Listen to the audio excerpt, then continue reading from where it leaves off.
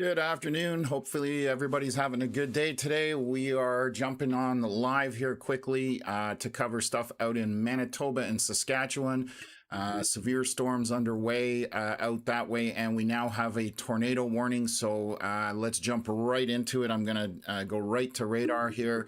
And we have a tornado warning on these storms to the north, basically just east of Yorkton is where these storms are currently located. That's why we've jumped on. Environment Canada has this big watch out throughout the area here that you can see the red box. The yellow is severe. And these storms currently sitting just to the east of Yorkton are the ones that got tornado warned. And I'll show you guys right now quickly. I'm jumping into this. You can see some velocity scans here. I'll bring it up. Bear with me for 1 second. This is the one that got Environment Canada's attention. And why they basically threw this tornado warning out. I'm a little not unsure whether this is noise in the software. We do talk about it on this stream where you see this pixelation kind of to the top left there. It looks a little bit like confetti. That is what I'm wondering is whether that's the case. However, there are a couple of strong wind signatures here.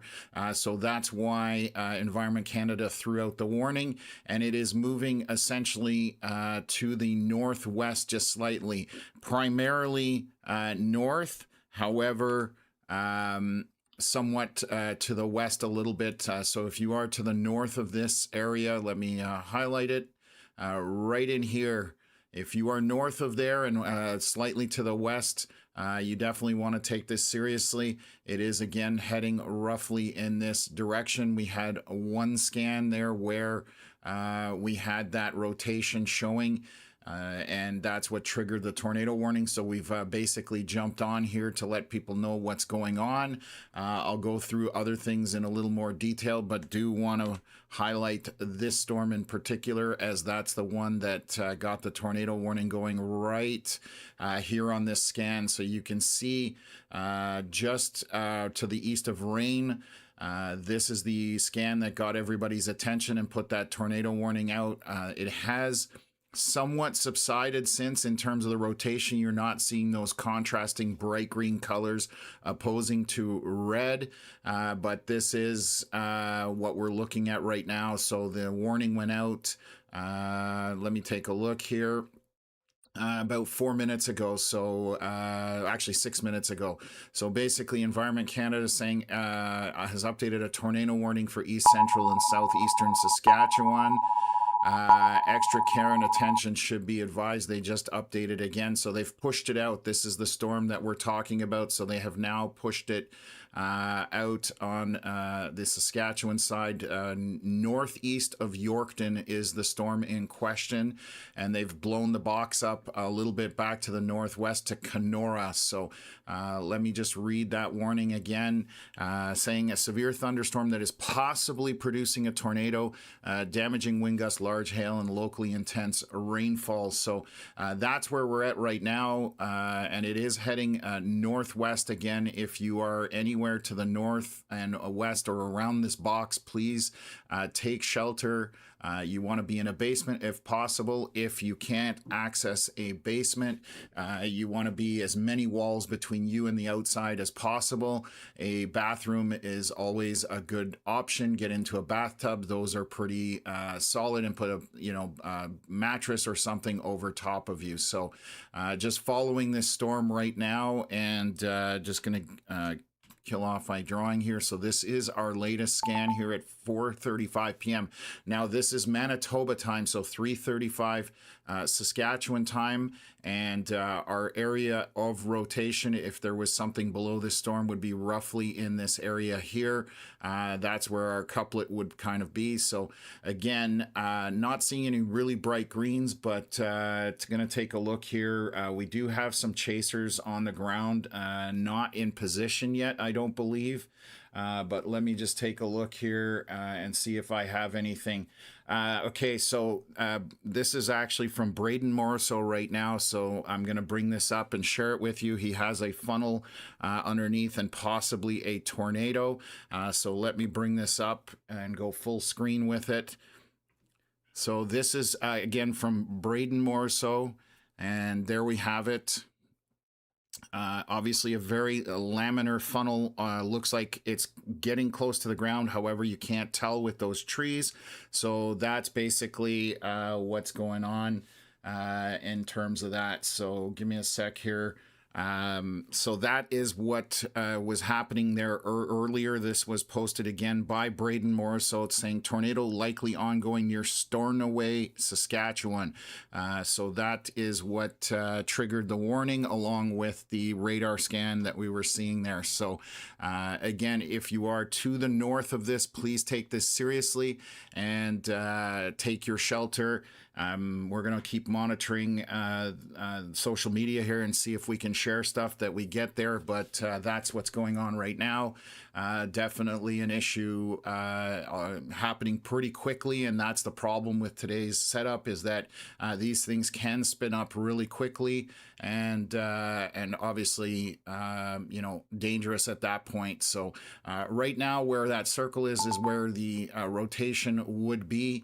And again, traveling somewhat northeast or northwest, I mean, and heading up towards this Highway 5. So Kamsack, Verrigan, Mikado, you guys need to be in your shelter and taking this storm quite seriously. Again, we have confirmation of what looks like a tornado, but because the trees are there, we cannot see the ground circulation. I will bring that back up again and show you folks that. So just gonna see here, bear with me for 1 second. So I'm just showing that loop. This is again from Braden Morriso. I just want to make sure I've got everything working here on my audio oh, there we go. Okay.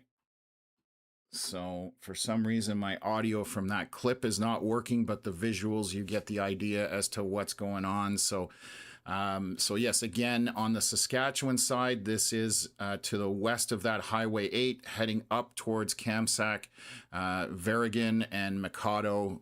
Those are the three areas you should be in shelter. We're going to continue to watch and see if this continues to develop at this point. So I'm going to be trying to get you guys as much information as possible, but that's why we've jumped on super quick at this point. So what else is going on here? Just checking in the chat if there's anything I need to pay attention to. What else have we got going on here? Okay, yeah, so Storm Runner Media had it on their stream. Clock on the stream was at 3:21 p.m. So this, again, Braden Morriso posted it about 10 minutes ago, the one that we're talking about. And again, heading north-northwest, but mostly north at this point. So we are, again, 3:41 p.m. Saskatchewan time. The clock at the top is Manitoba time. So just I want to be clear about that. And it's heading at so at 3:30 he had it on stream there, so just want to make sure that everybody's aware of what's going on. So we will again continue to monitor a few things, but that's where we're going on. What else? Okay, so yeah, we can't share media if we don't have permission from the people posting it. So just, I know, Bryn, you're talking about bringing stuff up, but we don't, if we don't have permission to use their media, we don't put it up.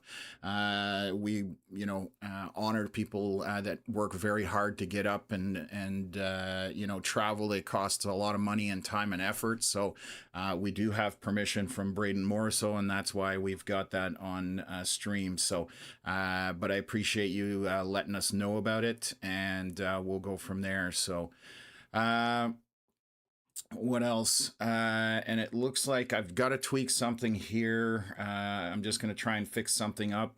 We do have... I'm just trying to fix something up. We jumped on, like I said, very quickly, watching everything that was going on. So I'm just going to fix something here. And I've got a problem with my one of my moderating tools, which is Nightbot. So bear with me. So again, we have where that orange circle is. That's where the original circulation was. We have a new scan here, and it has moved slightly north. So let's delete this out, and we possibly have the circulation happening right in this area again. So if you are to the north, you need to be in shelter until we have confirmation that things have lifted. So that's basically what we need to be doing there. Again, right in that area there would be the circulation. And please, if you are to the north of this, so again, Kamsack, Verrigan, and heading north from there, Cote or Cote, you definitely want to be in your shelter, basement if possible. If not, as many walls between you and the outside as possible. Bathroom is definitely a good choice as far as being in the bathtub, because they're fairly solid. So yeah, that's basically what's going on there. Again, juggling here, trying to fix a few things on the fly, and we'll hopefully get a few things ironed out, but definitely a quick start to things as we start the stream this afternoon. So these are the storms again that fired, and you can see how they're tracking here. This is from earlier, so about the last 3 hours of radar activity, but you can see how they're drifting basically slightly northwest at this point, but mostly with a northern trajectory. So again, that tornado warning box is now extended all the way up to Kenora and to just around the Cote or Cote area along that Highway 5 and Highway 8 area. So that's the storm in question, and we're going to continue to keep an eye on velocities there and try and keep everybody updated as to where the location of the tornado is. And again, we've had it on our stream here, just allowing things to get shown here from Braden Morriso, and I'm just monitoring to see if there's anything is good. So okay, so yeah, it's still same thing. It's about 15 minutes ago. Again, I will share it up just for those that are jumping on here. This is what triggered the warning. And again, the rotation on radar was indicating that. And so we can't see at the bottom here, obviously, with the trees, so we can't tell if there's rotation, but based on what Braden was seeing, he felt fairly confident that that was an ongoing tornado, but no confirmation of that ground circulation. So it's definitely, a quick start to the afternoon here. As far as the higher end potential for tornadoes, and obviously severe. So you can see this area. We do have Country Fest happening in just south of Dauphin. So we have that highlighted on the map. If anything is headed that way, we will call it out to folks to let them know. So what else is going on here?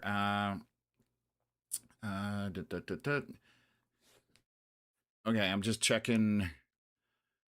Okay. I'm just checking all comments, making sure I'm up to speed. I think I've fixed our chatbot. Hopefully that's not going to cause any more problems, but if it does, I apologize. So just, bear with us. Give us a little leeway today. What else is going on here? I'm just checking to see. There was a question if this was coming to Yorkton. But it's not heading to Yorkton. Please, guys, don't use capital letters, spamming the chat with that. Obviously, just type your questions in there, and we'll get to them as soon as we can. But we're concentrating on the tornado warning storm that is currently ongoing here in the far eastern portion of Saskatchewan. Again, southeast of Kenora. This is heading northward at this point. So traveling north at this point with a slight westerly drift on that. So let me see if I can shorten up our radar here a little bit, just so we're not looking at unnecessary scans. And that'll help to do things. So this is what kind of has triggered things over the last little bit. Again, to the southeast of Kenora was where that rotation was located. So Yeah, definitely heading northwest slightly. So up to Highway 5 and again to Kamsack, Verrigan, and Mikado. You should be in shelter at that point, just because this can deviate. It doesn't mean it's going to take a direct line. And that's the biggest concern, is that when these die off, they can occlude in different directions. So let me just see if I have a new velocity scan. Unfortunately, our radar updates every 8 minutes, so we have a lot of time between scans here, and tornadoes generally 90% of them and are on the ground for 2 minutes or less. So we'll see what the next velocity scan shows. I am again monitoring as much as I can on social media. It does look like the circulation, this is our latest scan here on the radar, definitely a strong signature here over Highway 5. So let me just wipe out the previous one. In this area right here would be roughly where the circulation is. We are clocking some strong winds in there. So there's 104-kilometer-hour wind gusts showing here from one side of the direction of rotation. So definitely right around Highway 5 looks to be where that circulation currently is, between Kamsack and Verrigan, heading essentially north from there. So please take this seriously. Be in a basement. If you cannot get to a basement, I'm going to keep repeating myself here. Do make sure that you have as many walls between you and the outside as possible. A bathroom is a good location in a bathtub. So that's where we're at right now. So this is just straight north here, again to the southeast, or the east I should say, mostly, of Kenora, back to the northeast of Yorkton, and again moving northward at this point. That's what's taking place. So this is our scan for the last little bit, and you can see how that is moving just north at this point as the storms continue. So we are monitoring that very closely, and we will stay with this up until we're confirmed that is no longer a situation, and then I'll do my best to answer questions in the chat. However, right now we are dealing with this tornado side of things. So heading to the north at this point, I'm going to zoom out. You can see where that is on the map. Again, just along that Manitoba-Saskatchewan border, to the northeast of Yorkton and to the east or southeast of Kenora. That's where we're at right now. So again, heed that, please. We've had some video showing 20 minutes ago of us, very laminar funnel looking to be extended to the ground at this point. So what else?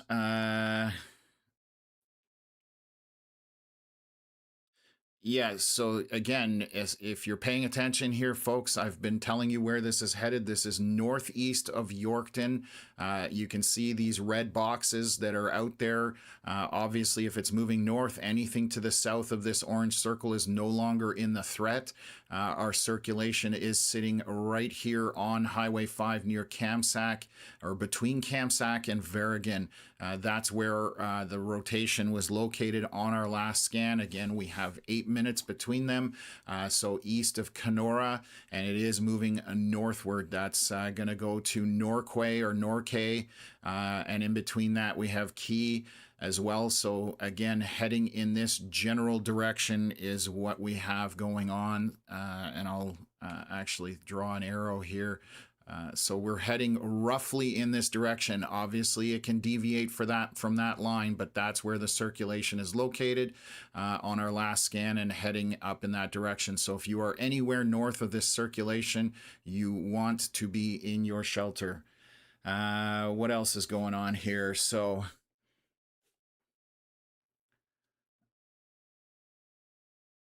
what is the red line thing again? The red box is for the tornado warning. That's where Environment Canada has put out a warning saying that there's a tornado possibly ongoing at that time. The light red line is a tornado watch, meaning conditions are favorable for tornadoes, but it does not mean that they're going on. So again, right now we are concentrating on this area right here, where that orange circle is with the arrow to the north. That's where our circulation is moving moving. So again, if you are north of this, you need to be in your shelter. Take this seriously, because again, we've had confirmation from multiple sources that there was what was likely a tornado ongoing. So we're going to keep up with this until we see that those velocity scans change, and they change for the better at this point. So let me just stop this loop. Let me take a look at our velocity scan. So you can see right in here, this is where those bright pink flesh tone colors, 104 kilometer an hour winds in that. So again, that's roughly where our circulation would be. And this was at 3:47 Saskatchewan time. This is Manitoba time at the top. So we are 6 minutes into our 8-minute cycle. Once that updates, we'll take a look at it and see what's going on. And we do have maybe another circulation to the south. So this storm is definitely very dangerous and active. So it's basically what's going on there. So we need to pay attention to that circulation and keep folks aware of what's happening as far as where that circulation is headed. Again, we will look at the bigger picture for the rest of the stuff once this is over and done with. This is a life danger type situation. So we want to make sure people in the path of this are aware of what's going on. Again, to the east of Kenora, Saskatchewan, moving north with a slight westerly drift on it at this point. So what else is going on here? Okay. Yeah, okay. I'm just trying to, me and my, okay, yeah, I'm trying to stick to everything in Saskatchewan at this point. The rest of it, well, like I said, we will cover once things settle down here. This is 4:53 p.m. So this is our latest scan, and this circulation has slowed down, and I would not be at all surprised. Let me just take a look at reflectivity there, velocities. Let me get rid of this drawing. And we're obviously seeing some strong winds right here just north of Highway 5. I would not be surprised if there is a tornado on the ground at this point based on these velocity scans. 110 kilometer hour winds feeding into this circulation. So obviously quite strong, opposing some 70 kilometer hour winds. So that is a fairly strong couplet. Again, you are north of this, you need to be in your shelter. Again, in a basement would be ideal. If you can't be in a basement, as many walls between you and the outside as possible. So again, heading roughly in this direction is where that circulation is headed right now. So this was our scan at 3:53 p.m. Saskatchewan time. That's 2 minutes ago. We have about 6 minutes here before we can get another update. But with those very strong winds indicated on here, this would lead me to believe that there's more than likely, if we don't have a tornado ongoing, we are very close to having a tornado ongoing based on that. So we're going to keep an eye on that and watch it to the north. And then go from there. So what else? I'm just keeping an eye on my moderator chat, folks. Obviously, when it happens like this, it's very intense, and we try to get that info out to people that are in line with this. So again, heading up towards Norquay or Norquay, just want to make sure that people are aware of that and headed in that general direction. So take this storm seriously. It has already confirmed circulation there. So what else? Okay, so that's what we're playing with right now. Again, into the east of Kenora, on the very edge of the Saskatchewan-Manitoba border, still on the Saskatchewan side. I'm just zooming back out to see if there's anything that jumps out at me. However, right now we are seeing this area being the threat at this point. So again, moving northward at this point. So what else? Okay, perfect. And just double checking a couple of things here, and hopefully things are working pretty well. So Aaron, you're welcome. I'm glad we could give you guys the information. Yes, we want everybody to stay safe. That's the whole purpose of why we are here. We just want to make sure that if anything is going to impact people, that we can get that info out as quickly as possible. So still continuing to monitor a couple things. Uh,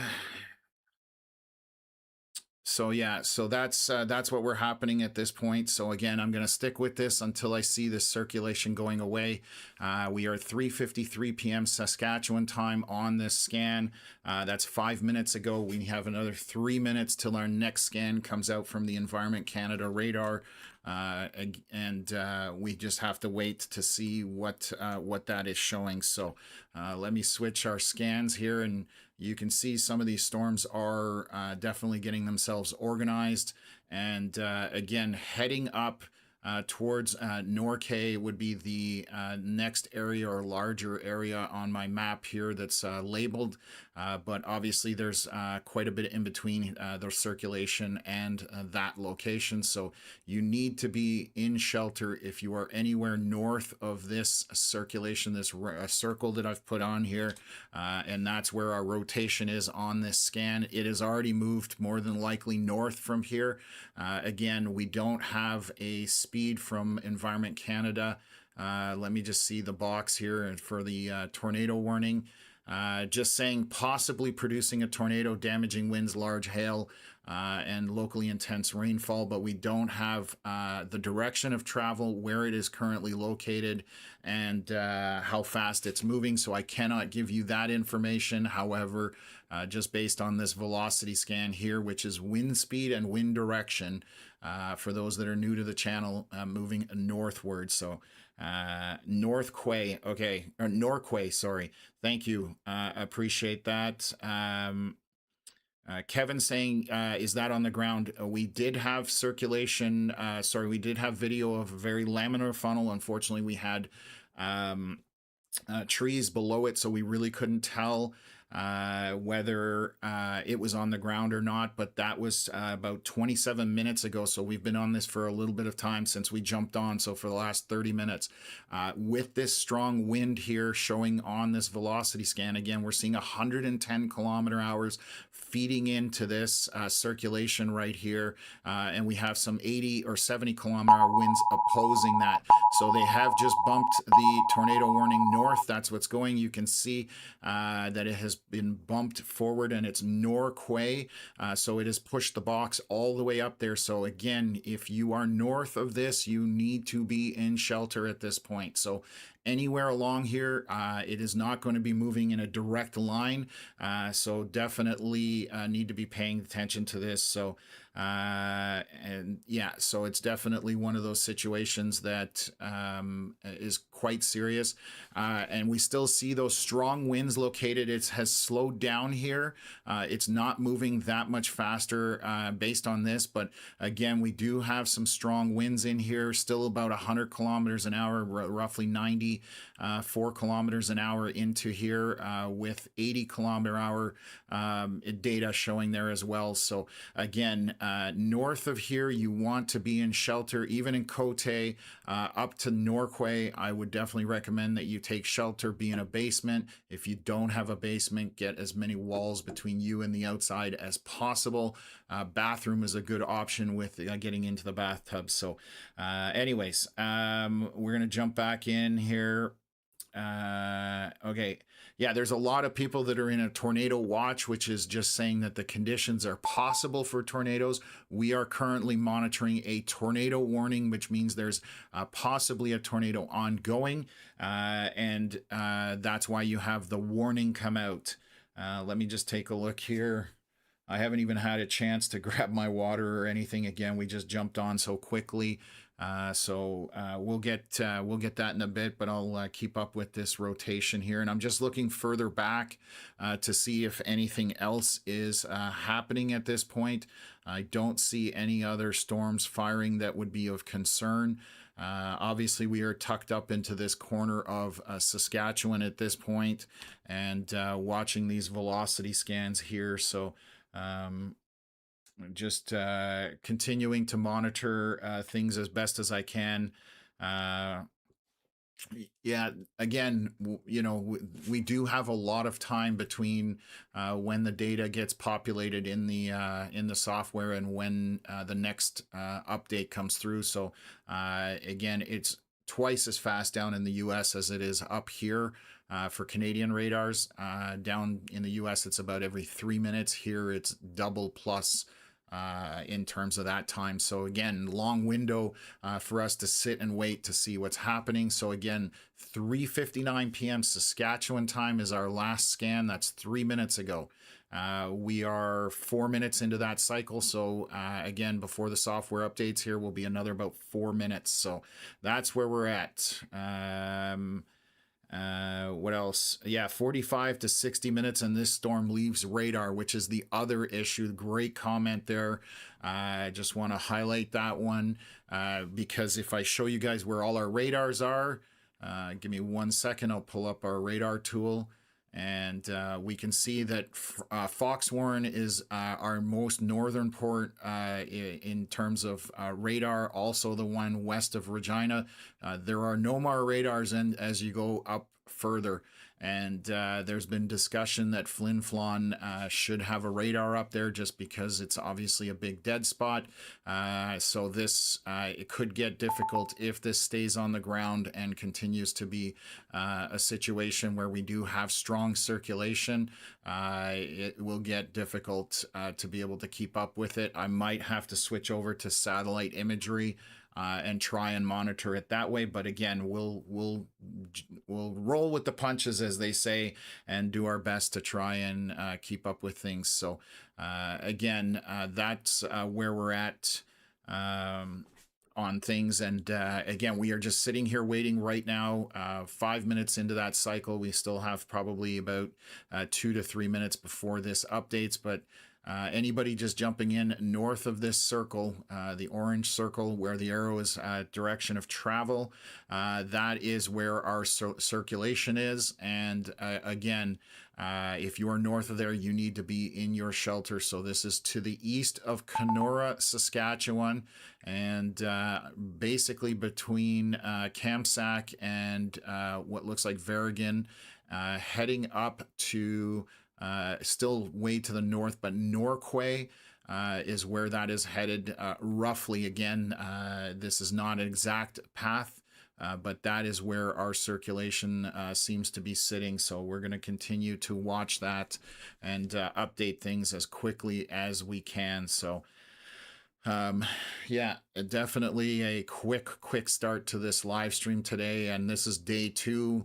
of live streaming for severe weather in Canada. We look to have another 7 days behind this. Tomorrow, we're looking at Manitoba and Ontario, Northwest Ontario. And then we're talking south or eastern Ontario, and then on from there. So definitely a lot of activity coming up over the next week, roughly, with the severe weather in Canada. At least that's what models are pointing to. So definitely not good for those in the path of this kind of stuff. So hoping that we have a new scan here any second, and we'll see where things are at. So I'm just gonna keep updating this, and hopefully that circulation disappears off of here, and then we can get hopefully some confirmation that possibly it's over at this point. I'm still monitoring a few of the storm chasers, just trying to see if there's anything that's on there. But let me see. Actually, I may have access to just want to see who's up in this area, if anybody is up here, but they aren't. So because we can activate storm chasers on here, but I don't see any of them active in the area. Obviously, most of the chasers on this platform, are in the US primarily. So okay, so here's our next scan. Let me stop this. And you can see that there's obviously a lot of green, a lot of red, well, flesh tone colors, which obviously are very high speeds. So let me just wipe this out. And again, it is broadened out, but this is a very large area of rotation. And we are seeing some strong winds in there again, still showing on radar somewhere around 100 km/h feeding into this again. So tightening up into this couplet. So definitely still strong indicator of rotation up here. It has slowed down, which generally if a tornado is on the ground, the storm will slow down because you're getting that kind of vacuum cleaner effect essentially. So that is what we're watching here. And that could be possibly going on because the circulation was definitely moving a lot quicker, and now it has slowed down. So let me just move this forward here, and we're going to head north from there. That's roughly the path of where this circulation is headed. So if you are north of it, please take this storm seriously. Be in your shelter, and basement is ideal. If you don't have one, be as many walls between you and the outside of your home or business or building as possible. And a bathtub is a very good location for that. So what else is going on here? Kevin, yeah, Storm Runner Media, I know them out of the States. Again, I don't have permission to share their stuff, so we don't share stuff on the platform that we don't have permission to put up.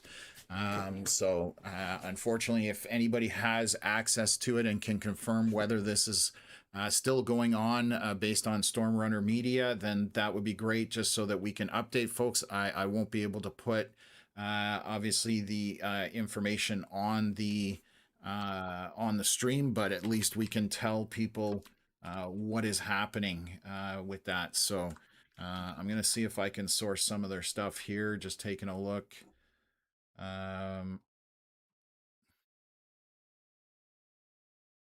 See anything right now.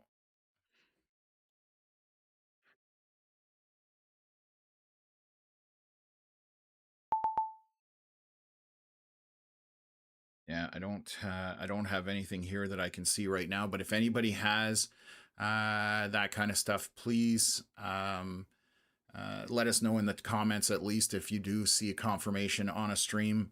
That's our biggest concern, is just being able to get that information out. However, this velocity scan would definitely indicate very strong rotation. And again, that's why we're staying with this at this point, moving north from where you see that circle and heading towards Norquay to the north of that. So again, just trying to monitor things. I know that, for example, up there, I don't think cell service is that good up along there, depending where you're located in this, but this does have a signature of a fairly strong circulation ongoing right to the west of Cote. This was at 4:05 p.m. Saskatchewan time.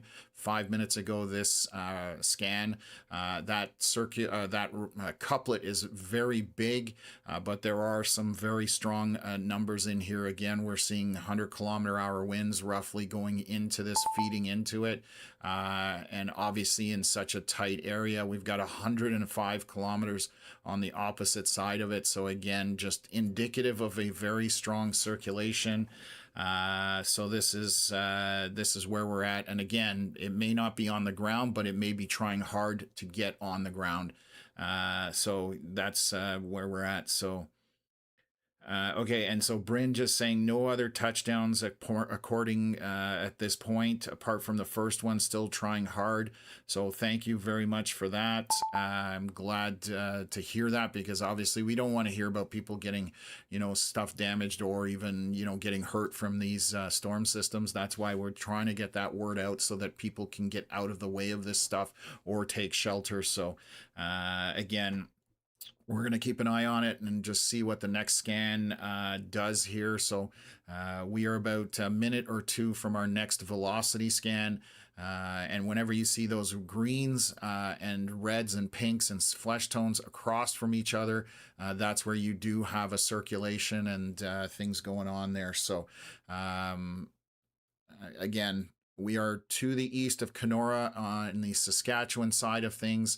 obviously to the northeast of Yorkton, and this is moving northward. So we again will cover other stuff because there is a very sizable tornado watch here that is out, and severe storms as well. And we do have Country Fest going on south or in Dauphin, basically just south of there. So we have all of that highlighted. If storms are headed that way, we are going to let people know. But again, we are just to the northeast of Yorkton, Saskatchewan, and that's where we're seeing these very strong winds being registered. And there's another velocity scan. It has moved only slightly north.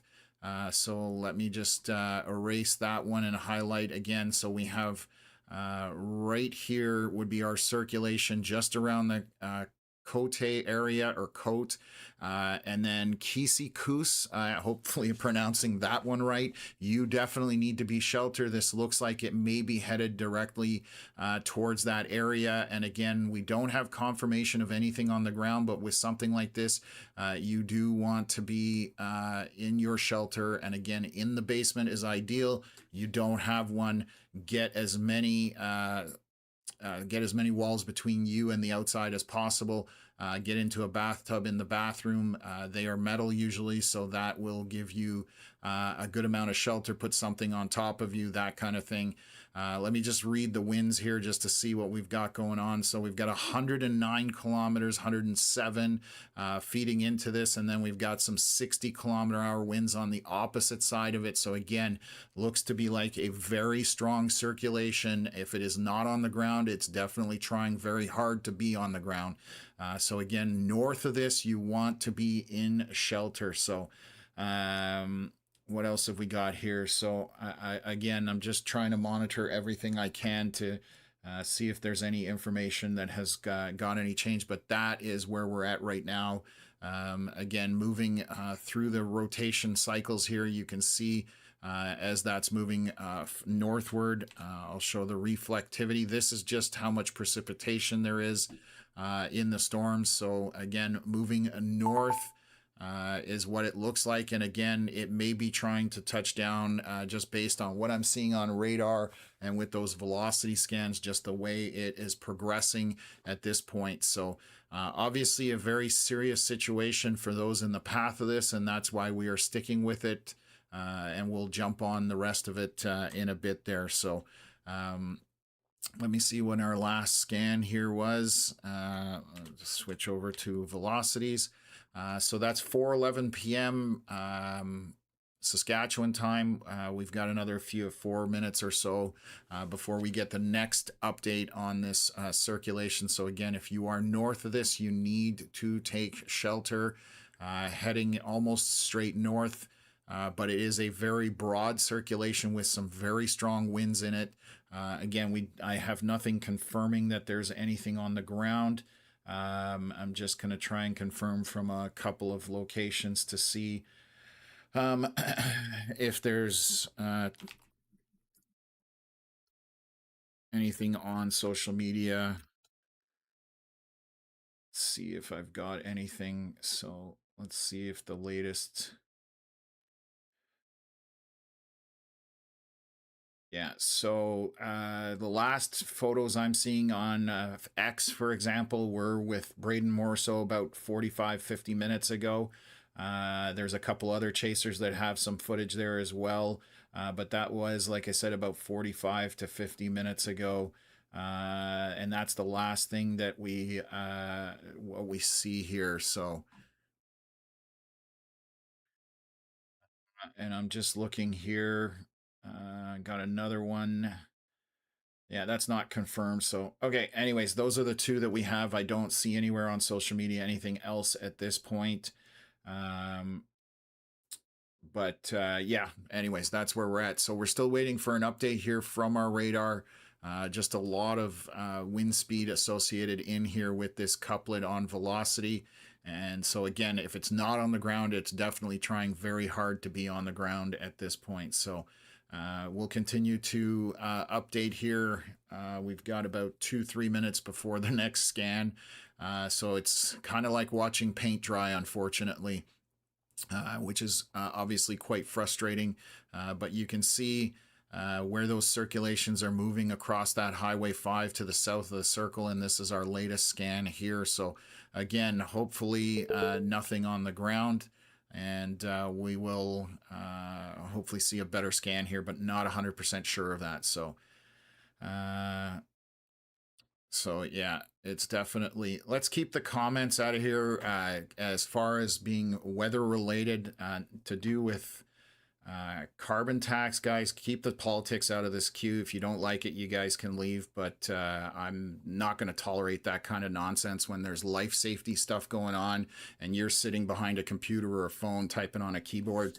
Not acceptable, folks. So keep your politics to yourself. This has nothing to do with it, and we're gonna keep giving information out as best as possible. So right now we're just waiting for another scan here again, about a minute or two before we get the next one here, and we'll see what that looks like.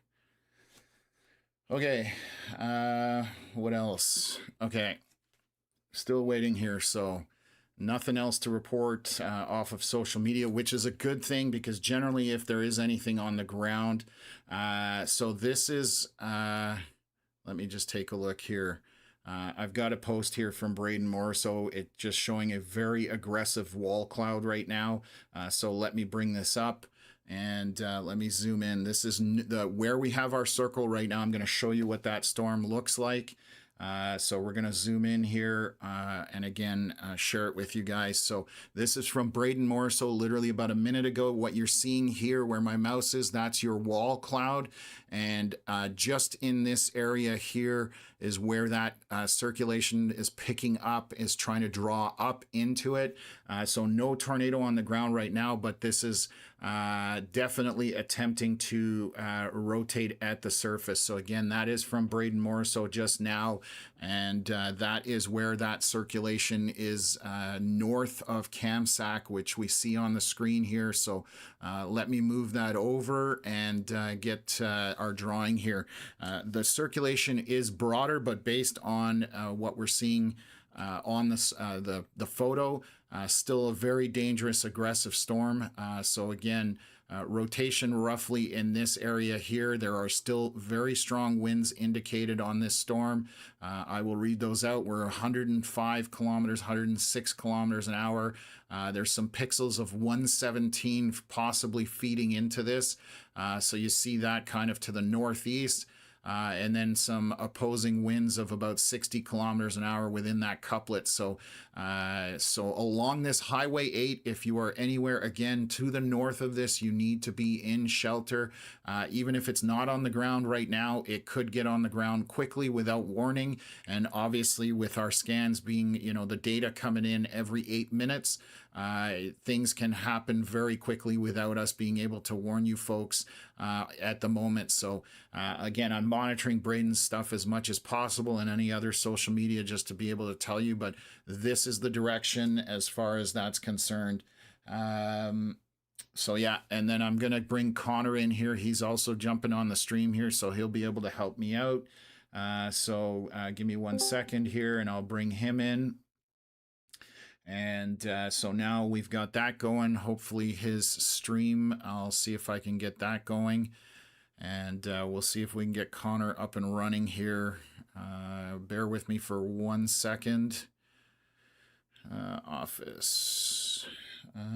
Okay. Oh, it has changed. Okay, bear with me. We just got to get his link working. So juggling a lot of things here, but give me 1 second. Properties. And let's get that, and then we'll get Connor into the stream and we'll be able to get him to help out here as well. So hopefully Connor's there. I got to turn his audio on, but I believe we've got him good here. Connor, welcome. And I've got no audio from you whatsoever. Are you muted? Oh, yeah, that was my fault. Okay, I was starting to wonder. I'm juggling a lot of stuff here, but yeah, definitely was starting to wonder what's going on. So a very quick start to the afternoon here, and I'm sure you've been watching stuff as you've been doing things, but some really strong readings in that It's definitely gotten to a hot start here with that wall cloud looks very aggressive right now, and obviously we had that small laminar funnel down to the ground according to multiple sources. So Yep. definitely not fun there. So yeah. It is that storm is also about to run into stronger wind shear as well in a minute here. So it may be getting ready to do it, as you saw with that picture of the wall cloud from Braden. Okay. Probably getting ready to do it here shortly. Okay, perfect. So yeah, that's exactly it. Is again because our scans are 8 minutes apart in terms of the data coming in. Again, this can happen very quickly. So even if it's not on the ground, as I've mentioned before, if you are north of this area, that they've just updated the tornado box. So let me do that. That's why we're hearing that noise. Let me just take a look here. So, Environment Canada tracking a severe thunderstorm that's possibly producing a tornado. Obviously, damaging winds, large hail, and locally intense rainfall are also possible. And we can see that right here. This orange circle is where it would be. It's moving northward. We don't have any confirmation of anything on the ground. However, the photos we are getting off social media are showing that this could happen at any moment. So please be in your shelter. If you can be in a basement, be in a basement. As many walls between you and the outside as possible. Bathroom is a good option. If you can't get into the basement, get into the bathtub. So definitely a dangerous situation as this moves further and further north. It is heading up to what looks like Pelly at this point. So along that Highway 8, if you are anywhere in that and either side of it, get to your shelter at this point. There's a very strong storm, and also you can tell based on all the lightning associated around this storm that it is very intense. So definitely, take this storm very seriously. Again, it has had a history of trying to produce a tornado, and the parameters are there today, and that's why we have that tornado watch out. So, take this seriously as far as things go. And I'm just looking if there's anything else as far as anything else on social media. So just keeping an eye on that right now. Gonna repost that. Okay. Again, don't see anything else here, but right now, oh, there's our latest scan. So let me bring that up very quickly, folks, here. And kill off what we've got. So this is our latest scan, kind of north or over Kisikus. Again, I'm hoping I'm pronouncing that right. But we have some very strong winds in this area. And let me zoom in here, 130 kilometers an hour. So 33, 36. So I'm seeing 136 km/h winds being registered here. So obviously very, very strong winds rotating around this storm. And again, we don't have confirmation of anything going on, but we are seeing these wind speeds increase and obviously quite dramatically at this point on the scan. So we'll hopefully see if there's anything from Braden Morso, who is underneath this storm. If you guys don't follow Braden, he is most people who are in weather and follow weather definitely know who Braden Morso is, but phenomenal storm chaser, and he always finds the tornado basically. So, anyways, that's where things are at. Our Toronto, good to see you in the chat. We had a late evening last night. You're back at it again. So good to see you here. And again, this is moving mostly north at this point. So you are north of this. Please take your shelter and take it seriously at this point. So what else? So I think we are getting ready to see the cap break, kind of to the west of Brandon, Manitoba there. And additionally, there is one coming across the North Dakota border that just went severe warned at Estevan. Estevan. Um, Yeah. yeah, so the cap is beginning to break, and storms are also crossing the border. Okay, thank you for bringing that up. So that's a severe warning for this storm. This is only a severe warning, but it is around Estevan. There is hail tucked into this where you're seeing this pink. So there's going to be some decent hail in this, probably grapes, maybe a little bit bigger than that. And this is marching northward. So the hail is currently on the US side. And hasn't crossed over into Canada yet, but this is moving almost. Let me just see the path on this. It's got a bit of a northeast track on it, so it's gonna, the hail would stick to the east of Estevan, but if you are in Bean Fate, or what else is out this way? I'm just looking to see what else is up that way. That's the only one kind of east of Estevan on 18.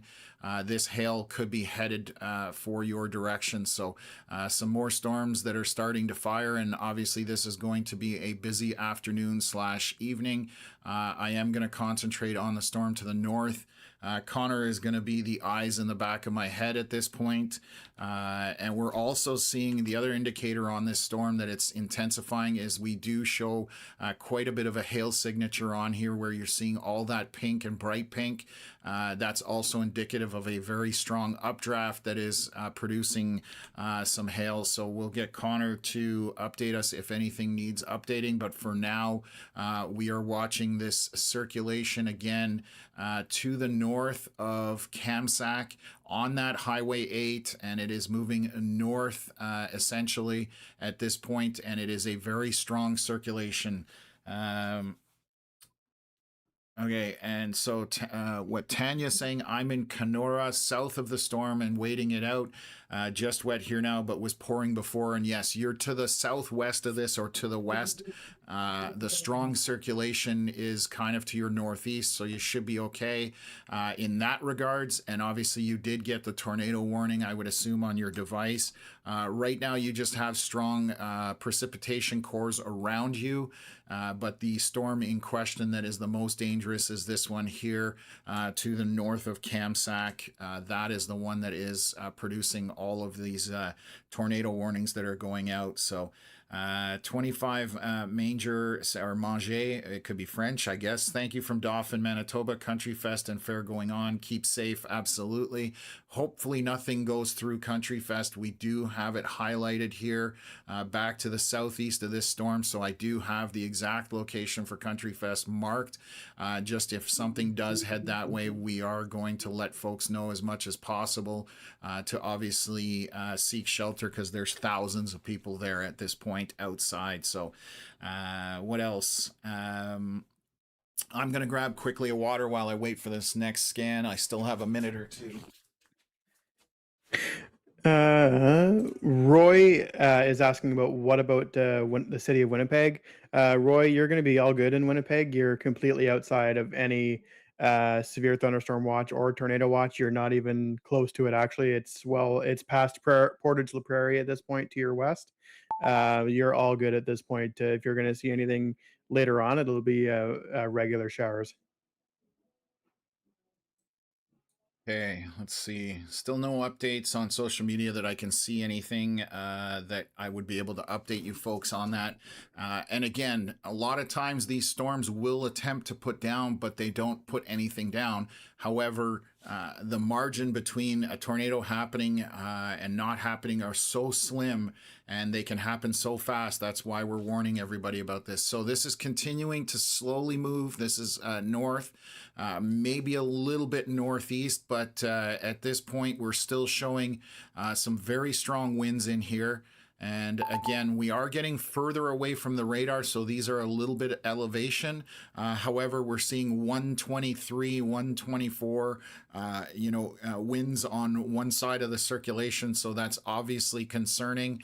The opposite side, there's 83 kilometers an hour. So again, no confirmation of anything on the ground, but when we see these strong wind speeds where you get into the what I call the flesh tone colors, 124 kilometers an hour, you need to take that seriously. And again, it is moving north. It is on the east side or right along that Highway 8, just to the south of Pelly, Saskatchewan, or Peely, Saskatchewan. Again, bear with me on pronunciations, folks. Just obviously not familiar with all pronunciations out that way. So What else have we got going on? So, um, okay. I really needed that water. I've been babbling for an hour, and again, we've got 7 more days of this, so we'll see what I sound like at day 9, or whether I even have a voice at that point. But we will do everything we can to, obviously keep folks up to date and staying informed. This is more rural Saskatchewan, and our concern obviously is further back to the south on the Manitoba side, but obviously a very large tornado watch out for today. And so again, we are concentrating on this particular area. This is moving north, and it's going to cross that Highway 49, it looks like. So that is where this is currently located, not moving as quickly as it was earlier. So what else? So after I get what else is here 3 minutes ago. So let me back out here, and I'm going to show you guys where these tornado watches are. So right now, if I take the radar off, where that orange circle is that's where we're watching the circulation. I'm just turning my radar off so we can see the Manitoba side. We obviously have tornado watch all the way north of Dauphin, all the way down south of Brandon. From the Saskatchewan border over to Sydney, Neepawa, and then what else here, kind of to the east of Dauphin. And then on the Saskatchewan side, tucked in, this tornado warned storm has gone past where the watch was. It was roughly around the Yorkton area and southward, so just to the north of Carlisle. And then we have obviously severe thunderstorm watch out on both sides as well, kind of wrapping around those areas. So again, going to just go back to our circulation that's up here, and we're going to see where our next scan comes in. We do have one storm coming in from North Dakota to the east, or going kind of over Estevan. There is a hail core on that one as well, so I'll swing down there real quick, just take a look at it. Wait a minute, I'm seeing a circulation back here. What is this? Okay, so Togo, right on the border of Saskatchewan and Manitoba. I'm just seeing what looks like to the northeast of rain. Do you see that, Connor? Some bright pink winds in there kind of feeding in. That looks like some seriously strong inflow. I don't see rotation yet, but this is an area of 95-kilometer-hour winds, it looks like.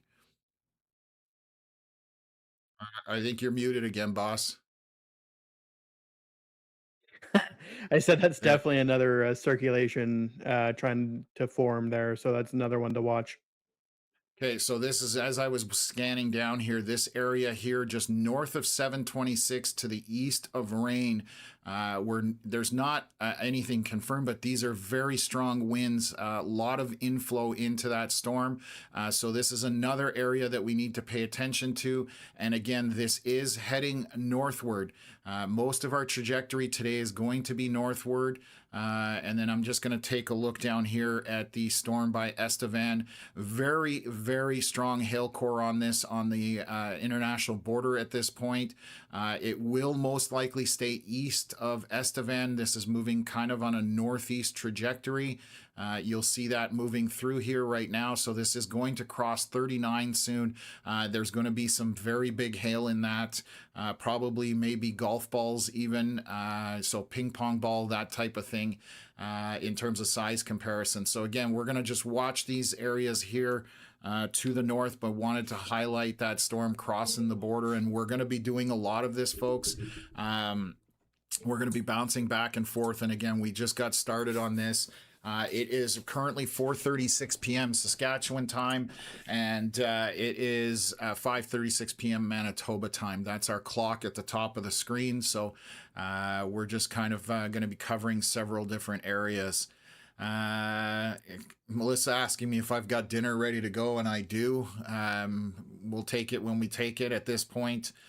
Currently, obviously 6:40 p.m. almost here in Eastern Ontario, which is where we broadcast from to this channel. So definitely a little bit later, but I'll grab dinner once these circulations are or over with. And so now I'm seeing right now on that circulation to the northeast of rain, we do have rotation in there. I won't be surprised if this goes tornado warned very shortly. So let me highlight that, and then we'll look at the one to the north. So we now have some green embedded in here. I would not be surprised if there's something attempting to happen. Let me just take a look. This is about 5,000 feet off the ground, and we've got some 90-kilometer-hour winds across from 98 kilometers. So that's almost 200 kilometers across the couplet. So if you are north of this, this is not tornado warned yet. However, I will be very shocked if this doesn't get tornado warned here any second. So if you are north of this storm here, please take your shelter. And let's go take a look at the other circulation to the north. This one is very broad. I'm not seeing any winds opposing each other, but there is very strong inflow here.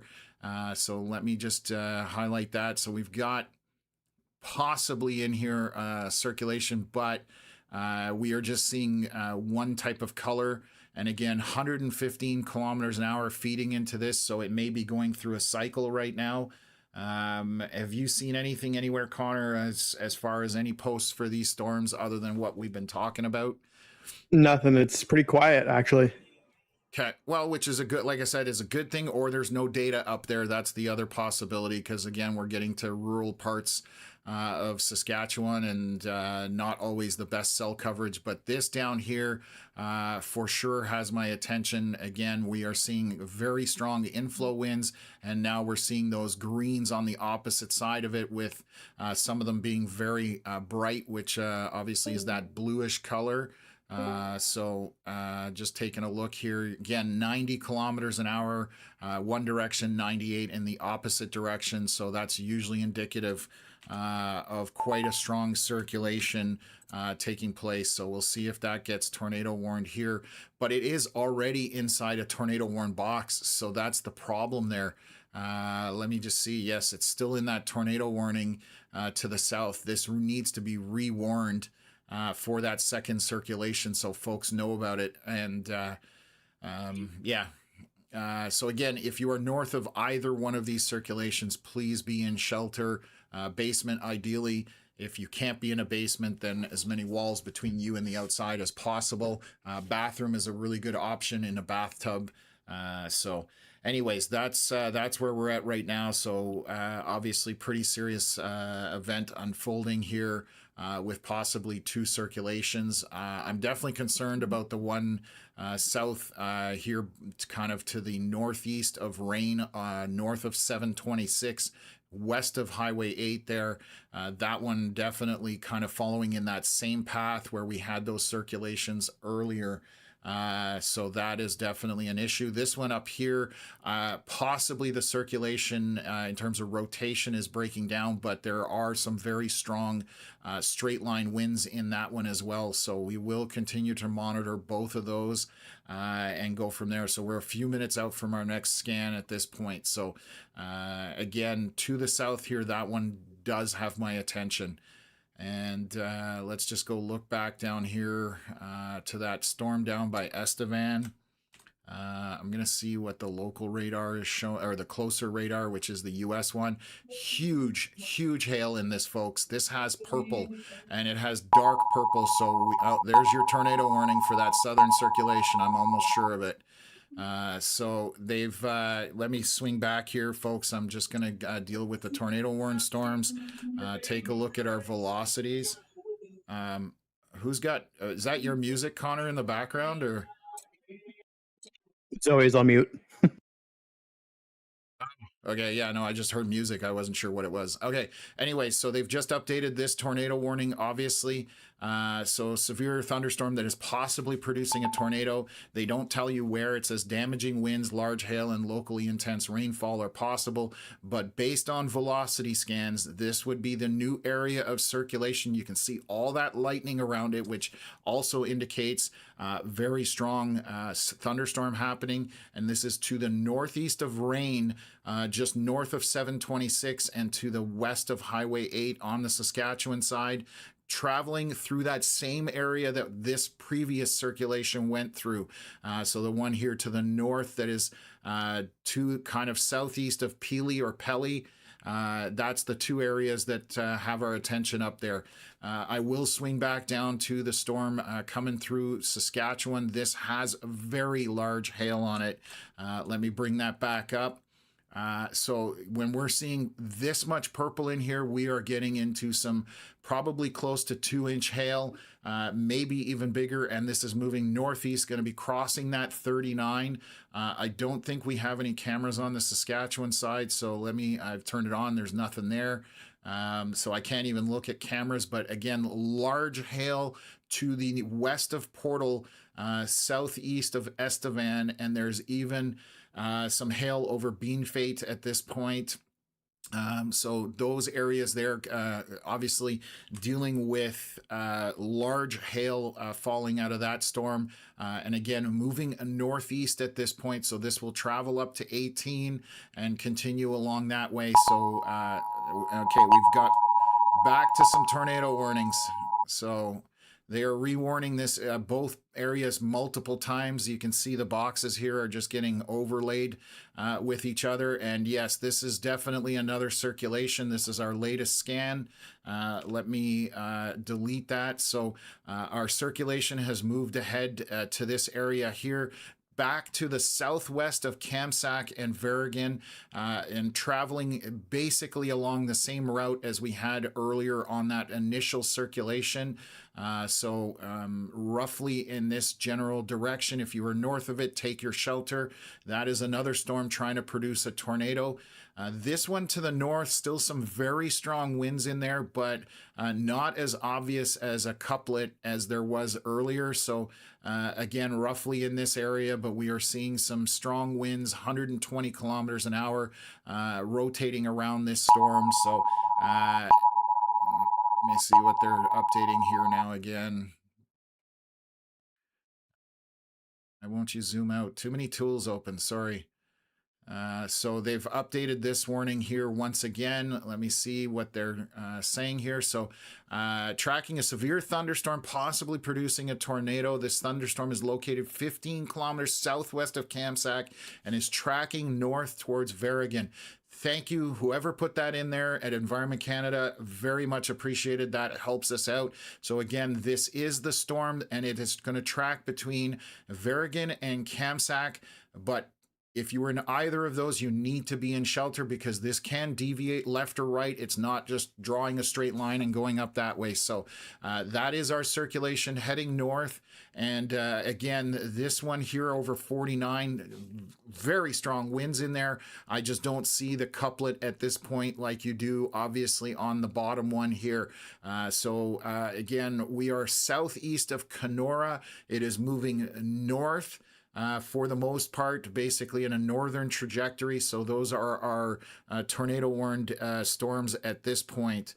And is this another circulation trying to activate here on the southern tip of that? Definitely looks like it's trying to hand off to the south, Connor. Can you see what you think of that? But there's some strong inflow just south of that 726 that could be trying to happen again as well. Yeah, there's definitely looks like it might honestly be separate from each other. I don't think it's handing off. I think it's just two separate ones. And then additionally, there's actually one on the just across the Manitoba side of the border there to the south east of those storms that has a bit of a look to it in the early stages of its life as well. Is that southwest of Roblin? Yes, correct. Okay, yeah, so this is the bright area that we're looking at right in the center of the screen. Obviously, when we start seeing those bright colors, that's what draws our attention as people who watch radar. And when those colors get bright, and then you get mix of reds and greens or pinks and bright blues, that's where you get into those really strong circulations. So that's what has our attention right now. This is 4:41 p.m. Saskatchewan time. And obviously 5:41 Manitoba time. That's when our last scan came in 5 minutes ago. We have another few minutes before our next scan updates here. So obviously a very active start to our afternoon, dealing with all of these circulations. So again, if you are in this tornado box to the southwest of Kamsack, southeast of Vergen, if you are anywhere in the path of that to the north, you need to be in shelter at this time, not waiting. You need to get there to a basement, hopefully. If not, as many walls between you and the outside as possible, and a bathtub in a bathroom is a very good option. So again, multiple circulations at this point. So it's one of those things that we were worried about today, the potential with this tornado watch. And again, some high-end severe components possible today. So let's take a look. I'm going to just quickly change down to this storm down in the very southeast corner of Saskatchewan. I'm going to look at it from the U.S. radar. The hail, the large hail has moved over 39, but we have some very large hail in here. This is purple, which obviously, and some dark purple. We're getting into several inches in diameter for hail as this is moving northeast. So again, traveling up towards 18. So there's Hirsch, it looks like, small town of Hirsch, heading up your way. There's large hail in that. And to the north of Beanfate, there is some hail in there as well. This is our latest scan. So the latest scan is completely different than what we just saw here. You can see how much purple was in it in both areas, more bright pink north of Beanfate. And then here it has reduced, but there is still a ton of hail in this. Again, heading up towards Hirsch at this point. So you're looking at some sizable hail. To the north of Beanfate, the hail has reduced as well dramatically. So we're talking maybe grapes or smaller at this point, but that could be recirculating or intensifying. So just cycling down and up essentially. So I'm just going to switch back to our radars to the north, watching these storms that are tornado warned. And again, we are just getting our latest scan here. So let's take a look at velocities. And this is very obvious where our circulation is at this point. So again, to the southwest of Kamsack and Vergen, I'm going to be shocked if there's nothing happening here on the ground, but very obvious couplet happening in place here. And it's 110 kilometer-hour winds feeding into this. 111 I'm reading here, and this is not as high off the ground as the previous circulation. So opposite to 50 kilometer-hour winds. So there's a very strong circulation tucked into that area. Again, to the southwest of Kamsack, southeast of Vergen, and this is heading essentially north. But if you were in either of those towns or anywhere to the north of this, please take your shelter. This is a serious situation at this point. Looks like a bit of a couplet here. We are getting far from radar. But we do have just around Peely or Pelly, Saskatchewan, we do have a couplet in here. There's some strong winds still associated with this storm, 120 kilometers an hour. This is 8,000 feet off of ground, so that's about 2 kilometers roughly, and it would obviously be a little bit less at the surface, but still indicative of a very strong circulation with opposing winds of about 60 kilometers an hour roughly compared to that 120. So again, strong circulation up there still just over or to the east of Pelly or Peely, Saskatchewan. So those are the two areas that we are paying attention to. And again, this one back to the south, right in this area right here, coming into the southwest of Kamsack. You need to pay attention to that and make sure you are in shelter. This is heading up to Cote or Cote, and continuing along the exact same path as that previous circulation that we had. So Vergen as well, you need to be in shelter. So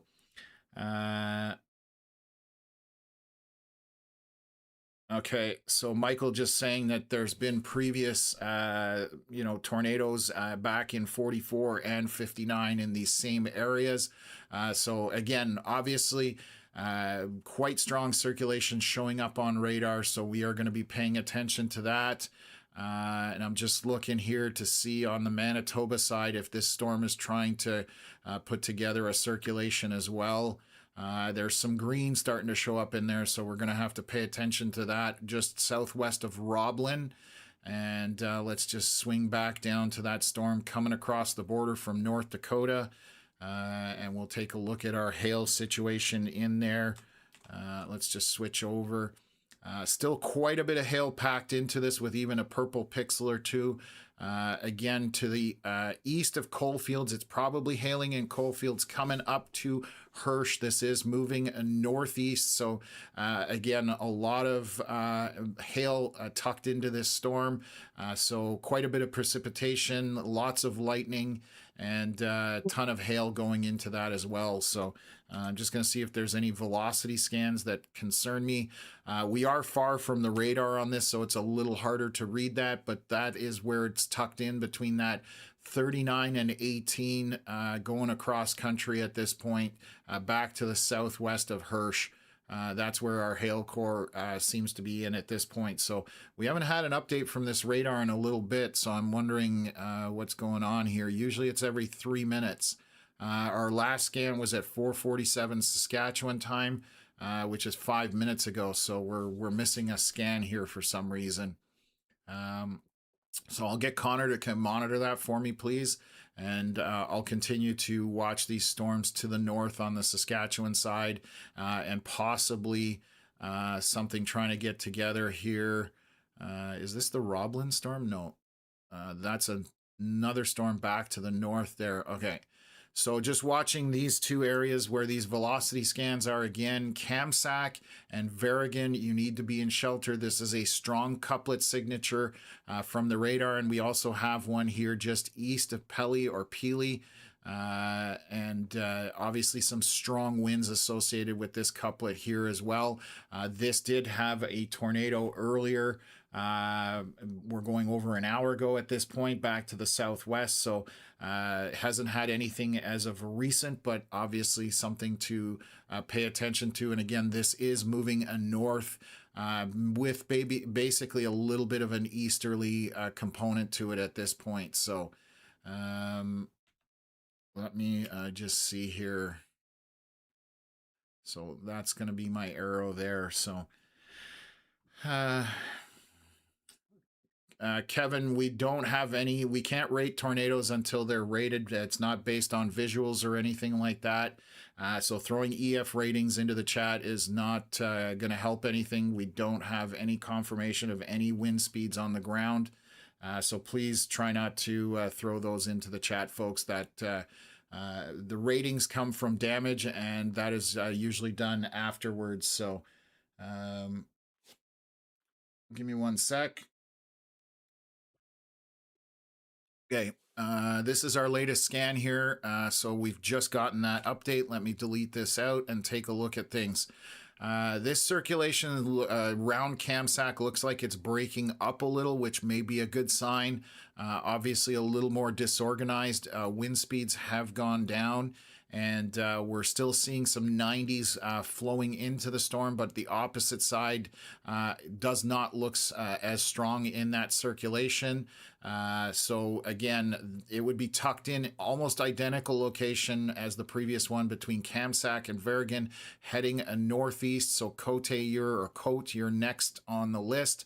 And then we have this circulation northeast of Peely or Pelly, right in this area right here. Another strong couplet indicated on there. Nothing showing on the ground right now, but 105 kilometers an hour kind of registering in here. 107 opposite of about 60 kilometer hour winds on that couplet. So definitely strong circulation still up there, but it is elevated this reading because we are getting far from the radar, and we will run out of radar at some point if this continues to move that way.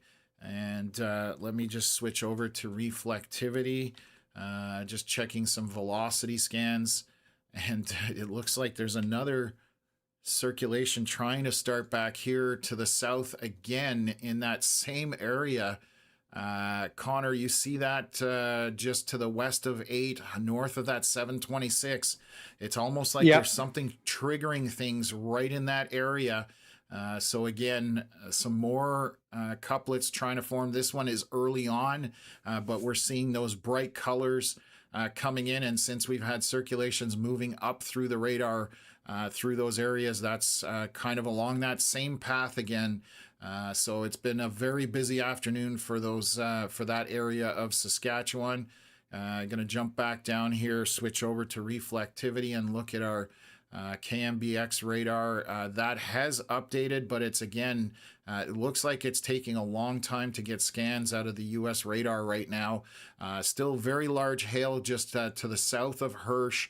It looks like, and moving northeast. So this is continuing to track northeast and heading up towards that 18. So that bright pink and even some purple pixels in there indicating large hail in that as well. So just looking around here just to see what else is kind of trying to fire. Little storm along Trans-Canada, but nothing too crazy at this point. Doesn't have my attention there yet. We just have these 3 circulations inside these tornado warnings, and those are where they're highlighted. This is our velocity scan. If you're new, this basically tells us wind direction and how fast that wind is moving. So red's on one side, green on the opposite. Green is moving towards radar.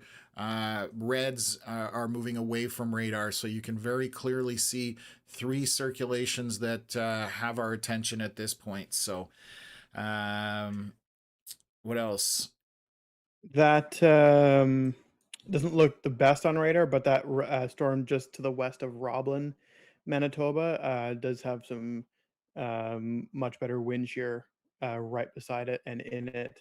At currently, that's kind of why you can kind of looks like it's got a little bit of inflow going on there. Doesn't look the best on radar, but and obviously that Saskatchewan one has a little bit of a hook going on as well. So Yeah, absolutely. So we'll keep an eye on that. That again is around the Roblin area right now. Not anything dangerous at this point, but again, we look for those indicators so that we can get that information out early if something is trying to happen. Somewhat similar to what you're seeing right here to the south. You're seeing some strong pink pixelation, which is obviously very strong inflow winds into that storm, and then moving and because we've had a history of storms kind of starting to rotate in that area, that's why we're keeping an eye on it. So, what else is going on? So that initial circulation is way to the north here. This is east of Norquay, and that was the initial circulation that started all these tornado warnings right around the rain area. So that's why we are paying attention to all of these additional circulations moving through that same area. So definitely one of those things that has our attention for obvious reasons. So let's just take a look here. We are 4:53 p.m. Saskatchewan time, about 6 minutes into our 8-minute cycle, and we should see another new scan here very shortly. The storm even to the south kind of has a bit of a hook echo trying to form on it, it looks like. So I'm going to pay attention to that as well. What else? Okay. our storm chaser Shannon Bolesky is currently going towards that Estevan storm in southern Saskatchewan. She is on her way. Okay. Be curious if she's live streaming or not. Let She me is just take. not currently on yet. Okay. Perfect. Okie doke. We will keep an eye on that. If she gets a good view, hopefully we'll be able to get that on the live stream for you folks. So we have some people throughout the area. Obviously, Braden Morriso is out with these storms in Saskatchewan on the north side of things. So let's just take a look at this once again.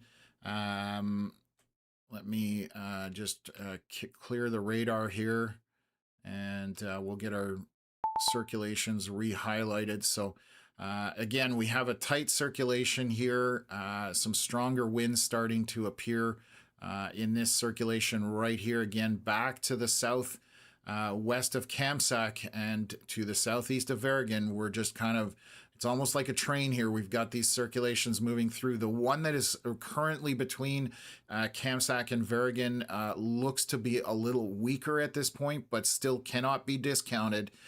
There are some strong winds around that area as well. This is marching northward as we speak.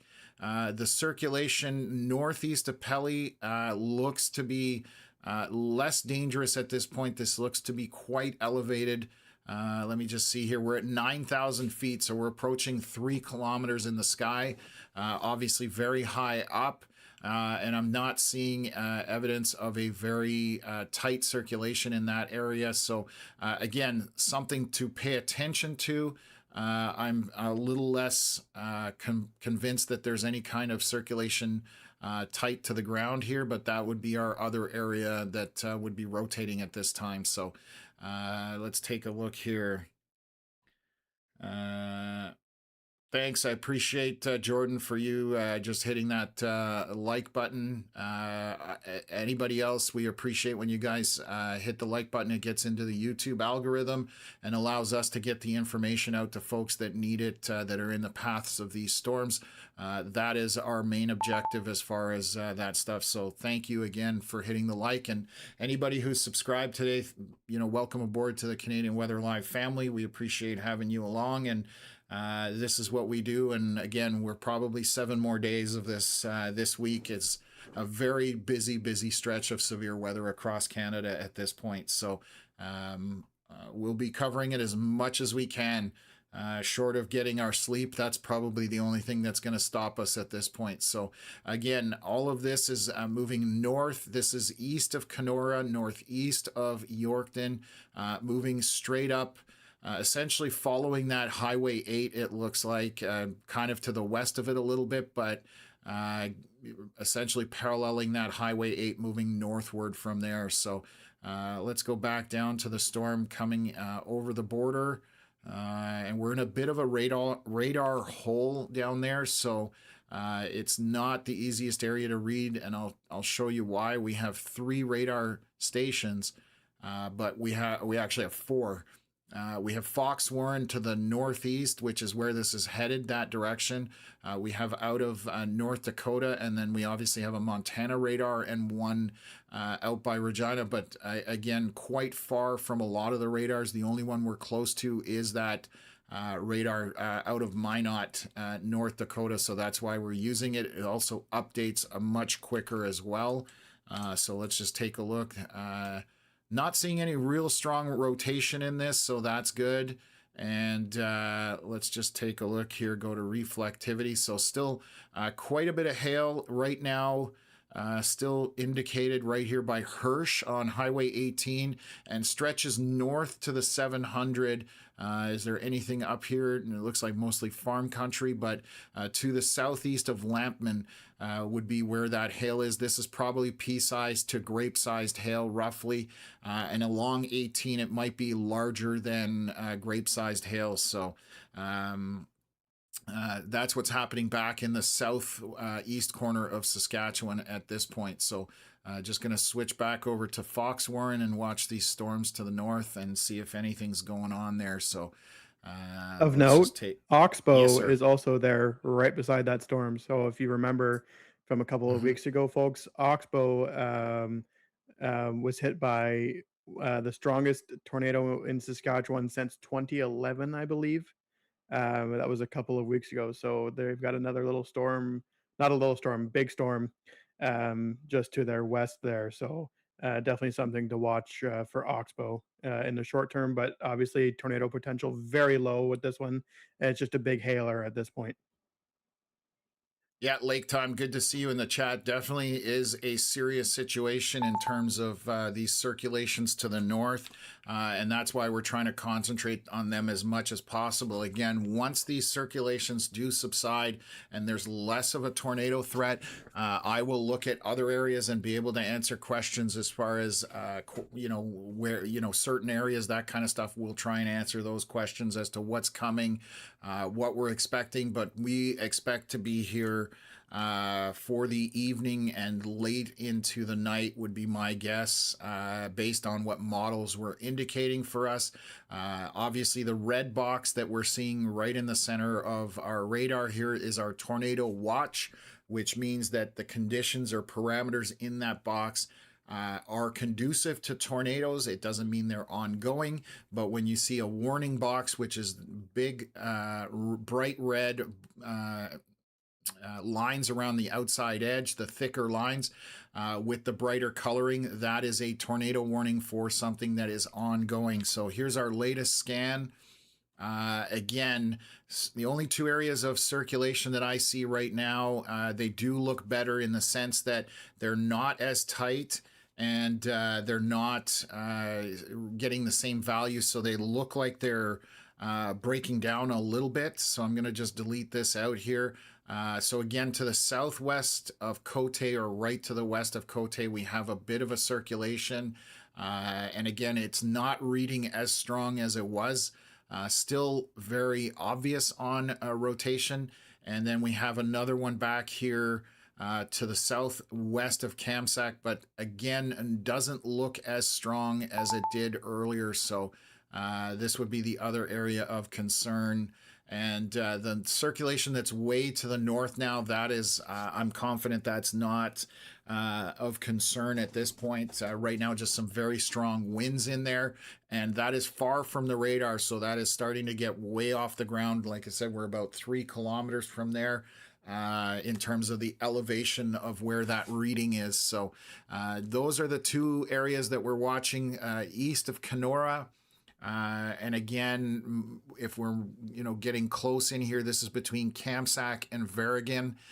We have these two circulations falling through the same path as that initial one from about an hour and 40 minutes ago. So these are just kind of walking that same path. Luckily, when storms go through an area that has already had storms, it does, every time a storm goes through, it uses up some of that environment, so there's not as much energy available for those storms. However, if the vorticity is still there, shear, that kind of stuff, then it can still form, obviously, a circulation and go from there. So what else is going on? Barb saying, I really hope I don't have to blow up the airbed and sleep in the basement tonight. So right now, we know where Country Fest is. We have that highlighted, obviously Dauphin to the north. But you are in that tornado watch area. If storms do head that way, we are going to let you know about it. Right now, we are concentrating obviously on the Saskatchewan side at this point. And again, we did have a circulation touchdown earlier when this stream originally started, and now we're just paying attention to another storm, or the storm coming across at North Dakota into Saskatchewan. This is a scan at 5:06 p.m. Quite a bit of hail here just to the northeast of Hirsch or back to the west of Frobisher. So I would say you're probably getting grape-sized hail, maybe slightly larger, getting into quarters, and maybe a bit bigger than that. So what else have we got going on? Just keeping an eye on some chats here. Okay. Okay, so that's what we've got going on. This is, again, we're south of Deborah. On the Saskatchewan side, there's quite a bit of hail in that. Obviously, heavy precipitation. I don't think we have any velocity scans that are concerning within that storm, but we will continue to monitor if those storms start to rotate, especially as they get northeast. This is heading towards Carlisle, so a bit of a bigger population there in Carlisle, heading up that way, and then eventually might make its way into the tornado watch area. And so obviously parameters in that area are a little more conducive to tornadoes. So let's switch back to Foxwarren and take a look at our velocities and see what's happening here. So we are 5:05 p.m. Saskatchewan time, 6:05 Manitoba time on this scan. Current time is 6:11 p.m. Manitoba time. Perfect, Barb. Definitely a good choice. Just popping in and out. If we're here, there's definitely something going on. So we will keep things going for folks as long as there's storms to report on and severe weather, whether it's tornado or whether it's just severe weather. Obviously, we will cover that as well throughout the day and evening. So severe warning going up here. Let me take a look. I'll bring this up. Reflectivity. They have put out a severe warning for Stoughton, I believe is the way that's pronounced. Let's just read that thunderstorm warning. 5:07 p.m. Central are tracking, Environment Canada is tracking a severe thunderstorm capable of producing damaging wind gusts, loony to ping pong ball sized hail, and heavy rain. Thunderstorm location. Again, thank you. 30 kilometers southwest of Stoughton, moving northeast at 40 kilometers an hour. The hazards are up to 110-kilometer-hour wind gusts, up to 4.5 centimeter hail, which is roughly 1.5 inches, and then heavy rain up to 50 millimeters. And locations in the path of this are Stoughton and Forget.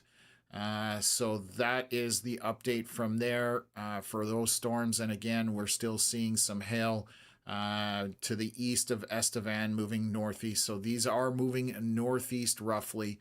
And again, kind of east of Weyburn. Last night we had some very strong winds move their way through there. I was up till about 1 or 2 a.m. Eastern time, just covering those that line of storms as it was moving through.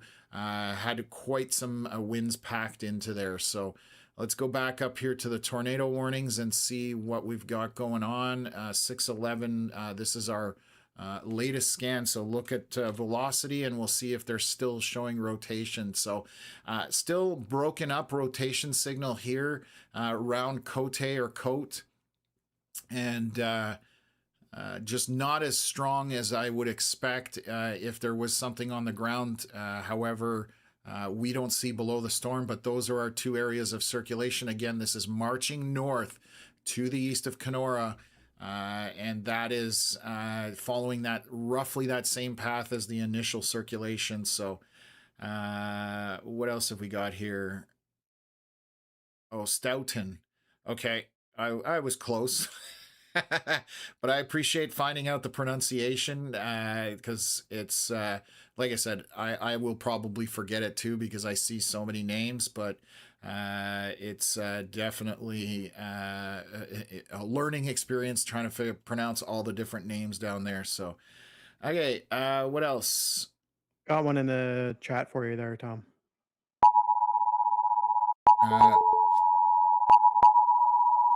Uh, okay. So they've now tornado warned all along here. So they're re-updating the tornado warnings. So let me click on these.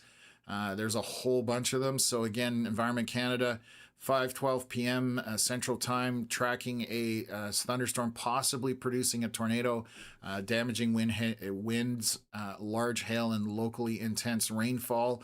And they've put out these circulations for, again, near Kamsack, Verrigan, and then north of there, just to the just around the Cote area as well. So 4J is how you pronounce forget, and that's interesting. Thank you, Michael. Again, I would never guess to pronounce it 4J in terms of the name, but at least we now know. So thank you. What else? Okay, so I think that's it right now. Again, we're continuing to monitor these circulations as they're marching northward. Environment Canada also following them with those two circulations there and putting out the tornado warnings. I've got another thing here. I'm just taking a look on stream here. We have possibly something I can share, so bear with me for a second. Okay, this is from Brennan Forsyth, and I'm going to bring this up. This is north of Alameda, Saskatchewan at 5:03 p.m. Beautiful looking storm. So again, this is just a big thunderstorm supercell basically again around north of Alameda, Saskatchewan at 5:03 p.m. So thank you for sharing that with us, Brennan. And again, if you don't follow Brennan, this is his X account. You can find him there. He's also got his link tree on there, so you can find all his social medias there. So again, thank you, Brennan, for that. And we're going to swing back to our radar because we're getting updates here. We're starting to run out of radar territory here at the north end. Again, Environment Canada tracking a severe thunderstorm that is possibly producing a tornado. No location or anything like that, but damaging winds, large hail, and locally intense rainfall. In all this noise, the only area that I would think there's anything going on would be right here. I'm just going to switch over to reflectivity. It's a little outside the storm. That may be just really strong inflow going into it, but we are very far from the radar. And the edge of the radar, you basically up here where you get to Porcupine Hills Provincial Park, you're reaching the maximum of what that radar can read, or the distance that it can read as well. And we're now roughly at 9,000 feet. So again, closing in on that 3 kilometers in the sky. So that's the issue there. So let me just take a look here. Perfect. And I'm just monitoring a couple other things. Okay.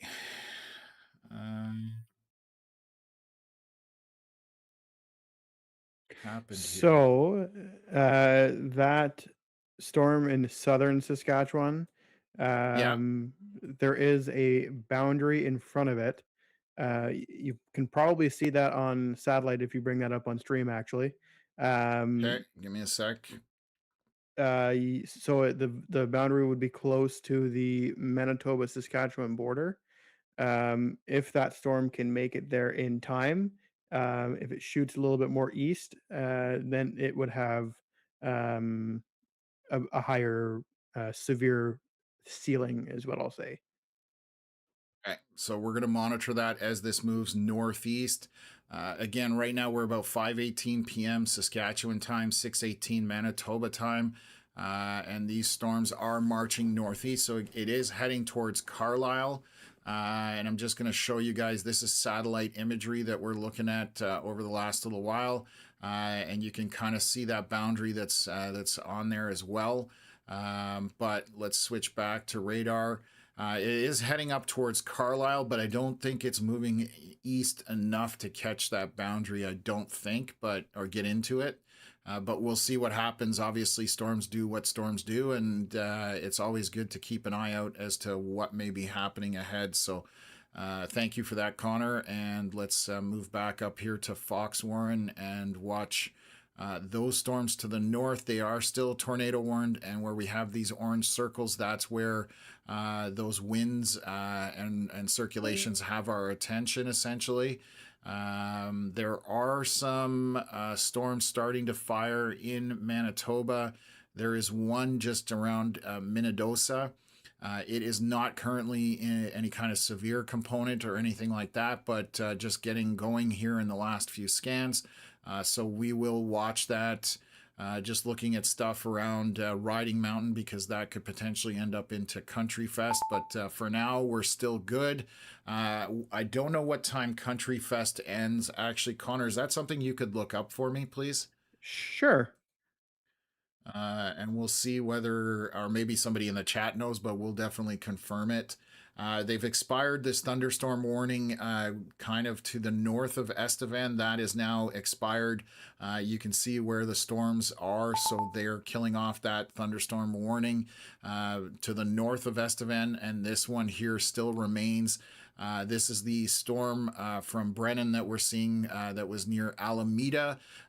You're seeing that picture that we had on there about 5 minutes ago. This is the storm and the hail core that's on it. So let's just take a look here. Still quite a bit of hail. This is just north of Frobisher, essentially. So there's even some purple in there. So some large hail on 604. It looks like just straddling that at this point to the east of Deborah. So what else? I've got some times for you with the Country Fest. Um, so the last act, Nate Smith goes on at 9:30 p.m. their time. So that's pretty late. I would assume it would go into the night for sure. Yeah, yeah. Obviously, you're talking 10, 11 o'clock at least. So we'll keep an eye on it, and we'll, pay attention to these storms as they're tracking up. And again, hopefully nothing tracks up that way, but we will be the first one to let you know if something is headed there. And let's go back to these Saskatchewan storms on the very edge of Saskatchewan and Manitoba. This is 6:17 p.m., so about 4 minutes ago. Still got some circulations in there. They're not as concise as they were earlier. So maybe breaking up a little bit. However, still need to pay attention to them. So this is Kisikus. Again, hopefully I'm pronouncing that right. There's definitely a decent circulation right there. And then back to the north again, it's tough to pinpoint where it is because we're just getting so far out of that radar. Some strong winds associated right here to the east of Norquay. So that is another area that, but again, we're 3 kilometers up at this point. So tough one to cover. So, okay, what else? Okay, so those are where our storms are located right now. Again, everything just along that Manitoba, Saskatchewan border and drifting north at this point, heading up into no man's land as far as radar coverage is concerned. So give me 1 second here. Okay.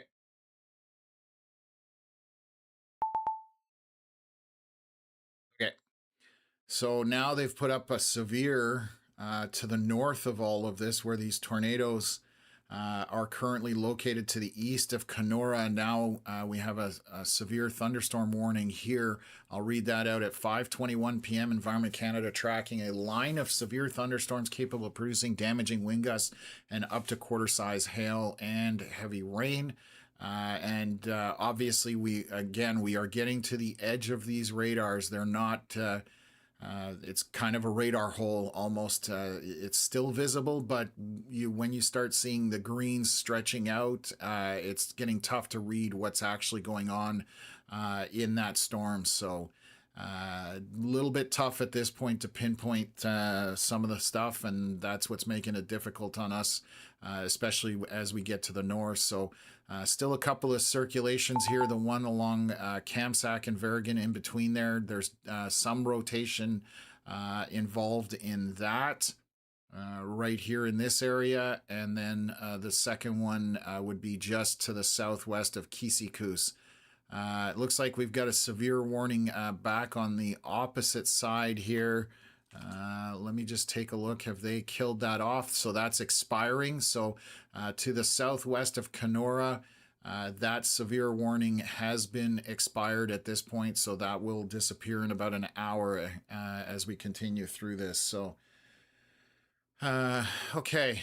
And just trying to see what else we've got going on, if there's anything. These storms are starting to get their act together. Several of them going off here kind of north of Gladstone, along that 16 corridor, northeast of Minnedosa, and then kind of southwest of Neepawa. Those storms are just lightning and thunder and heavy rain at this point. Let's just take a look at velocities. Nothing rotating too tightly according to that velocity scan, so we'll keep an eye on them. And they are updating the severe warning down here in the south by Estevan, or east of Estevan. I'm just going to click on that just to see. They've upgraded it to orange. So they're saying golf ball to tennis ball sized hail, folks.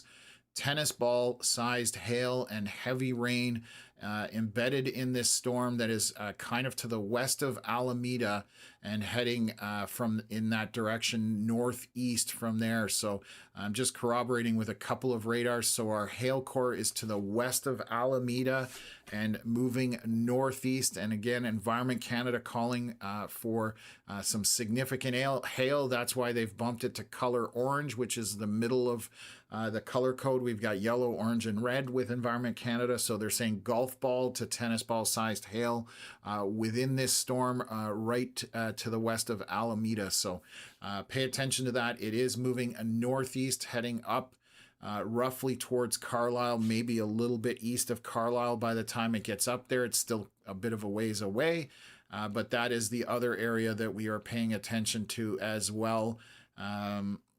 And just watching the other storms in Manitoba to see what they are doing. So kind of scanning around all over the place at this point. What else? I'll be back in like 5 or 10 minutes. My wife's just going to work. Yeah, no problem. So we are Yorkton itself. There's no storms down there right now at this point. I can highlight that. There's absolutely nothing going around Yorkton. Everything is to the north. There are storms back to the west of that. However, around Melville, Yorkton, nothing going on at this point. So what else? Frank saying 43,000 foot cloud tops on Intellicast for the Alameda storm. So that is the height of the storm or the updraft. 43,000 feet is pretty solid for Canada. And even into North Dakota. So definitely a strong storm at this point. So, and again, tennis ball sized hail, that is significant. That is what we call catastrophic hail.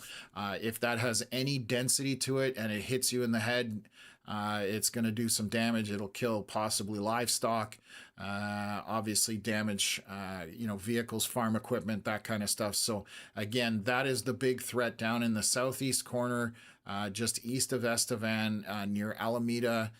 Very large hail being tossed by that storm at this point. So that's why we're highlighting it, and that's why it has that severe warning from Environment Canada on it. And again, this is moving northeast at this point. So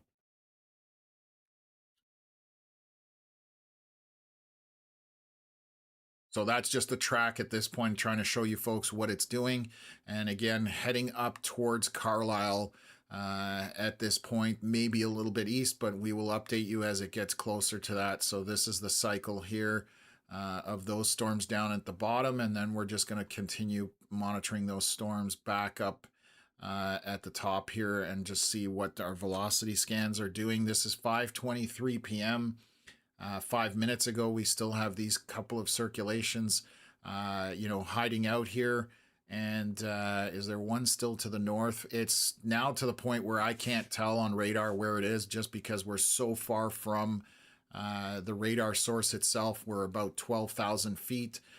So we're closing in on 4 kilometers roughly in that area. So very high off the surface, and you can see the edge of where the radar can read here. It is that's the end of it. That line that you see there no longer can read velocities past that point. And even before that, it's kind of in an area where again, you can't determine what's going on because it's just so high off the ground. So so again, these 2 circulations to the south are the ones that we are monitoring. They are right here, just north of that Highway 5, and then another one would be roughly in this area here, Kisikus, and to the south of Cote. That would be the 2 areas right now, and we did have a storm go through there earlier that started this all about 2 hours ago that did have a circulation touchdown right around the rain area back to the southwest. So that's why we're monitoring it at this point. So, and then we'll continue to go from there. So, what else? Okay. So, I'm going to continue on here. We're going to wait for some more scans. If you're new to the channel, again, what we're looking here is velocity scans. This is direction of winds and the speed. So red is moving away from radar as those colors get brighter, which we just saw that scan update there. So give me a second and I'll show you guys. So A bit of a dirty circulation in here. There's looks like there's some um, data getting polluted in there, and then also right in this area here as well, we're just seeing some strange pixelation colors. But we do have some strong winds in here, 97 kilometers an hour roughly. Some of that could be radar noise. Again, this data with purple, I'm not sure that that's an actual data point. On our velocity scans in Canada, we have issues with what we call radar noise or polluted data. But we are seeing 110, 115 kilometer hour winds down here by Cote. So still got to be paying attention to these circulations, and they are moving northward at this point. Again, haven't had any confirmation of anything on the ground here for a while, but it's been Braden Morso was on some of these storms. I don't know if he still is at this point, but we'll keep updating things on these storms as they move through that area on the Saskatchewan side. Going to come back, take a look. I'll switch over to reflectivity. These storms to the northeast of Minnedosa and then back to the northwest of Gladstone. I'm just going to run the cycle here so you can see what's happening. They are moving almost directly north. Doesn't look like they're moving super fast, but we'll keep up with them. They're right around Neepawa, Gladstone, and Minnedosa at this point on that 16 corridor. And we're watching this storm that is tracking up towards Carlisle. That's the other storm that we're paying attention to. It is starting to get closer to the Fox Warren radar, so we will keep an eye on that. There was some very large hail in that, again, near Alameda, which is right here. So the signature on the radar looks to be weakening as far as hail is concerned. There's no more purple in there. If I back it up here a few frames, you can see how much pinkish purple that was in there, and now we've gone down. So pink is on the very high end with the purples. Below that, red, orange, yellow, green, and then eventually into blue. That's how much how much precipitation there is within these storms, essentially. So, but this was warned for up to tennis ball sized hail. So, obviously throwing some very large hail at times. Hopefully that is subsiding. Again, we're going to keep an eye on that and kind of go from there. So, okay, so that's kind of where things are at. Things have slowed down a little bit.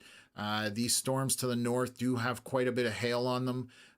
You can see that here. You can see the pinks and the brighter pinks. So obviously we're talking grape-sized hail, maybe slightly larger to loony-sized. And these are the ones that were tornado warned because the circulations were evident on radar here. So that's why we have the two circles there highlighting them, and still marching northward at this point. So that's what we're paying attention to on the Saskatchewan side to the north. And let's just take a look back down here. Some showers these are just regular showers, and they're very light coming through Riding Mountain, kind of to the west of Country Fest, but there's no lightning on it. This is not intense. It's probably going to just skirt to the west of Country Fest at this point. We'll have to watch as these other very light showers coming up from the south near Sandy Lake moving up that way. They may get a soaking, but that's okay compared to what some of the higher end alternatives are. So definitely one of those things to keep an eye on. So Justin saying, yeah, Oxbow has a pretty big shelf cloud right now, and that's that storm by Alameda area, southeast corner of Saskatchewan. So it is a very pretty looking storm, but obviously if it's throwing those big ice chunks, you don't want to get caught up with that. Obviously going to cause some damage and stuff like that. So what else have we got here? Okay, I'm just checking some emails here.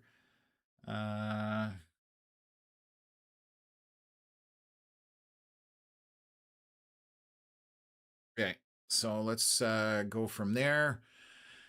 Okay. So that's basically what's going on right now. Still, obviously, this very active tornado watch, and a watch just means that conditions are possible for tornadoes to happen. A warning means that there's a storm possibly producing a tornado at that time.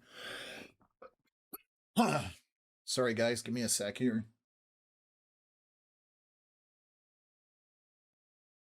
Just gonna, I gotta send a message out here.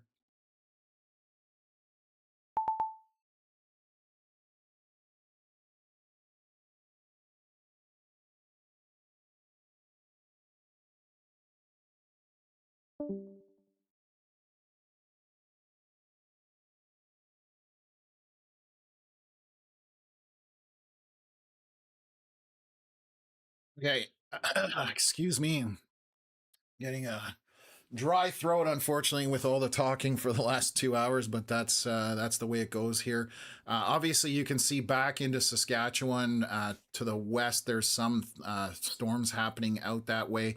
These are just regular, non-severe thunderstorms. Regina getting a bunch of rain in there. There may be a little bit of hail kind of around Balgony or east of Pilot Butte. There's some pink in there. So there may be some hail forming in that one, and it may get severe warned here in a minute if that sustains. It's been on there for it's been on there for 2 scans. So we're going to watch that as it moves northeast. So that may be an area to be paying attention to. The rest of it are just rainmakers with a bit of lightning. And I'll show you what our temperatures are out that way. Let me just take a look here. North America, turn that on. So we are 24 by Broadview in Regina. You're about 19 or 20 degrees, so significantly different temperatures. And that's why these storms are not getting to the severe aspect of it. So back to the west, you're seeing a bunch of yellow and green, which is on the light end or the moderate to light end of precipitation. East of Regina and closer to kind of the Saskatchewan border, you're seeing a lot more of the orange and red. And again, that's because the temperatures are just good enough where they're getting more precipitation into them. But that's all it is at this point, just heavy rain in pockets with lightning associated with it. So we're going to switch back here to Foxwarren. That's the one we've been kind of stuck to, and we'll continue to go from there. Up in Dauphin, it's definitely cooled off. It's 21 degrees up there at this point. Just looking to see what they're updating. So they're updating a severe warning here to the north on the Saskatchewan side up to Hudson Bay. And they have expired that. So this is just expiring, saying severe thunderstorms associated with this alert have weakened or moved out of the area. So that is that big yellow box that you see there on the left side of Kenora. So that is all expiring. I'm just curious about our tornado warned storms up here. Starting to get way out there in terms of still some stronger winds in some of this, but the only area that jumps out at me would be this one, which I'm going to highlight, Kisikoos. To the northwest of that, there's still a couplet in there and some stronger winds. That would be roughly in this area. So that would be another point of circulation that I would monitor as it's moving northward up towards Pele or Pelly. I would assume it's Pelly. Moving up that way, so there's some 100-kilometer-hour winds in there. We are higher off the ground, but there's 110 in there, maybe even a little bit more. So definitely a still windy situation, even if there's no rotation to the surface. That will be a windy portion of the storm at this point. Just looking back through some of the velocities back through the rest of Manitoba and Saskatchewan. Nothing jumping out at me right now on that, so that is a good sign.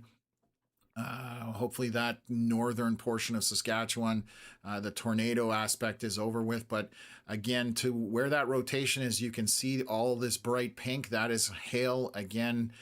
So you're talking probably grape-sized to loony-sized hail, maybe even up to toonie at this point. So what else is going on here? Frank saying the strongest Cape values west of Killarney, Manitoba is about 2,200 joules per kilogram. So that's Cape values. So what else have we got here?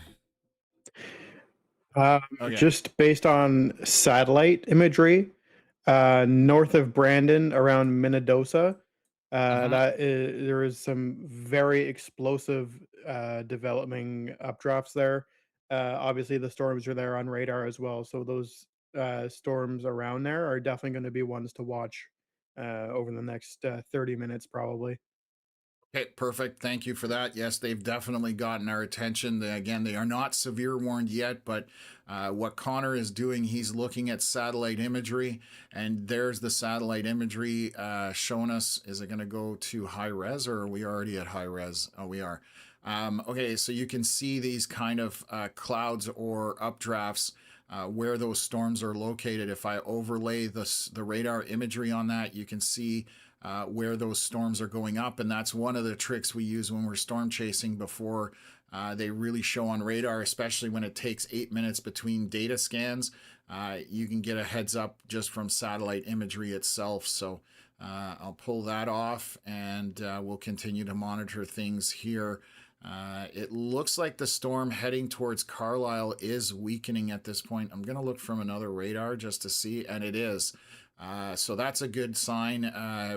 Again, when this crossed over the North Dakota border into Saskatchewan, this was chucking some very large hailstones kind of northwest of Portal. But heading up to Carlisle right now, this is just a very heavy rainmaker. It is still warned here, I believe. I'm just double checking. Yes, the thunderstorm warning for this is still for the next couple of hours. And it was as it was near back to the south here, back west of Oxbow or west of Alameda. There was still some significant hail in there. And that storm, as it's moving to Carlisle, is losing a bit of its oomph at this point. So we'll continue to monitor that for you folks. What else? Uh, Thank you very much, Frank. Definitely why we're here. We like to get that information out and help people understand what's coming at them. That's actually half the battle with storm anxiety, is knowing what is coming at you, whether you need to worry about it or whether you don't. So again, that's why we're here. Thank you. 20C dew points south of Brandon, Manitoba. And yeah, so you're starting to get very high 60 dew points Fahrenheit, almost into the 70s, which is very strong for that. Okay, and so we can actually see. Oh, actually, we do have cameras on the Manitoba side. I forgot about that. Let's see if we can access some of them. So we do have some storms here. Connor, thank you very much for pulling that up. So I may have an image. No camera live feed at this time. Of course not. Let me see if this one will go. So this is the other camera. This is Arden Highway 16. I'm just going to blow that up a little bit so you can see the storms on the horizon. This is Junction 352 and Highway 16. So those storms that are currently ongoing. This is at 6:40 p.m. 4 minutes ago, Manitoba time. And you can see that camera image there. So thanks for sharing that, Connor. And like I said, I completely forgot we had them because there's none in Saskatchewan that we can access, but there are some in Manitoba that we can access. Okay, they've shrunk back. It looks like this severe warning for the storm here down by Carlisle, and they're expiring it. So that is now expired. So those large hailstones are no longer a threat, and that is a good sign. It is dying pretty quickly, to be totally honest with you. And I'm just looking here on the North Dakota side. There's another storm, looks like trying to get its act together at Powers Lake and might be heading for the border with some larger hail in it. I'm just going to see what's going on here. So yes, that is tracking up to cross east of Portal, maybe around that Highway 9 area. So we're going to track that one as well, just to show you folks what's going on. So it is indicating some hail in here, and we'll continue to see if that tracks.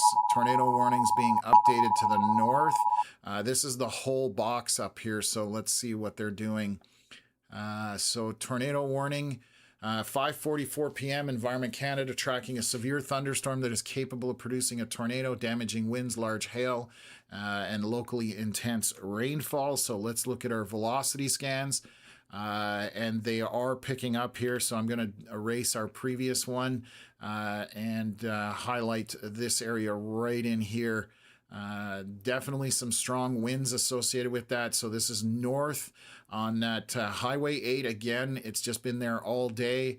And we are seeing some wind readings in there of 106, 107 kilometers an hour.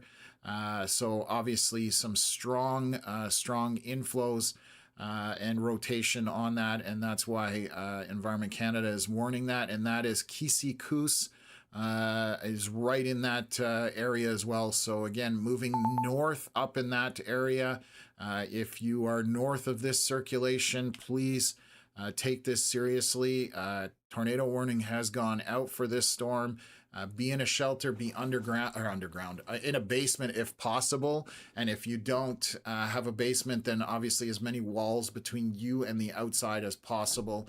Bathroom in a bathtub is a really good option. So that's where we're tracking right now. And again, just going through that same kind of corridor that we had multiple circulations going on there. So that is currently what's ongoing as well. So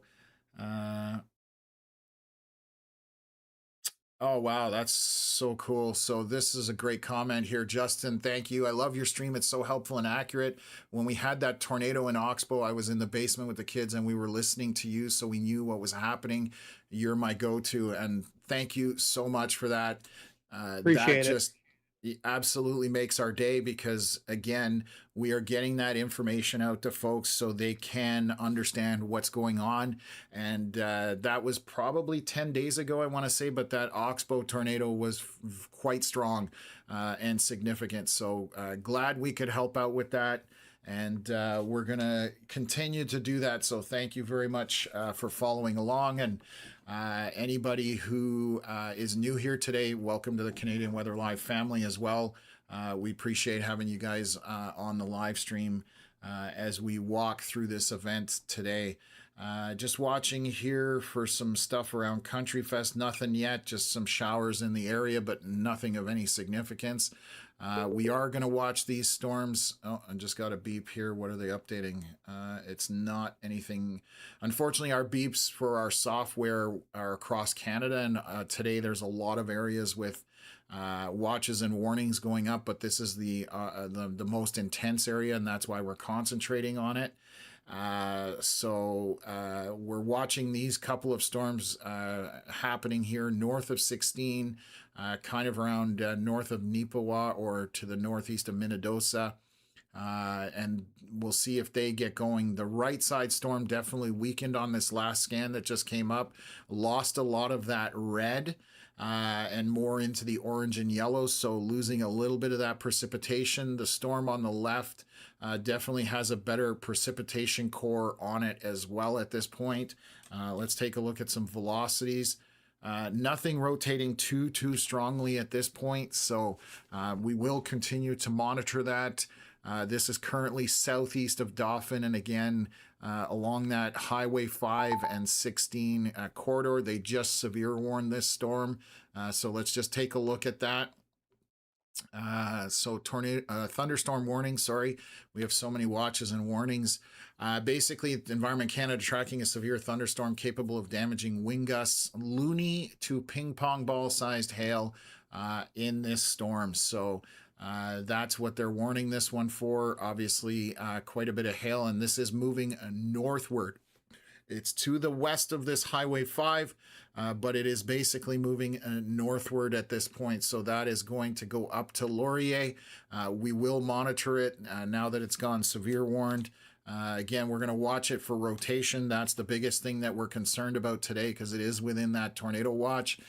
And one of the things I want to explain about the tornado watch, even if you're outside of this red box, you still have to pay attention. Weather doesn't care about imaginary lines that we humans draw out on a map. Same thing applies with the severe thunderstorm watch. If you're outside of it, or even outside of the warnings, you still need to pay attention if you're in close proximity of that. So we'll go back up here and watch this storm that's moving north up towards Norquay. So let me just kill this off and take a look at our velocity scans. Definitely some strong winds in here. I don't know anything on social media, Connor, because this is showing some really strong winds. There's nothing at this point. Okay, we just may not. 141-kilometer-hour winds feeding into that storm that is right north of Kisikuus. That is significant. Like I said, if it's not on the ground, it's definitely making a solid attempt at it with these big inflows. 144 was the highest I read here, or 141, sorry. I thought I saw 144, but I probably just dyslexic or something like that. But we're talking well over highway speeds. This is where you get a ticket and you lose your license. So definitely some very strong winds in this circulation. Again, along Highway 8, heading northward, and this is north of Kisikuus. So please, if you are north of that, take shelter, and it is heading towards Pelly, Saskatchewan. Heading up that way, be in shelter, be in a basement, and if you don't have one, then get as many walls between you and the outside as possible. That is the direction of travel for this circulation at this point. So I'm just going to look at a few other things here. Okay.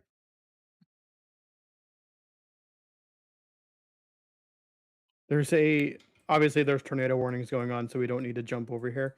There's a really random TBSS on a storm in Quebec right now, the severe warned one. It's chucking some giant hail for sure. What part of Quebec? It is going to be, hold on here,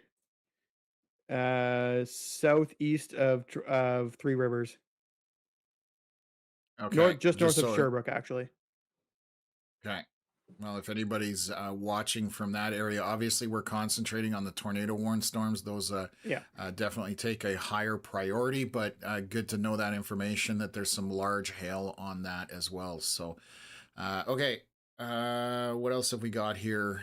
So while we're waiting for another scan, I'll just bring this up. This is where you can find us on social media. If you're new, obviously you can reach out to us by email almost any time. As long as it's weather related, we're happy to answer questions, even if it's not during the stream, off stream type thing. That's when we get a chance to answer emails. You can find us on Facebook as well. And obviously Instagram and X. We're just growing things out here on YouTube, and we do have a merch store. If you want something that it would help support our platform, we make a few bucks off items, but we have t-shirts, we have tank tops, we have stickers, mugs, and a few other things. Definitely check it out. Stickers are $4 a piece or something like that. So again, it helps us out, and you're supporting a platform, and it also helps us grow this platform as well. So let's just take a look back here. We're just going to watch these circulations, as I think we're down to one here. Again, up here to the north, there's possibly a circulation at the very edge of this tornado box, but it is so elevated and so messy with those different colors of greens and pinks all over the place. It's hard to determine where anything is happening up there. Based on the reflectivity signature, I would think there's nothing there, but just wanted to highlight that spot. It's just we're getting on the very edge of where that radar can accurately read information. So just looking back here, let me just see here, switch over. Sorry, I'm going to switch over to reflectivity. So there's some hail now starting to form here back what's close to here, southwest of Grenfell or southeast of Wolseley, west of Kipling. There's some hail in here, this pink. There's a bunch of pixels in there, so definitely an area to be concerned about. And again, it looks like it's moving north towards Glen Avon. And let's see if this is traveling northward. I'm just going to double check here. So that's the last scan there. Let me see here. It might be moving northeast. Let's see here. No, it's moving pretty much north at this point. So again, that is heading up to the 48. Glenavon, and that's going to have some probably grape-sized hail in there, maybe slightly larger to loony-sized hail. Moving northward. We also have a storm here over Sintaluta.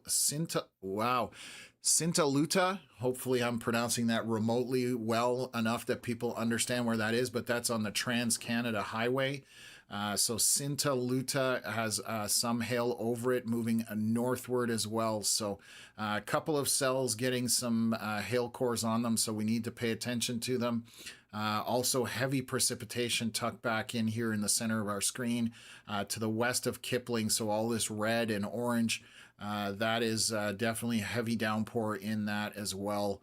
And I'm going to switch over to the Regina radar just to see if there's anything else jumping out at me anywhere. And this is just regular rain with obviously some areas with heavier or more intense rainfall and some lightning as well. So let's switch back over to our Fox-Warren radar. And what time is this? This is 5:53 p.m. Saskatchewan time. So this is our latest scan here. Let me just switch over. And still a strong circulation to the north here, just south of Pelly. Again, we are quite elevated. I'm going to delete this and highlight a new area up here. So we've got greens on one side, obviously getting into those darker flesh tones at this point.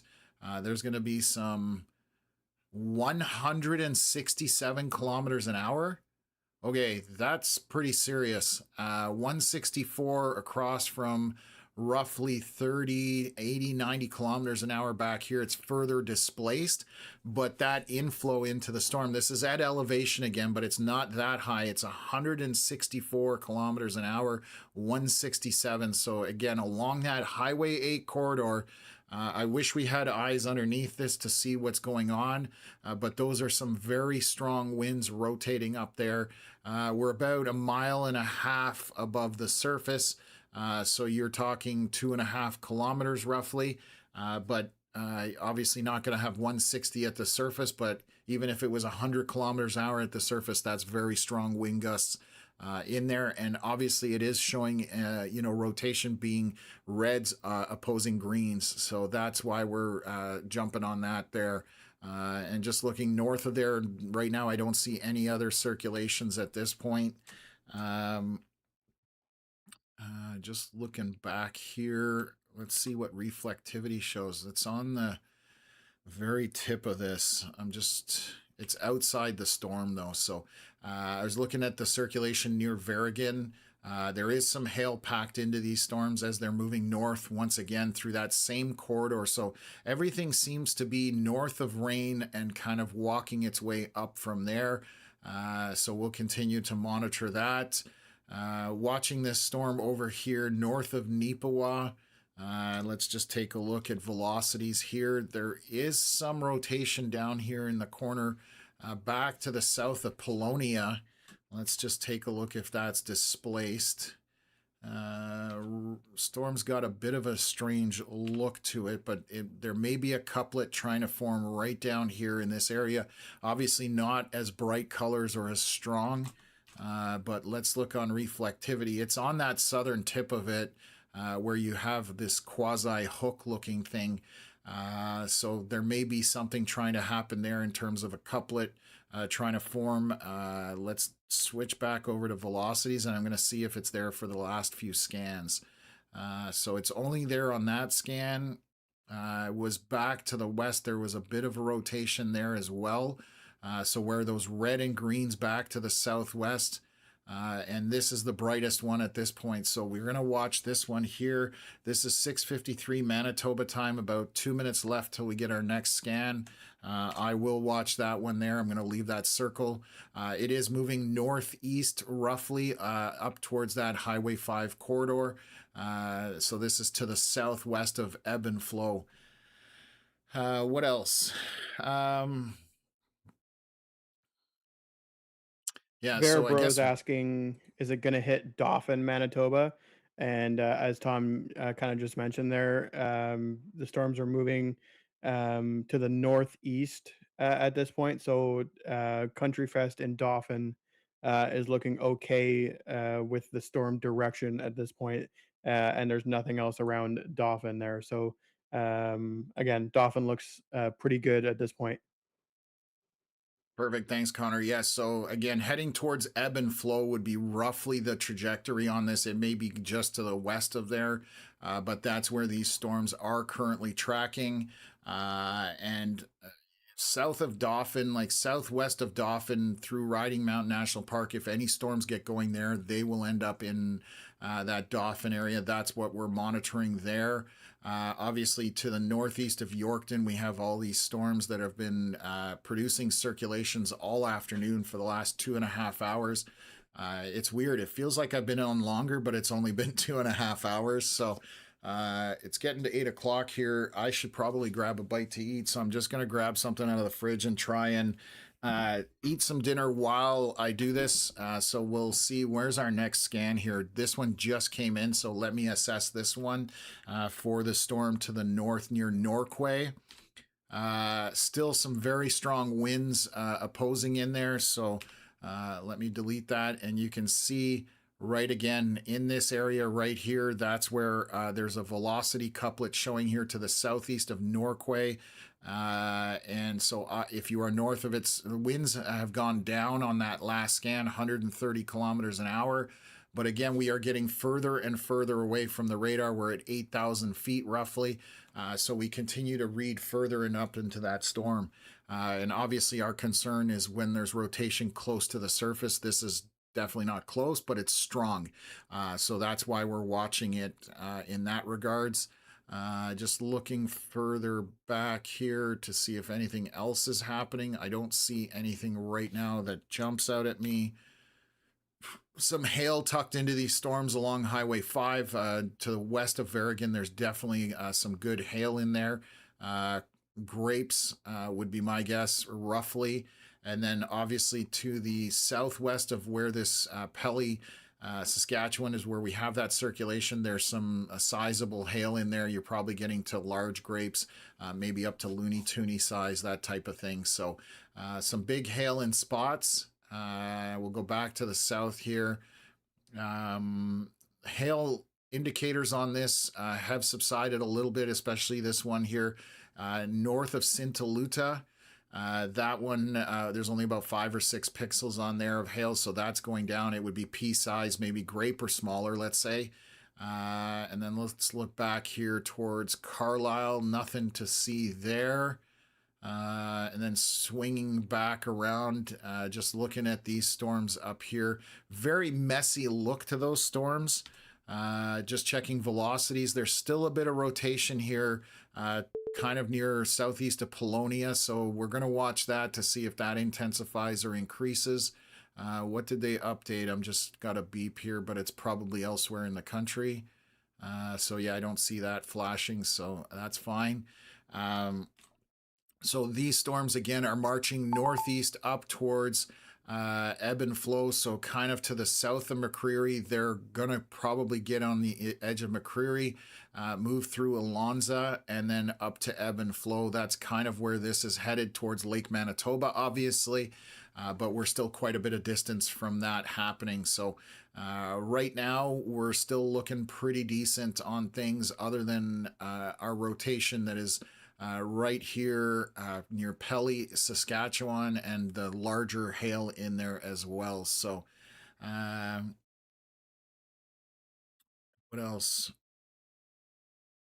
Okay, so if you can answer a few questions there, Connor, maybe in the chat, I'm just gonna grab Yep. my sandwich and try and enjoy it a little bit.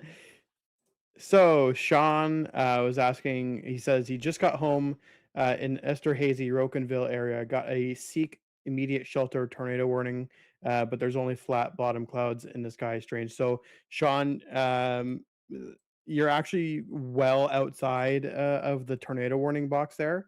The only explanation for getting that on your phone is that Alert Ready definitely does send out some alerts to your phone that it shouldn't, to be quite honest with you. But you're completely fine in Esterhazy, Rocanville at this point. The tornado warning storms are well to your north. Um, and let me bring up more. I don't exactly know the location of the next one, so give me 1 second, folks.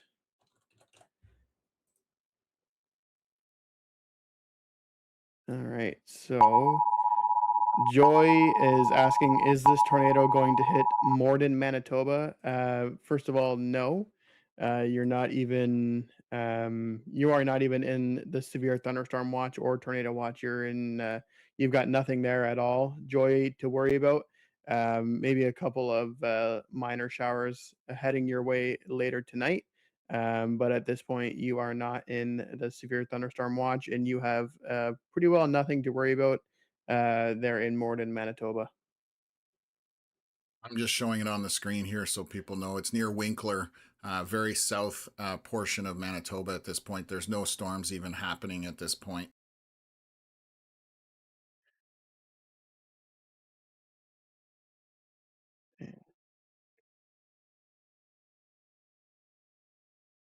Just going to jump in here because this tornado warning box just got updated. So I'm going to see what's going on there. We'll read that out.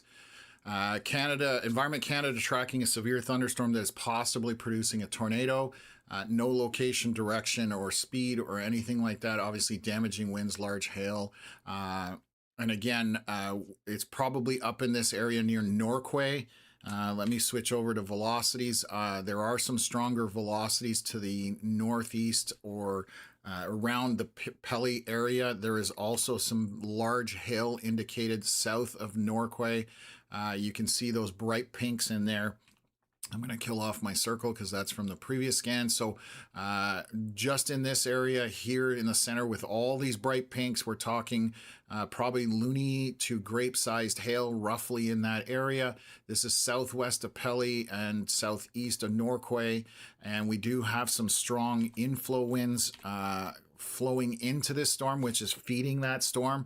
I don't know that there's a circulation there anymore per se. And if there was anything, you can see these bright colors right here. That would be roughly where this rotation is happening. But again, we are very high elevation because we are far from the radar. So we're 8,000 feet roughly. And there are some strong winds, 105 kilometers an hour. And winds do pick up as you go up in elevation naturally. You've seen people, Mount Washington is a perfect example. People are, thousands of feet up on Mount Washington and the wind up there is blowing 200 kilometers an hour. That's just because the atmosphere has much stronger winds the higher up you get, generally speaking. Not always the case, but that's what, not a rule of thumb, but it's pretty consistent, let's put it that way. So that's where we're talking about right now. So very large pocket of hail around Norquay area, and then still a bit of hail here northwest of Verrigan, just tucked into the north of that Highway 5. You can see those bright pinks in there. So let me back out here and see they've extended the severe thunderstorm warning for this cluster of storms. They've included McCreary. Back along that Highway 5, you can see this big box that they've put out. Unfortunately, it goes past to the south of Highway 16, which obviously there's nothing down there. It's these storms moving northeast, so their trajectory, just so people understand, is heading up towards ebb and flow. Um, Verbros, you're asking if it's safe to go sleep in your room in Dauphin, and yes, it definitely is at this point. You are far from having to worry about anything in Dauphin for a while, unless that line way back in Saskatchewan makes it way up there in the next few hours. You've got absolutely nothing to worry about. And you know what? Honestly, by the time that line makes it up to you, it may not even be severe in Dauphin in the middle of the night. So you're very safe in Dauphin. I've muted myself. Sorry. I was going to add that if you do get a severe warning or a tornado warning, take it seriously. If it wakes you up Yeah, from your sleep, absolutely have a way to get warnings, even if you do go to bed. And at that point, err on the side of caution would be my comment. agree. Good comment to make. Furthermore, we've got. I'm gonna pull up satellite in front of my screen here. So that storm in southern Saskatchewan is having trouble getting into the better air. It's just to the west of it on the wrong side of it. Um, However, that one that is on the North Dakota side um, is tracking a little bit in a more favorable way, more northeast than the others have been previously. That one may be one to watch in the future as well. But again, just that tornado warning up north that's been going on since we've been on stream, and obviously this cluster of storms in Manitoba near Minnedosa, moving northeast as well. That is kind of developing. They're all kind of fighting each other there. Lots of updrafts going on over there around Minnedosa. So we'll see if one of them wants to take over soon here. But a little bit of hail development there on those Manitoba storms, and yeah, we'll see what happens with that one.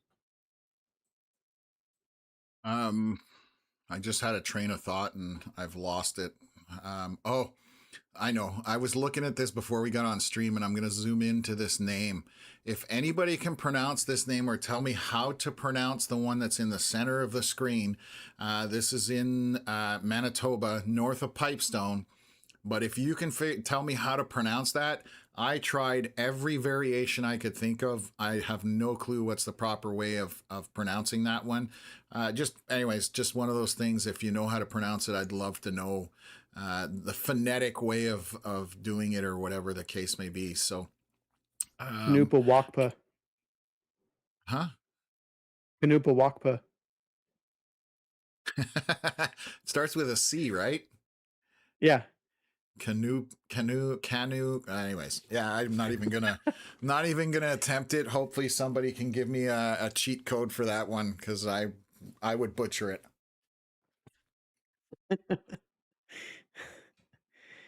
Let's see what else is going on here, folks. So a little bit more hail development south of Carlisle there in southern Saskatchewan.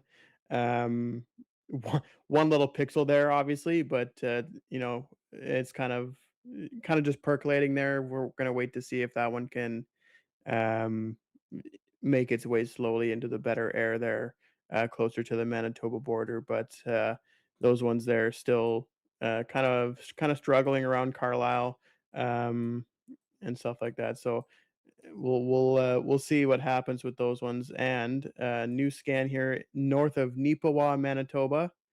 Um, Definitely some hail developing there that would indicate that updraft has started to take over a bit um, right now, anyways.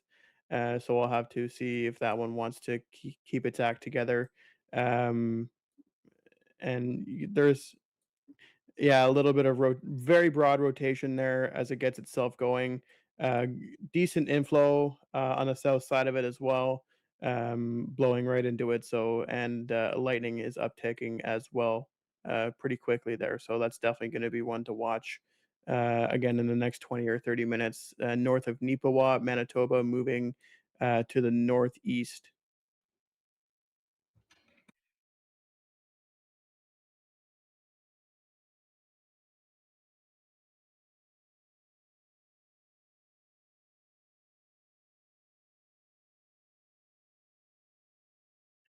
And I ha- we do have I had that myself bout. muted on that, Connor. So you and I were talking. People in the chat weren't hearing me at all. Sorry. So I'm just showing the camera that has that image at Arden Highway 16. And you can see the storms on the horizon there. This is at 7:11 p.m., so about 4 minutes ago. I'm just trying not to chew on the live stream. Understandable. We do also have more development just to the west southwest of Shoal Lake, Manitoba, closer to the actual radar site of Fox Warren. There is a boundary sitting there that has started to pop off some storms, and our chaser Shannon Bolesky is actually sitting literally on top of that boundary, or underneath it, I should say. The battery is on top of Shannon, um, right to right to the west of Shoal Lake, right near the Fox Warren radar. So we'll have to see how those develop over the next few scans. But again, we do have Chaser sitting there waiting for the game to start for her, and we'll see what happens over the next couple scans there. And again, south another more and a few other things south of Brandon. Those are just regular rain showers at this point. Nothing really to worry about around Brandon or CFB Shiloh or Boissevain and stuff like that. Just regular showers south of Brandon. Yeah, so a cheat code when you're looking at radar scans like this is reflectivity. What you're looking for is those oranges, reds, pinks, and purples. That's where it'll tell you, okay, I need to pay attention to it. The other cheat code, you will notice wherever there's those colors, you have lightning. So if you look at all the lightning that's associated with these storms just north of 16 on near Nipawa, or even the tornado warning storms here near Kenora in Saskatchewan, always find your lightning. You will also find your colors in terms of your reds, pinks, and purples, and dark oranges, vice versa. So you can always kind of correlate what is happening there. And then this is the Shoal Lake boundary that Connor was just pointing out. And four lightning strikes on this tiny little, there's five now, on this tiny little beam that has popped that basically doesn't even register on radar. It is right on the boundary. So that is definitely the one that Connor was talking about that we need to pay attention to. So we'll see how that goes over the next few scans. So Megan is saying something wicked over Grenfell, Saskatchewan right now. Clouds twisting, and yeah, I mean that's a good point to make. There's definitely a line of storms coming your way at Grenfell, with very very broad and large area of rotation there, just over top or just north of the Trans Canada Highway there. Um, so that's something to watch in the future, but that is very very broad. Nothing imminent there, Megan, whatsoever. But definitely a good loud storm coming your way. yeah, exactly. Heavy precipitation working its way into there. So coming from kind of the south.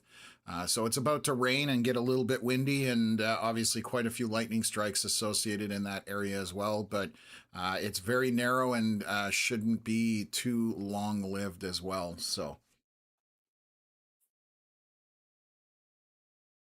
okay. So I think that was the new scan just there. Yes, those boundary storms are blowing up quickly, Uh just to the oh. west of Shoal Lake there. Okay, folks, this is what we've been watching. Give me a sec here.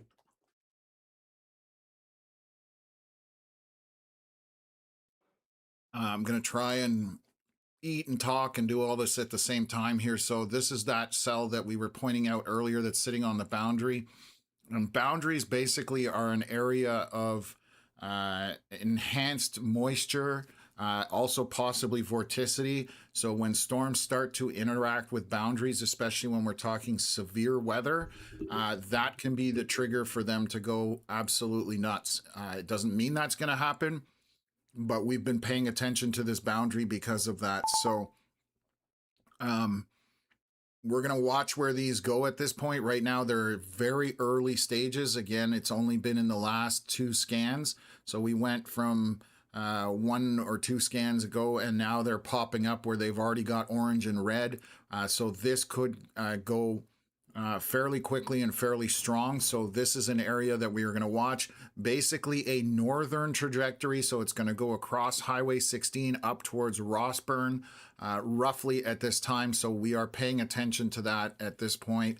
I'm going to head back up to our tornado warned area here to the north and just take a look, make sure I'm on the right radar. And again, to the northeast of Norquay, we still have some strong winds flowing into this. They still have an active tornado warning up here. It's still valid for another 43 minutes. They're usually about an hour long. If there was anything going on, let me close that off. It would be right tucked into this area right here. And heading again northward. So that was a terrible straight line, folks. I clearly not an artist, but so that's where the circulation is heading northward. Still in that kind of corridor that we've had several circulations go through at this point. So just looking back Just so you here. know, Tom, Shannon's got her stream on. Oh, perfect. Let me see if I can bring Shannon in here. Oh yeah, there's her stream. Perfect. So we've got Shannon under that Shoal Lake storm. This is a live shot here. I'll bring it up full screen. Oh, it says she's in High Bluff, but I assure you that she's not in High Bluff. Connor, can you send her a message to just start up her location app just so that we know roughly where she is? Well, she's hearing me. Maybe she's hearing me. I don't know.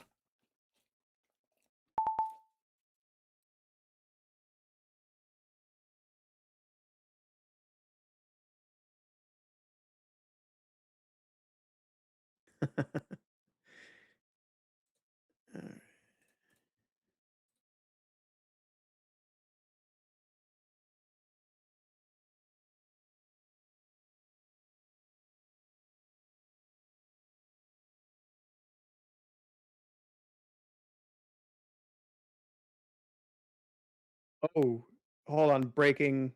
I'm going to send you the link for it from Braden 5 minutes ago. Apologies that we missed this, folks. This is 5 minutes ago. Big wedge tornado on the ground.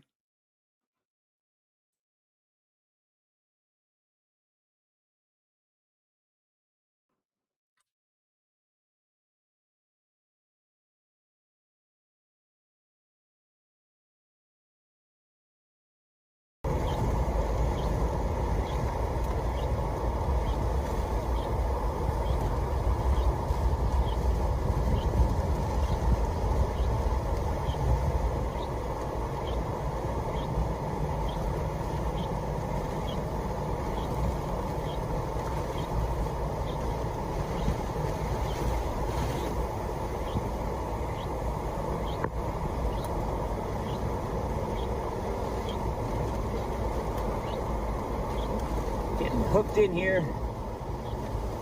Multi-vortex wedge on the ground.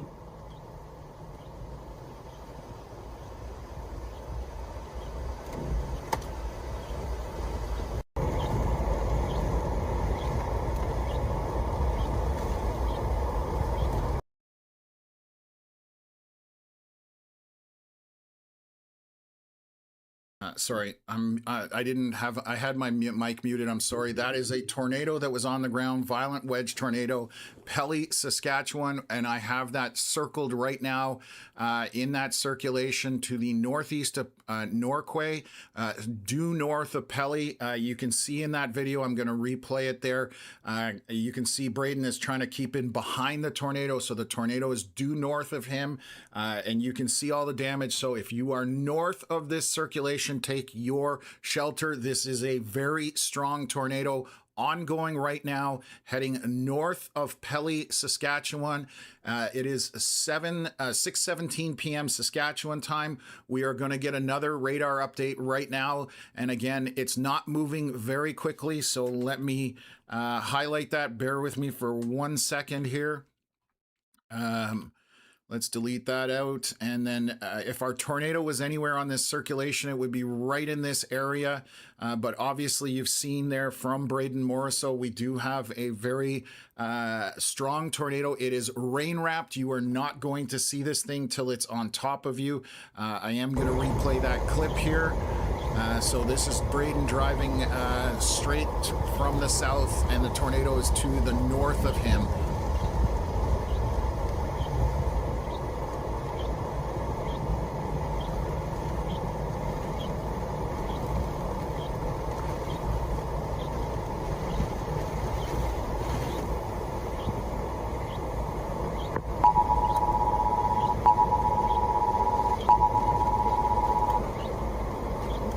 Getting hooked in here. Multi-vortex wedge on the ground.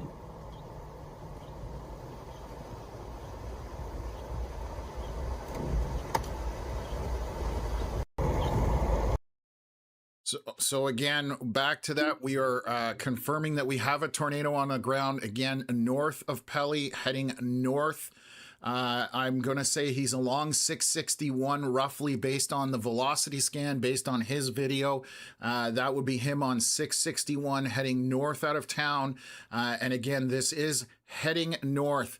So don't see much in terms of town names, but if you are anywhere north of this, you need to be in shelter, and this is very strong. We saw that it tore down power lines, it's stripping trees, so there's all sorts of damage up there. Hopefully it doesn't hit any structures, but this has become a very serious situation right now. Confirmed tornado on the ground north of Pelly, Saskatchewan. Video evidence from Braden Morrisseau, and obviously our velocity scan that you're seeing here on the radar itself, moving in a northeast direction. So if you are anywhere north of this, get to a basement. If you do not have a basement, put as many walls between you and the outside as possible. Do not hesitate. This is the time to get to shelter. If you have no choice, get into a bathtub in a bathroom and put a mattress over you. This is a very strong, damaging tornado that is ongoing. Environment Canada has also just warned this again. I'm just going to read the warning saying possibly producing a tornado. This is not possibly, this is actually producing a tornado. Again, we have the video footage from Braden Morrisseau. Thank you very much, Connor, for putting that up and catching it. So this is punching through on that same corridor that we've been watching for the last 3 hours. We've had circulations moving through, and this one successfully got to the surface, unfortunately. So it is causing damage, and again, it's moving northward. So our scan here is 6:23 p.m. Saskatchewan time. About 4 minutes ago. We need another 4 minutes for our latest scan. We're going to continue monitoring social media, and if you have anything to let me know, Connor, just jump right in, cut me off. But again, folks, we do have a confirmed large tornado, multi-vortex, so that indicates a very strong tornado, according to Braden. Again, he is one of the best chasers out there, so this is a very strong tornado heading north. So if you are in the path of this, you are in danger. Again, get to a basement. If you don't have that choice, get as many walls between you and the outside as possible. Bathtub in a bathroom, that kind of thing. So again, very dangerous situation ongoing right now, north of Pelly, Saskatchewan. The closest, not necessarily a town, but there are some farmsteads. It's a place called Arabella, Saskatchewan. It is almost directly in the path. So some farmsteads, Arabella, Saskatchewan. It is northwest of Pelly at County Road 753 and Highway 8. It is north of Pelly, northwest of Pelly, Saskatchewan, Arabella, Saskatchewan. If you know anybody at those farmsteads, they gotta get underground, get to safety as fast as they can. This thing is on a collision course with the area. A strong to potentially violent tornado on the ground. As you saw in the video, a big wedge on the ground currently heading towards Arabella, Saskatchewan.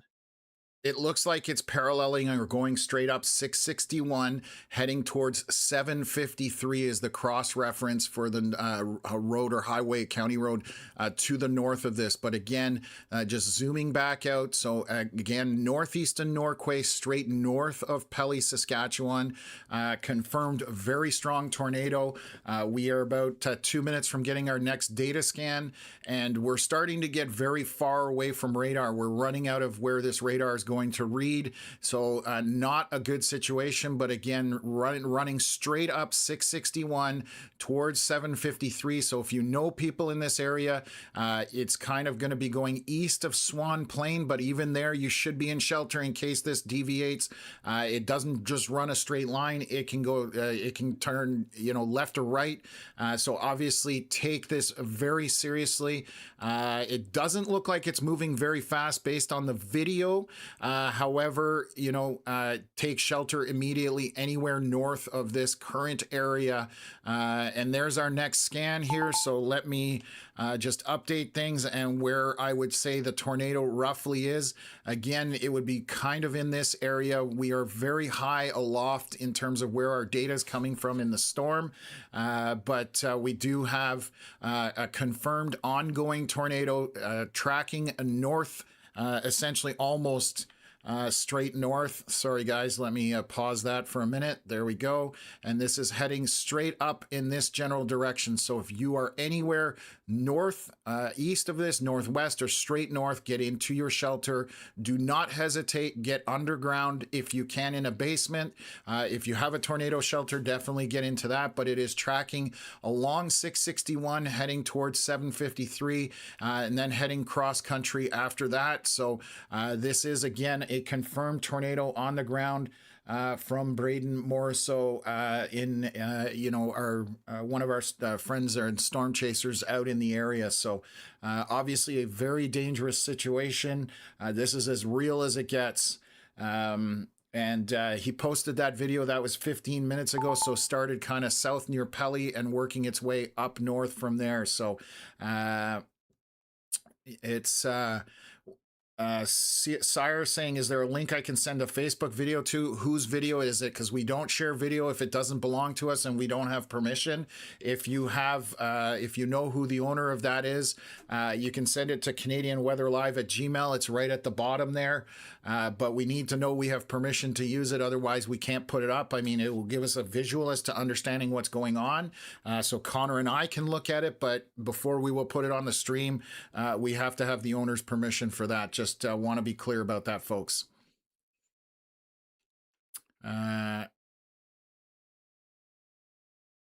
Okay, Connor, can you check that video was sent to the messenger for the Facebook page? Yeah, I'm looking at it. We can obviously we can't share it, but I'll send it to you in the chat so you can visualize. Whose is it, out of curiosity? It's not a chaser, it's from a page. Okay. So we'll keep looking at that. So again, just reiterating here, we do have a strong tornado ongoing north of Pelly and along that 661 county or highway, and then 753. Those are the intersection points there. Just going to take a look here and just see what we've got coming in.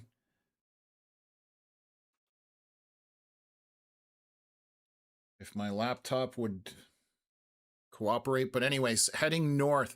So we're going to continue saying that we've got a circulation on the ground here. Just looking at it, this was a very tall stovepipe tornado, it looks like, when it initiated. Obviously heading north of Pelly, Saskatchewan, currently kind of to the east or over 661 up to 753, and continuing to move north from there. It is not moving very quickly. But it is definitely a strong tornado again. What we've seen from Braden Morrisseau as we were showing on the stream. So we will show that. This is about 17 minutes old. So let me bring this up. I'll pause it here at the beginning. Unfortunately, it just automatically loads. So this is about 17 minutes ago. That is more than likely 661 right there that he's driving on. And again, he is heading north. The tornado is north of him at this point.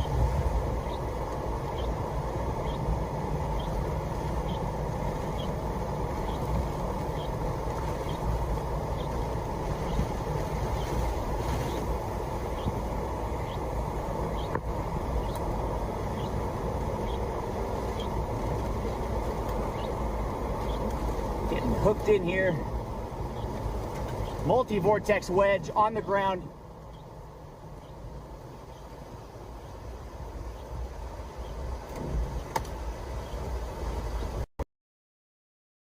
So again, that's what we saw 15 minutes ago there. Again, ongoing tornado based on velocity scans. We're going to keep up with this until we see something else. I know there's a question as to where that video is. There's, I think it's Saskatchewan Storm Reports on Facebook. You can check it out there just from a local person. Again, we can't share it without knowing, you know, who the person is, and we have permission for it. So, Sire, thank you very much for sharing it. At least it gives us information in terms of being able to understand what's going on and the conditions as well. So it does help get the word out. So if you are anywhere north of this orange circle and that arrow, you need to be in your shelter. This is causing damage, and we're waiting for another scan to come out here at 6:29 p.m. Saskatchewan time. We should have one here any second. We'll see if that if the circulation is weakening or if the circulation has intensified. So again, we should see something here any moment from that, and heading along again 661 and coming up to 753. That's where this tornado is currently located. So we are not looking at any other areas on the map. Obviously, when we have a confirmed tornado on the ground, especially one that is violent and causing damage, we are not going to deviate from there.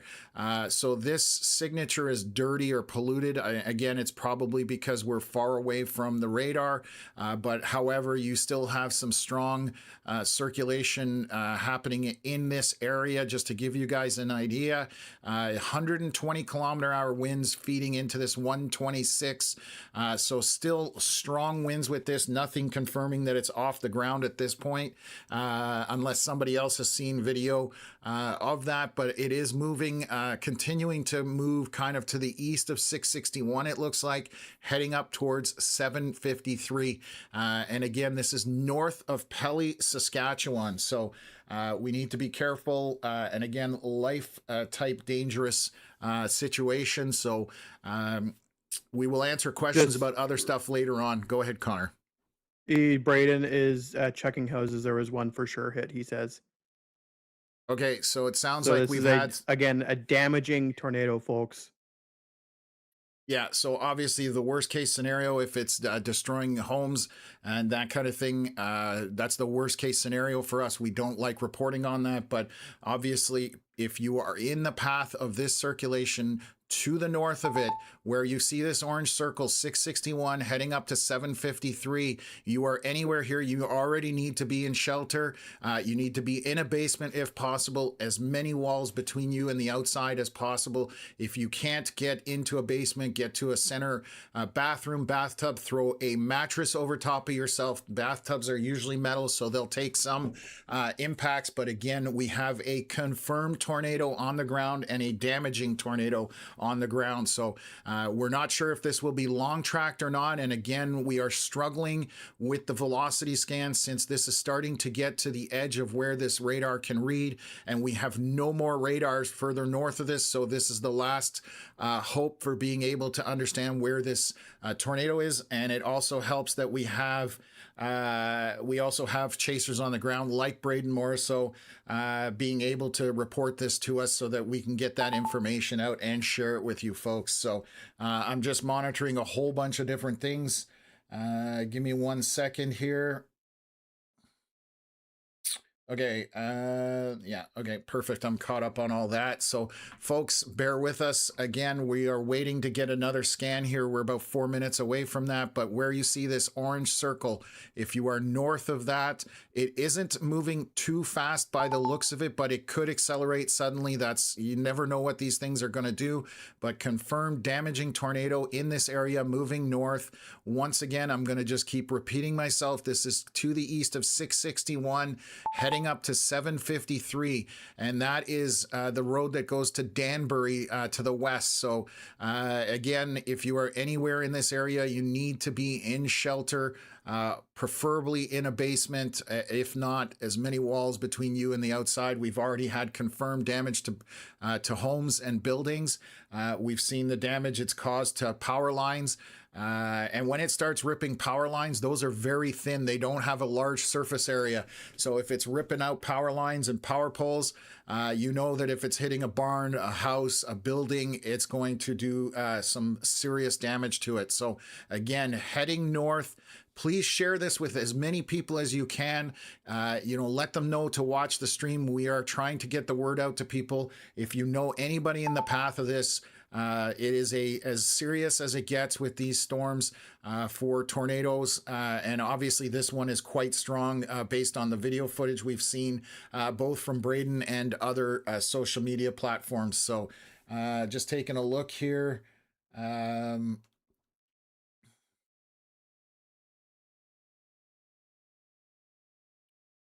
Okay, I'm just reading some comments here. I'm way behind on that, so I'm not even going to bother. But it sounds like there's obviously quite a bit of damage throughout for this. So do not go to the area if you let emergency responders, first responders get in and do their job. Do not clog up the roads trying to get up there and causing havoc. Let first responders get in there and do their job. Obviously, we don't have any confirmations of injuries or anything like that, but based on the video footage and based on comments we're getting from Braden Morso, it has done damage to buildings and such. So we are 6:35 p.m. Saskatchewan time, 6 minutes into our roughly 8-minute cycle before we get our new data. So I'm hoping there's another new scan here in the next minute or two. And again, it is moving slowly. It is not moving very fast, but it is very strong. So we'll see if the scans continue to maintain here on the next one that we get. So again, heading along east of 661 up to 753 north of Pelly, Saskatchewan. Get that information out. People need to be in shelter. So we can't reach obviously everybody, and you folks can if you know people in the area as far as that's concerned. So please let people know about this so they can get to safety, they can get to shelter. This has turned quite dangerous quite quickly. Connor, question while we're waiting for the next scan, those storms popping along that boundary that was out there, how are they looking? Are they intensifying or? We have significant development north of Russell, Manitoba. Definitely has the look there north of Russell. The storm Shannon is on west of Shoal Lake, also getting that look.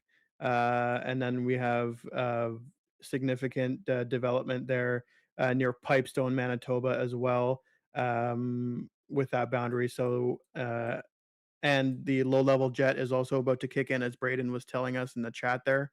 Low-level jet is kicking in, so we are far from over, especially on the Manitoba side, inside this tornado watch region. And yeah, we'll be here for a while covering this with you guys. But again, significant development continues with discrete storms ongoing at this point. Okay, perfect. Thank you for the update. So we have our latest scan here. It is to the east of 661 where this circulation is. It's still kind of south of 753, but you can see there's some very strong winds still associated with this.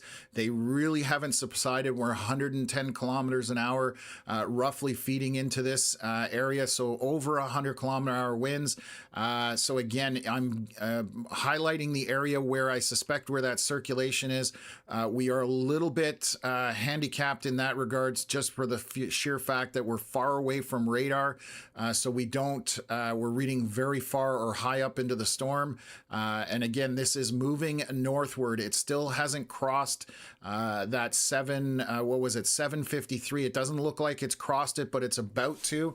It is heading across that 753. So anybody navigating along that road, you do not want to be anywhere near this thing to the north, northeast, or northwest of this. And again, slowly marching northward, and this is west of Danbury or north of Pelly, Saskatchewan. So anybody that's familiar with that area, definitely, get the word out as much as you can. We still have some strong wind velocities in there.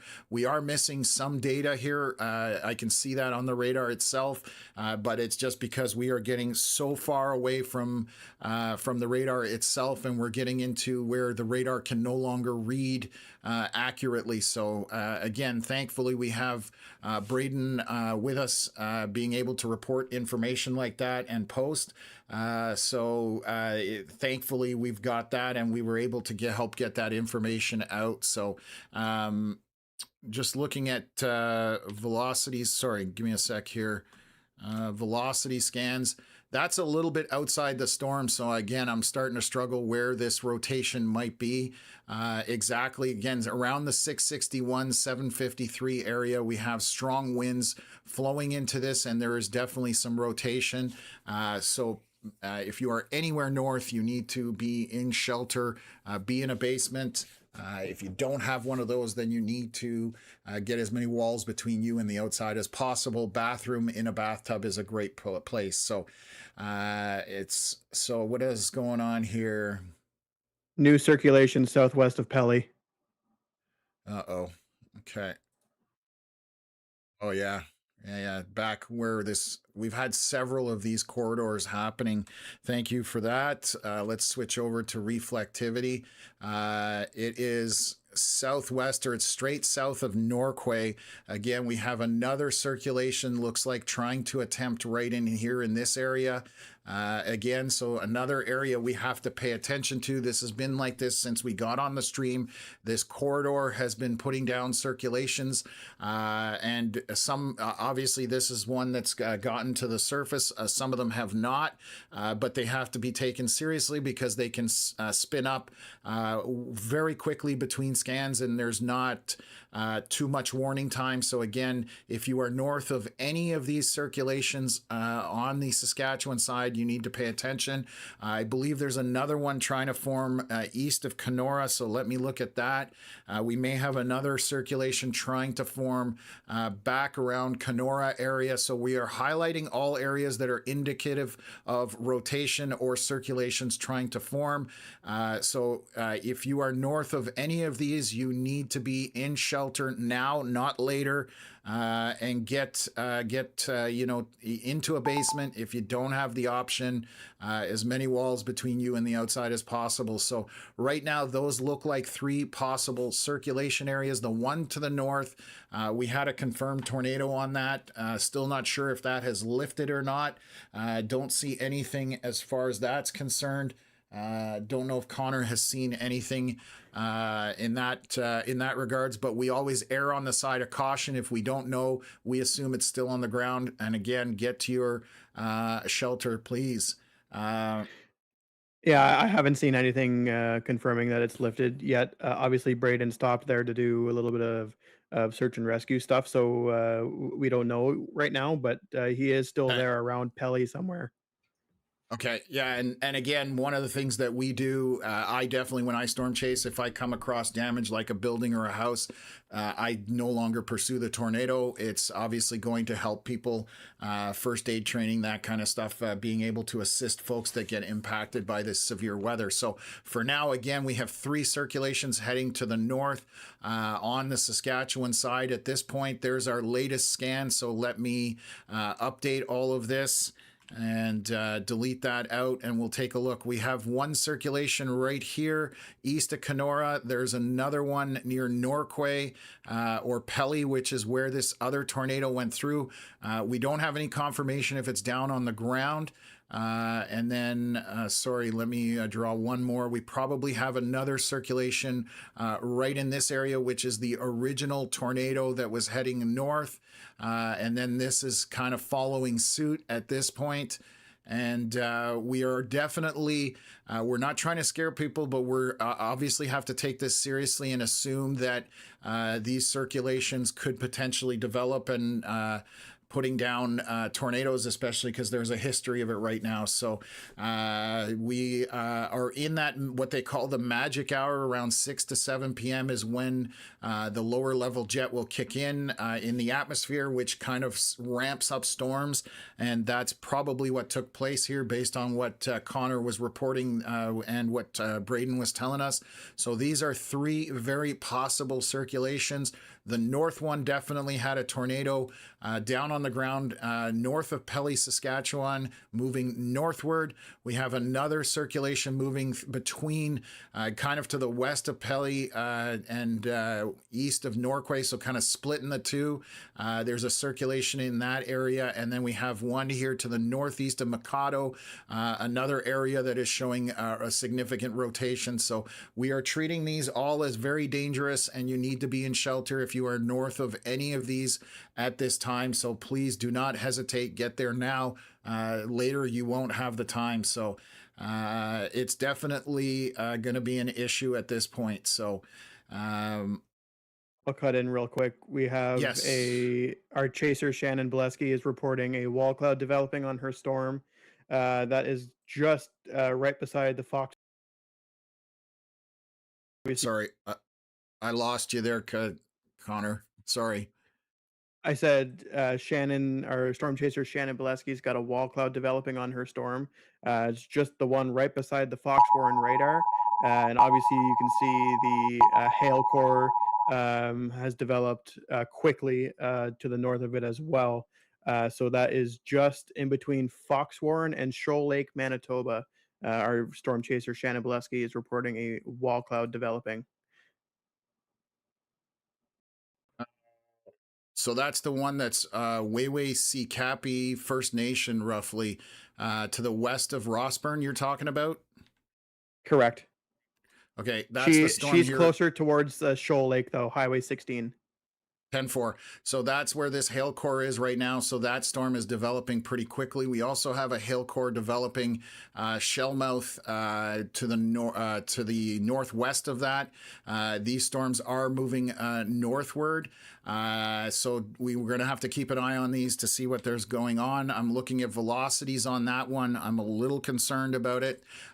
So very strong hail core, and it has like a hook echo already trying to form on that one slightly. So we will have to monitor that. It's a little elongated. Going back to the tornado warning because Environment Canada just updated it. So they're just saying 6:49 p.m. Central Time. Environment Canada tracking a severe thunderstorm that is possibly producing a tornado.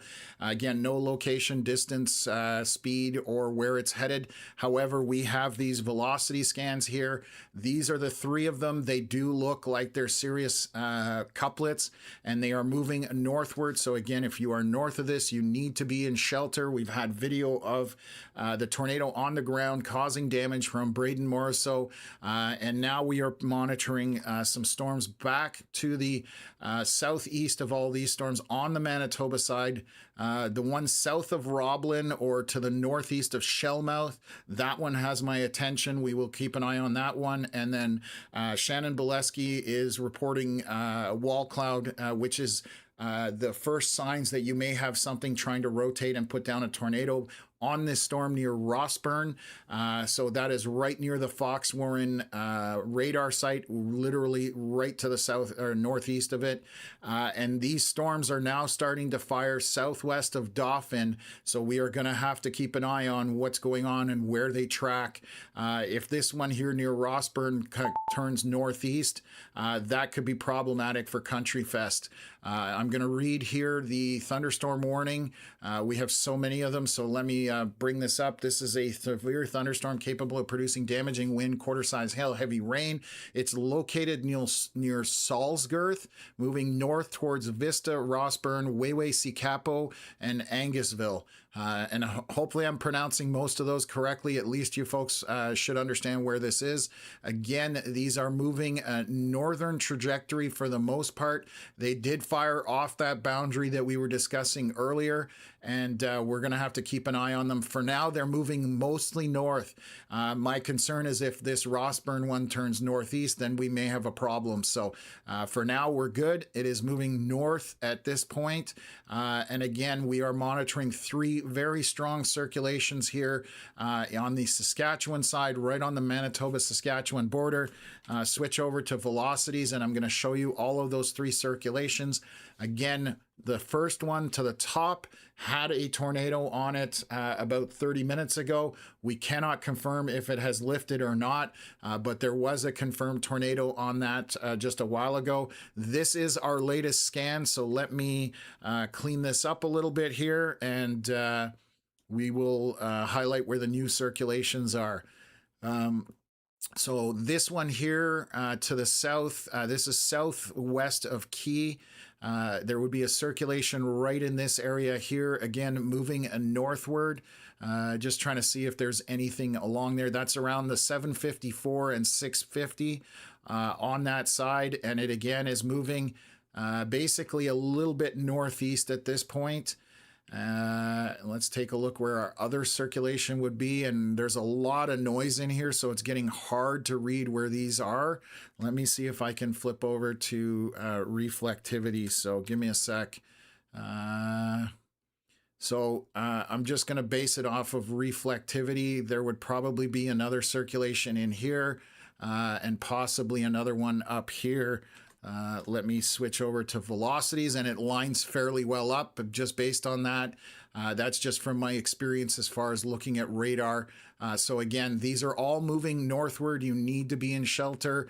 We don't have confirmation on the southern two whether there's any rotation on the ground, but this path or corridor today has had a history of having circulations make it to the ground. So again, these are moving northward and continuing to show areas of circulation. So on the Saskatchewan side at this point. Just going to take a look at some of the stuff on the Manitoba side. Vern asking, or Verbros asking, do I need to be worried in Dauphin, Manitoba? Right now, you do not. You need to stay weather aware, and regardless of where you are in all of this, you need to be weather aware. And if you do get a tornado warning, you definitely need to take it seriously. Right now, Dauphin, there's nothing in the area. However, there are storms popping to the southwest of there, and there are some to the east of there. And, you know, obviously we have quite a few severe warnings ongoing. This is our latest scan from the Rossburn storm. Almost looks like it's splitting, to be totally honest with you. It looks like there may be two circulations in there. I'm just trying to, it's so close to the radar, it's hard to tell. Break, Aaron J. Jack has a funnel cloud on that Rossburn storm. Shannon would be there too. Her stream is currently down. I just gave her a message there to see if she can reset it there, but Shannon is right there as well. So that is south of Rossburn, just north of Highway 16, the Yellowhead Highway. Multiple reports of rotation and a funnel cloud report as well south of Rossburn, Manitoba. So that would be on this southern end of it. Again, we are close to the radar, so it doesn't look as correct as it should, but that would be roughly where I would expect that rotation. This is south of Rossburn, as Connor just indicated, so that's another storm that needs to be taken seriously. It is extremely close to the radar, so the beams won't get into the storm till it gets a little further away. So we look like we have two somewhat strong updrafts there. And then we have, this is Lake of the Prairies, basically a lot of hail in this. I'm going to look at velocities. It is rotating. It is very broad at this time. However, it is rotating. There may be some... Tom, Shannon's about to get one on stream. Okay, so give me a sec here. Whoops, pressing too many buttons. Is her stream up or? Yes, her stream is up. It's coming down. Okay, I don't have it. Okay, what's going on here? Here, let me there send we you go. the link. Oh, yes, I've got it. We've got it. I'm going full screen on it. Give me a sec here. So right in the center, you've got that funnel right now. This is from Shannon Bolesky. in Manitoba. And again, this is on the Rossburn storm south of Rossburn. It's trying to develop right now. You can see that little appendage just to the right of the road there, and it's attempting to put a tornado down at this point. So this is again to the south of Rossburn, and that would be along the 264, roughly in that area. And you can see that's quickly developing right now. So again, Shannon Bolesky bringing us live video right now of a tornado possibly trying to develop. That just updated, and that is definitely, obviously her data is a bit of an issue, but that is a tornado trying to form right now on the live stream here. So again, we have chasers on the ground. That is looking like it's starting to pick up quite a bit, and I can see quite a bit of motion. Obviously, we are having an issue with data, but this is very, there's a tornado on the ground right now. You are north of, so give me a second here. I'm trying to find where exactly this will be on the map. That is a tornado developing, obviously, right on the ground right now. That looks very strong. And I'm going to bring up our stream here. Let me switch this back up. Connor, are you there? Yes, I'm here. Okay, so right now this is an old image from the reflectivity, but our circulation is going to be down here. This is moving northward, and we definitely have a tornado ongoing, as you can see in that picture in the bottom. This is moving northeast towards Rossburn. So if you are anywhere north of this circle, you need to get in shelter. It is heading up that way. This tornado just developed, and again, coming from Shannon, I'm just going to see if I can bring that up. Obviously, data is a bit of an issue right now, but this is moving along that 264 kind of south of Rossburn, and that is definitely getting to be a very strong tornado. This will do lots of damage, so you need to be in shelter at this point. Obviously, these tornado warnings that are going out are in regards to that. We are just going to stick with this for now, and we'll see whether we can get things going here. So, Connor, when I switched to Shannon, I don't know if your audio is working, but just wanted to see where things are at right now. Have you got anything else to report? I do not have anything else to report at this point, but Aaron Jajak was there as well. He had a great view of it. It's still currently on the ground on his stream. Yeah, and Shannon's got video there, right? You can see it in the bottom corner there. So we are definitely seeing that tornado ongoing. We also have a tornado warning. It may be for this storm that is over Lake of the Prairies. They have put a tornado warning box out for that as well. I'm just switching between velocities. I don't see tight rotation there, but with everything that's going on and how this is all ramping up, this could be a very dangerous situation unfolding. So again, we do have another storm here, Lake of the Prairies, again, moving northward for the most part. That one needs to be taken carefully or seriously if you are north of there. And then obviously north of this circle here towards Rossburn, it is very close to the radar. So it's very hard for the radar to read that storm because it's not high enough up in the beam. So that is what is ongoing right now. And again, we have live video of it on Shannon's stream there right in front of us at the bottom corner here in the center of it. It looks like Shannon's relocating here and heading after it. So we'll see if we get a better view. But a very strong storm. And if I bring up her stream, you can see, I'm just going to teach you guys a little bit. On the left side, you see that clear opening. That is the RFD clear slot cutting into the back of the storm, which is what allows tornado genesis to happen or helps or enhances it. And we're seeing that tornado on the right-hand side of the road there. So I'm going to stick with that for a bit just to see what's going on. But this does look like a very wide tornado. This is not a small funnel or anything. Obviously, there's quite a bit of data missing right now. So we'll see if we get an update here. I'll bring Connor back into this and we'll see if we can get that going.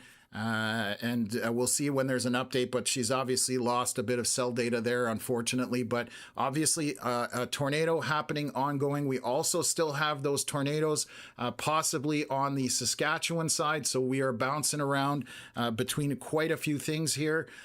So again, some circulations near Key, Saskatchewan, northeast of Norquay, Saskatchewan. And then the last one would be up, which was a tornado at one point north of that 753 and 661. And then we have these two other areas. I'm going to just kill this off and highlight.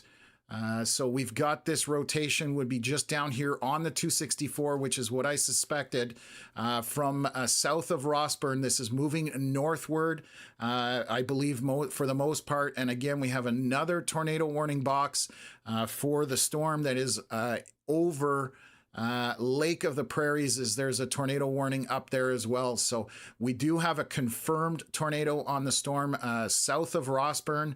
Again, hopefully we can get Shannon's stream coming back in here. I'm just going to It's up for me. There's a big wedge. Okay, so let me get that going here. Bear with me for 1 second. I don't know why it's not coming up, but let's see here. There we go. Big tornado on the ground. Huge, large tornado. one. Yeah. So this is moving north just to this east of 264. I'm assuming based on radar data and based on where Shannon is located. So again, we have a very large tornado on the ground in progress. Heading towards Rossburn. Let's just take a look at this. I'm going to zoom in here. It is east of 264, as you can see, so bit of a northeast trajectory on it. This is the storm in question where you're seeing all this red. We're waiting for another update here from Environment Canada, but Shannon has a solid somewhat wedge tornado, cone tornado. Oh, wow. That is getting strong just based on the visuals that I'm seeing from Shannon's stream here. So we need to stick with this. So again, paralleling this 264, now the tornado warning going out again. I'm just going to see, they're saying that areas in the extra care and attention should be paid to this. Yellowhead, Onanoli, Rossburn, Wayway, Sea Capo Reserve, Elise, Archie, Birdtail Sioux, and Birdtail Creek 57 Reserve are tracking a severe thunderstorm that is possibly producing a tornado. It 100% is producing a tornado. It's on our stream right now. So it is a confirmed tornado. It is Shannon's getting right in behind this. And again, this is south of Rossburn. So let me see, there's our latest velocity scan. So it would be right down here in that little hook. So right near that 264 highway, moving northeast at this point. So they just keep updating this. Still saying possible tornado. There's a giant tornado on the ground and we're saying possible tornado.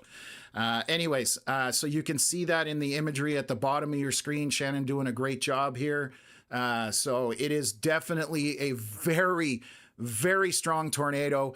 You can see the rotation on it. Again, unfortunately, we do have some data issues. Obviously, rural Manitoba, not the best for cell service, but we're doing the best we can here with Shannon streaming that. So just looking here. Okay, yeah. This is a strong tornado, so definitely anybody in the path of this, you need to be in a basement. You need to have as many walls between you and the outside as possible. Again, it is right by 264. This would be your circulation right here, heading northeast towards that 45.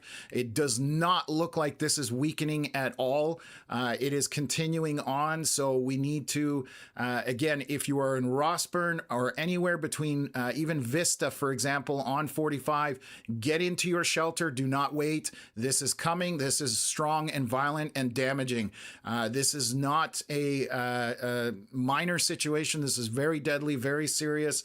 And so we are watching that ongoing here, heading towards that Highway 45, but mostly moving northeast at this point. You can see it has not moved very far from that 264. I'm going to see if I can refresh Shannon's stream here here just to see if it comes back up. Right now, just obviously a data issue. I'm just going to cut in really quick. Yeah, absolutely. Go ahead. For people that keep asking about Country Fest, this specific tornado on the ground that we have on stream is not heading towards Country Fest. It is heading straight north towards Rossburn and through the western side of Riding Mountain National Park. It is not going towards Country Fest. I'm just going to show that. Thank you very much. So Country Fest, we've actually highlighted, and let me move this down here. So currently from Country Fest, we are, oh God, stop populating. So from Country Fest to the tornado is 72 kilometers, and it is moving mostly north at this point, as Connor was alluding to. So this storm, again, moving north. Rossburn, if you are anywhere in Rossburn, to the east of it and to the west, you need to be in shelter. This is a very strong tornado.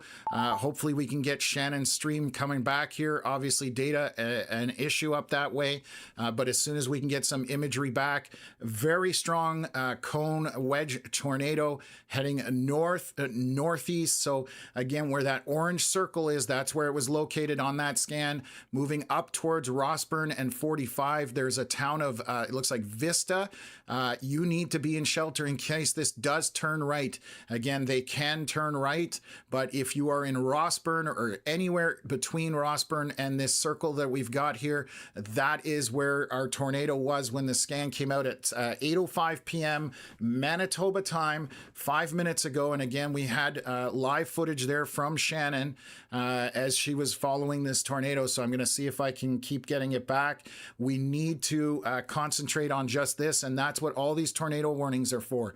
Country Fest way to the northeast at this point, still not an issue, but we're going to have to pay attention to how storms progress and where they go. I'm just looking at these other storms in the area. I want to see if there's anything rotating. So again, Lake of the Prairies, there is some rotation on that storm. It is tornado warned. It's starting to get a look to it as well. So we are trying to keep up with multiple storms that have rotation on them. So I'm just going to see here. Well, don't message her. I was going to say message Shannon, but she's got to stay concentrating on being safe. She dropped out of the Discord call, so she definitely has no phone signal. Yeah, that's what I figured. She may reconnect here at some time, so we'll see. But she's just working off a cell connection, and obviously up in most of Manitoba, there's not the best cell service at this point. So again, if you are in Rossburn, this is just to your south. It is moving north. Anybody that's in the stream, get the word out to people so they can share it. Understand that J-Jack has the tornado live on his stream. He's got a really good setup for that. So definitely check out J-Jack's stream, another awesome chaser. So until we can get Shannon back here, we won't have footage of that, but it's also definitely a dangerous situation. Again, heading for Rossburn at this point, or just to the east of it. So get in your shelter, get to basement right now. And if you don't have a basement, as many walls between you and the outside as possible. And the feed is sort of coming back for Shannon here. I see it coming up. Maybe Connor, drop it on your end just to see if because if it's pulling twice, it might be harder for it to come through. And I'll just keep trying to refresh it on my end. Okay. And there's Cyrus 605. Yeah, go ahead. Sorry. This is confirmation. There are homes being hit on J-Jack streams. Shannon is directly in front of him. They're going to check on a couple of houses, I believe. That's the worst case scenario. So hopefully everybody's okay. Shannon, again, the same thing. Whenever there's damage or anything, we basically stop the chase and deal with what's going on. Right now, your circulation is directly south of Rossburn at this point, continuing to head north. So get the word out to anybody that's on this in this area. If you know them, please, please, please get them the information to get underground, get to shelter as far as a basement is concerned, or as many walls as possible. You can see that hook. This is that hook I'm talking about, that curly, and that's where your tornado is going to be moving north. And again, it could go to the east side of Rossburn, but at this point, a very dangerous tornado on the ground, tracking northward. And again, this is not heading to Country Fest, in case anybody's wondering about that. At this time, it is basically just heading north with a slight drift to the east. So I don't know if you want to show this part on Shannon's stream. They're coming up to a house.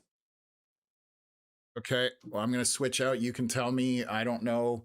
I've got, give me a sec here. Okay. Hopefully I muted that just in time because I heard a bad word.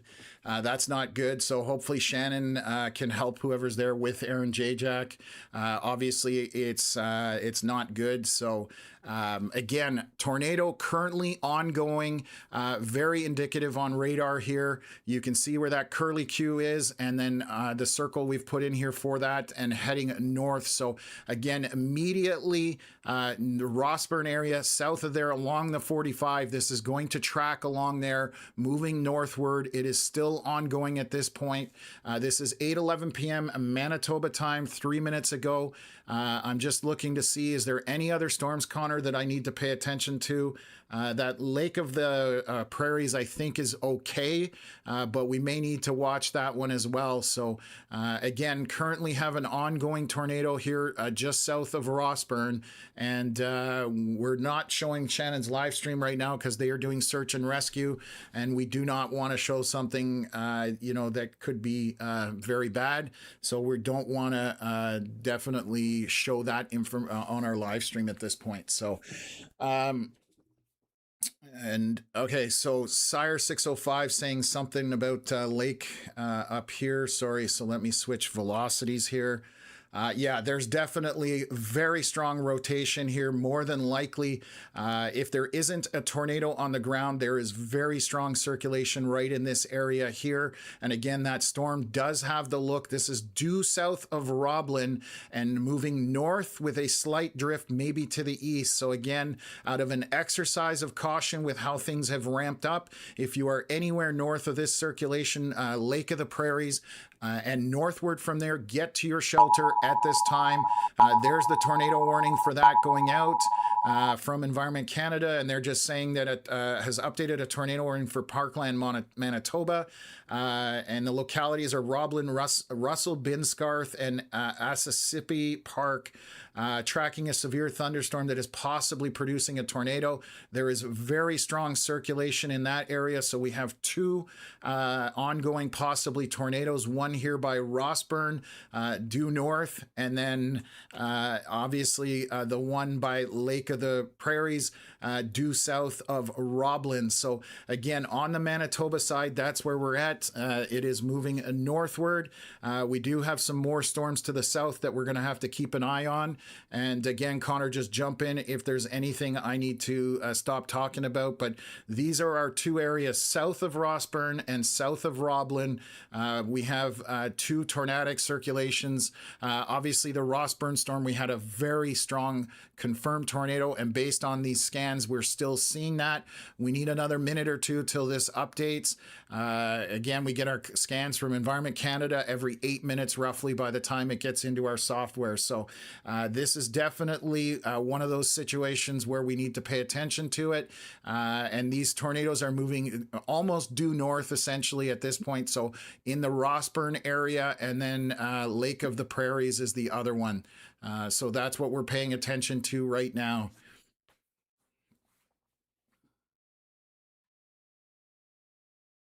Okay. Okay, and Sire saying also Norquay and Pelly, Saskatchewan, also showing rotation as well back there. So it's good to have a few eyes on this. I'm just going to take a look. Let me see here. Which, am I on Fox Warren? That would be up here, but so there may be a circulation northeast of Norquay. Again, that's been going on for today. These two tornado warned storms, one with a confirmed tornado, this Rossburn one, still ongoing. We're waiting for the next scan here, still hopefully a minute or so or less. So that is moving northward. Okay, let me delete my drawings here and take a look at it. So this is, oh God, yeah, this is definitely going to have a strong, yeah, there's that velocity scan. Tornado would be right in this area here to the southeast of Rossburn, right on that Hook Echo couplet there. So this is again moving north at this point, and based on that, that is still on the ground at this point.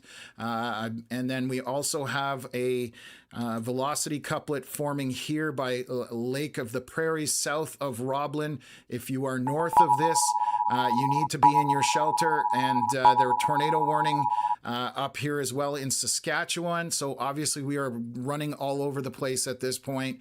This would be northeast of Norquay. And that would be a circulation up in this area. We've had tornadoes happening in the area today several times in that corridor. So if you are north of that circulation, get underground. And get to shelter and in a basement. And if you don't have one, you definitely need to get as many walls between you and the outside as possible. So that's what all these alerts are for. So just once again, tornado warning on the Saskatchewan side, saying possibly producing a tornado. This one by Rossburn, again, I'm going to switch over to reflectivity. This has the signature of a very strong storm with a strong tornado.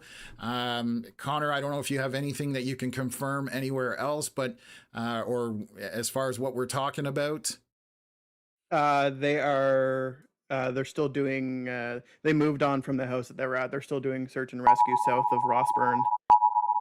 Okay, can you check other social media just to see if there's anybody else posting about stuff about these tornado warned storms? And I just want to see if we can get confirmation. So again, south of Rossburn, it's now southeast. It's getting very close. Very dangerous situation right over that 45 highway.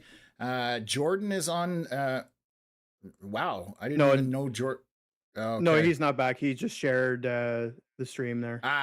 Okay, yes. So he's sharing what's going on with Jack and Shannon Bolesky. So again, Lake of the Prairies, this here looks like a tornado either in progress or about to be in progress to the south of Roblin. So again, get in your shelter if you are anywhere there.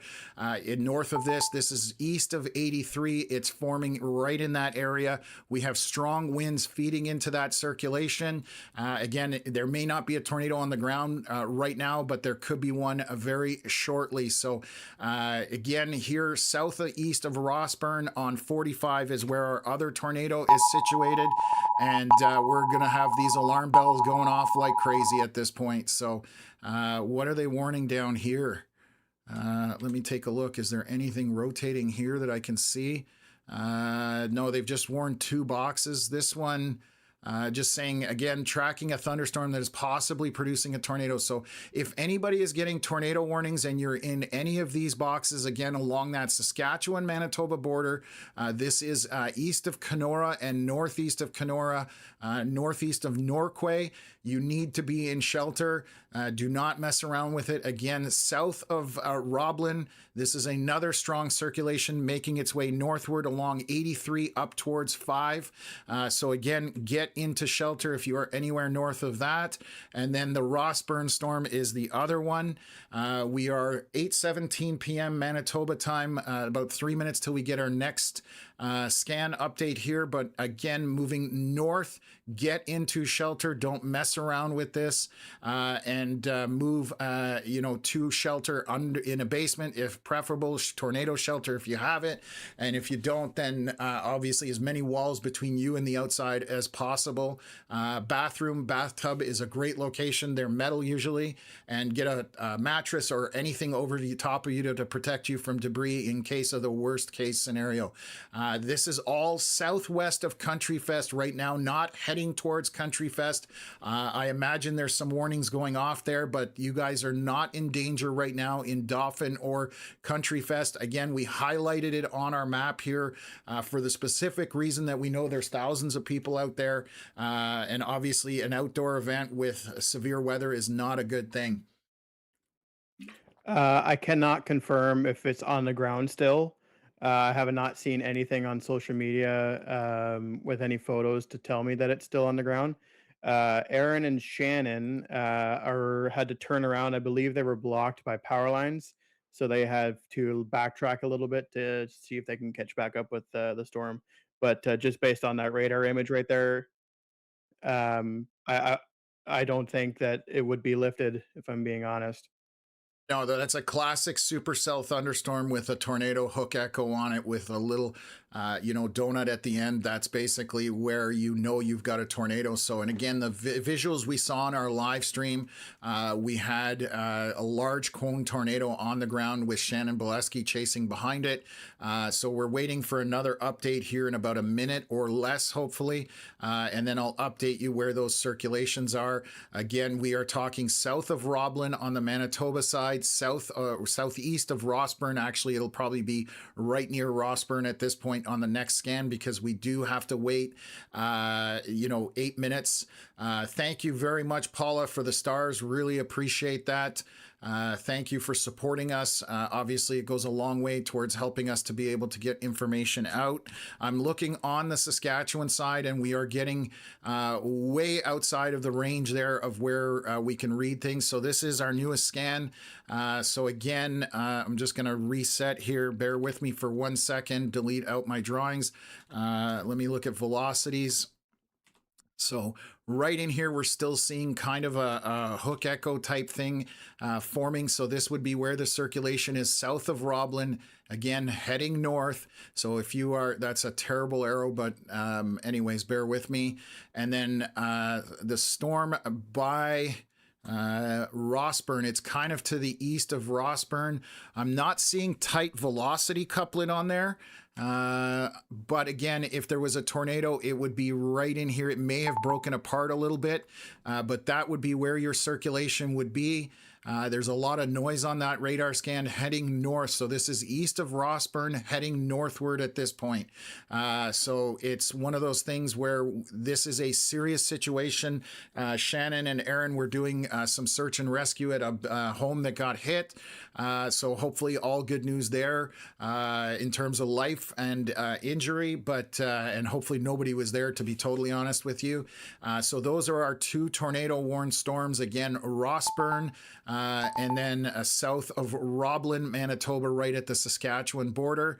And then we do have a circulation up here near Norquay. Again, throughout the day, we've had several circulations moving through there. We did have north of Peely, we did have a tornado on stream through Braden Morriso. He was reporting a very large tornado down there. That was over an hour ago at this point. However, these circulations are moving through that exact same area. So we cannot discount anything. So those circulations would be these ones here where you're getting those greens and pinks together. Again, no confirmation if anything's on the ground. However, if you are north of those, you need to take shelter out of an abundance of caution. So we are dealing with about 4 areas of rotation. We do have severe storms in other areas, but we are concentrating obviously on tornado warned storms. Any comments on the Shoal Lake one, Connor? Sorry, ask again. Anything on that Shoal Lake storm? It's starting to get organized as well. Are you watching any of that stuff, or? Yes, I am. I have not been able to see anything on the Shoal Lake one. I've been scrolling around trying to see who's around, but I can't see if anything's going on with that one right now. Okay. Okay, doke. So yeah, we're definitely again talking about storms here south of Roblin. This was over what was it, Lake of the Prairies, but it's northeast of there. This is where your tornado would be if there was one on the ground. Again, moving north, you need to be along that 83. You need to be in shelter. Back to the storm that is near Rossburn. Again, the couplet didn't look strong, but there is a strong hook echo on radar here, and you need to be in shelter if you are north of this. We did have a confirmed strong tornado on that for quite some time. Again, we don't have anything at this time that we can confirm whether it's on the ground or not. And then we do have a couple of circulations on the Saskatchewan side, north of Peely, Saskatchewan, up there in that area. So again, that has been a troublesome area all afternoon and evening at this point. So yeah, we're definitely dealing with quite a few storms going, and this was that boundary that we talked about. And unfortunately, it did what boundaries do when you get in this kind of environment. So we sort of had a feeling that this may be a problem, and unfortunately, it has become one. So this, again, this storm that's southwest of Country Fest, the tornado itself, that if it's still ongoing, I'm going to show you guys where it would be. This is Country Fest in the top right corner. The tornado, if it's anywhere, is 62 kilometers away at this point. So nothing to be concerned about at Country Fest as it sits currently. However, the storm is a very strong storm, and the anvil is starting to spread northeast, which means rain, obviously, and some wind. But that's the, you know, if that even made it that far, that would be the biggest thing you're dealing with at this point. So again, from Country Fest, you're still 60 kilometers away from the tornado, so still a long way in regards to that. So no concern. Again, there's probably 10 plus thousand people in that, probably even more than that, because it's an outdoor music festival. Been on all weekend, and the last performer's on at 9:30 in an hour, and that's going to carry for a couple hours, I would suspect, to close it out. So again, Roblin, south of there, there's a circulation. Definitely be in your shelter. If you're north of it, you can see all that prolific lightning on it. And then south here in Rossburn, to the east of it, moving north. Again, we've had a confirmed tornado as it was heading up that way from the Highway 16 corridor, heading up that way. So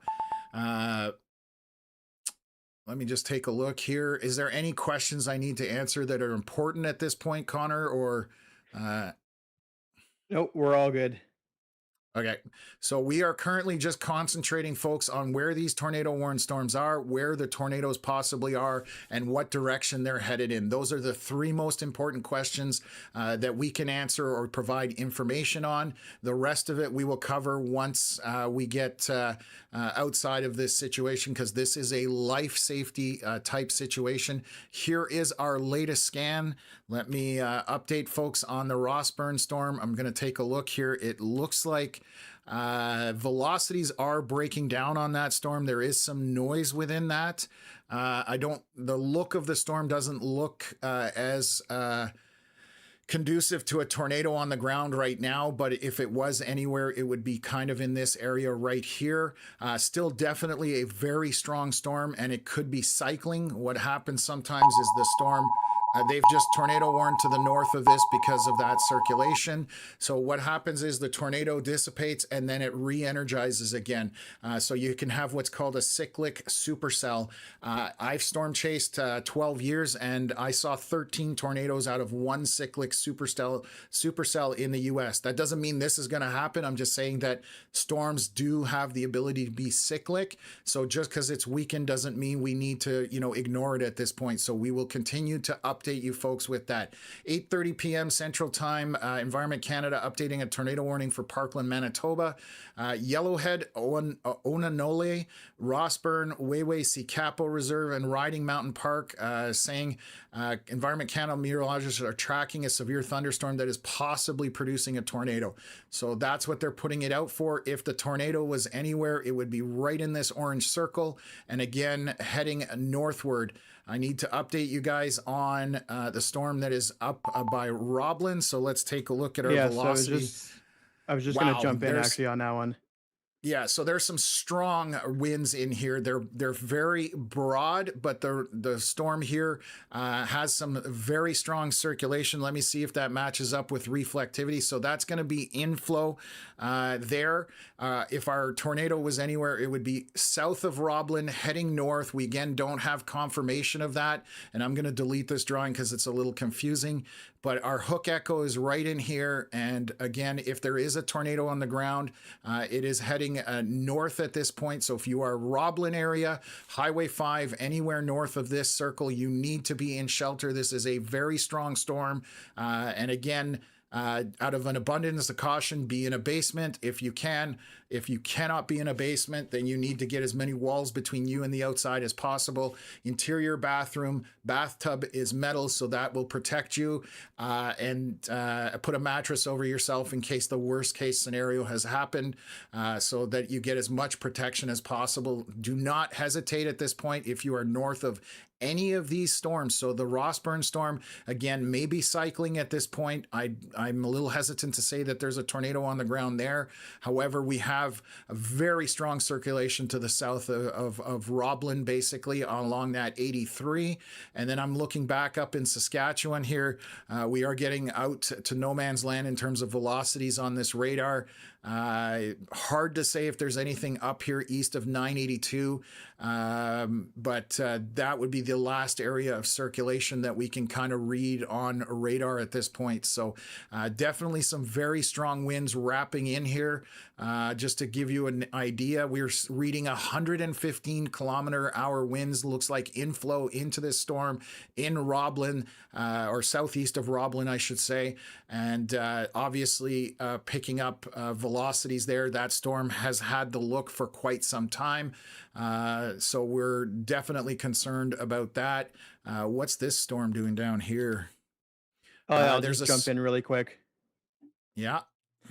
So that, I think you were probably about to look at that one, but that one just near Hamiota, Manitoba, is also starting to get that look. But also further east, actually, there is one near just north of Sandy Bay, Manitoba. It's near near the lake there. It also has a little bit of a look to it as well. And I've been watching that one on the side, but there are obviously multiple supercells ongoing at this point. Multiple tornado producers today. So obviously, if you're in front of any of these storms, that if they're heading your way at all, you absolutely have to take these warnings with extreme caution. Okay, perfect. Thank you. Yes, I was just highlighting this storm that is south of 16, south of Strathclair, northeast of Hamiola. That is a circulation, looks like, that's trying to get itself organized. It's not really tight at this point, but it could be one that's going to produce here shortly, so we'll have to keep an eye on that one. And then further to the east here, they've updated this tornado warning near Roblin, saying they're tracking a severe thunderstorm that is possibly producing a tornado. They've extended the warning further north. Again, orange circle, arrow north. If you are anywhere in Roblin or anywhere along the north side of this circulation, slightly northeast, northwest, you need to get in shelter, like Connor was saying. We are going to keep repeating that because people wait to the last minute, and that does not end well a lot of the times. So again, we have a lot of people obviously watching from Country Fest and Dauphin area. Again, right now, there's nothing to be concerned about. The closest tornado warned storm is about 62 kilometers away from you, and it's moving north, not northeast, towards Country Fest. So that's the good news. We are paying attention to this storm south of Strathclair on Highway 16 or southeast of Shoal Lake. Okay, then that's our latest scan, and there looks like a hook echo trying to form on that. So give me a second here. We're trying to stay ahead of everything as best as we can. So this definitely looks like a storm trying to get rotation going. You've got a bit of a hook happening in this area here. This is moving north. So again, nothing confirmed on the ground. There's not tight rotation. But if you are north of that, you need to pay attention to this storm as it moves, continues to move northward. There's large hail in there as well. Storm by Oakburn, quite a bit of hail in that area as well. I'm going to check velocities on that. Nothing jumps out at me right now. The Rossburn storm, let's take a look at that one. There's a lot of noise. Sorry? It's a massive hook echo on that Rossburn one. That's crazy. Well, so yes, that's what got my attention. There's a lot of noise, but this is what we call a hook echo, this little fish hook looking thing. If there was a tornado, again, it would be moving roughly northward at this point. Again, so it may have been cycling and now it's trying to produce again. Where is our... What have I lost here? Our Roblin storm. I'm trying to find that one. There it is. Let me switch to velocities here. The velocities look like they've gone down somewhat on this Roblin storm. It also doesn't have a good look to it. It almost looks like an updraft went to the southwest of it. I'm just going to take a look here just on the last few scans. Yeah, there's something that popped back to the southwest, which may have reduced the rotation. If there was anything still ongoing, it would be right here to the east of 83. And again, moving northward, you can see Roblin is just to the northwest of that. So again, be in your shelter out of an abundance of caution and with everything that's been going on. So again, storms are mostly moving northward at this point. We are going to look at, these are the three on the Manitoba side. They have put out a squall warning out over the lake, and I'm just looking to see here squalls with gusts up to 35 knots, and that's right around Sandy Bay and upwards from there. I'm just going to look at velocity scans on this one here. And switch between radars. So there is a bit of rotation southeast of Alonza, but not super tight at this point. But there looks to be a small notch in there. So we're just going to keep an eye on that one just to make sure that we're covering as much as we can with these storms. So I'm going to switch radars here because I'm on the wrong one. Reflectivity, what time is this? This is 8:35 p.m., so about 4 minutes ago. And this is Manitoba time, so give me a sec here. Just trying to see. Okay. They've just updated a tornado warning for here. So this is probably for that storm that we've been looking at. Yes, 8:39 p.m. Issued a tornado warning for Parkland, Manitoba. Meteorologists are tracking a severe thunderstorm that is possibly producing a tornado. Hamiota and Rapid City. So that is that area that we've had drawn out for a while here. It is indicating or giving the signs of a storm that is trying to produce a tornado. So we did talk about that. To the south of Strathclair is where this is located. It is headed up towards that Highway 16 area. This storm, we can't confirm if anything's on the ground, but it is giving all the indicators of a storm trying to produce a tornado. Again, the storm by Rossburn has a serious hook echo on it, maybe cycling and trying to replant another tornado heading northward. Do want to check on the track of that storm. It looks like it's moving northeast, Connor. Are you seeing that as well? Out of Rossburn, it looks like it turned northeast. Let me take a quick peek for you. Can you run that scan and double check it while I'm looking at everything else? It does look that sure. way. Okay, so this storm here, again, we've been showing that most of these are moving north. Once this storm right by Rossburn, it has moved northeast. So I'm going to show you guys the path here. I'm going to kill off the drawing. What are they updating here? Where's that tornado? Oh, they're just updating this tornado warning down here. Bear with me for a sec, folks. We've got so many going on. Thunderstorm is located 10 kilometers northwest of Cardale and is tracking north towards Elphinstone. So that is the tornado down here south of Strathclair, basically around the 354, 355, heading north at this point. Our concern right now is this storm right here, and I'm going to show you how this is tracked over the last number of scans. So I'm going to back it up. This is going backwards. You can see how it kind of lost that hook echo around Rossburn, kind of got a little disorganized, but it has turned northeast. So it is, oh my dear. They have now tornado warned that hook echo that we were talking about over here by Sandy, or north of Sandy Bay or Alonza. So let me just take a look. There, right here would be your circulation. I got to get back to that other storm, but this is a new circulation. Let me just see what direction it's moving in. Let me just take a look here. Yeah, so it's moving northeast. So this is moving northeast, going towards the water, and eventually up to Dog Creek, more than likely. So it's actually, I'm just trying to see where the shoreline is. It's not at the water's edge yet, but it's heading that way. So again, moving northeast on this. Folks, if you haven't hit the like button, please do so. Please subscribe to the channel. Help us out. If you guys are enjoying what we're doing and appreciate the hard work going into all this, that definitely helps us out. It also helps get the information out to the public. So I'm getting back to this storm here by Rossburn. This is 8:41. This is definitely trying to produce another tornado on the Rossburn storm. So let me highlight that. The circulation would be in here. It is now moving in a northeast direction. So this is now tracking northeast, folks. So it is not going straight for Country Fest, but it is making its way closer to Country Fest. So keep that in your back pocket, or understanding that that may become a situation, but it has turned slightly northeast. So we are going to monitor that.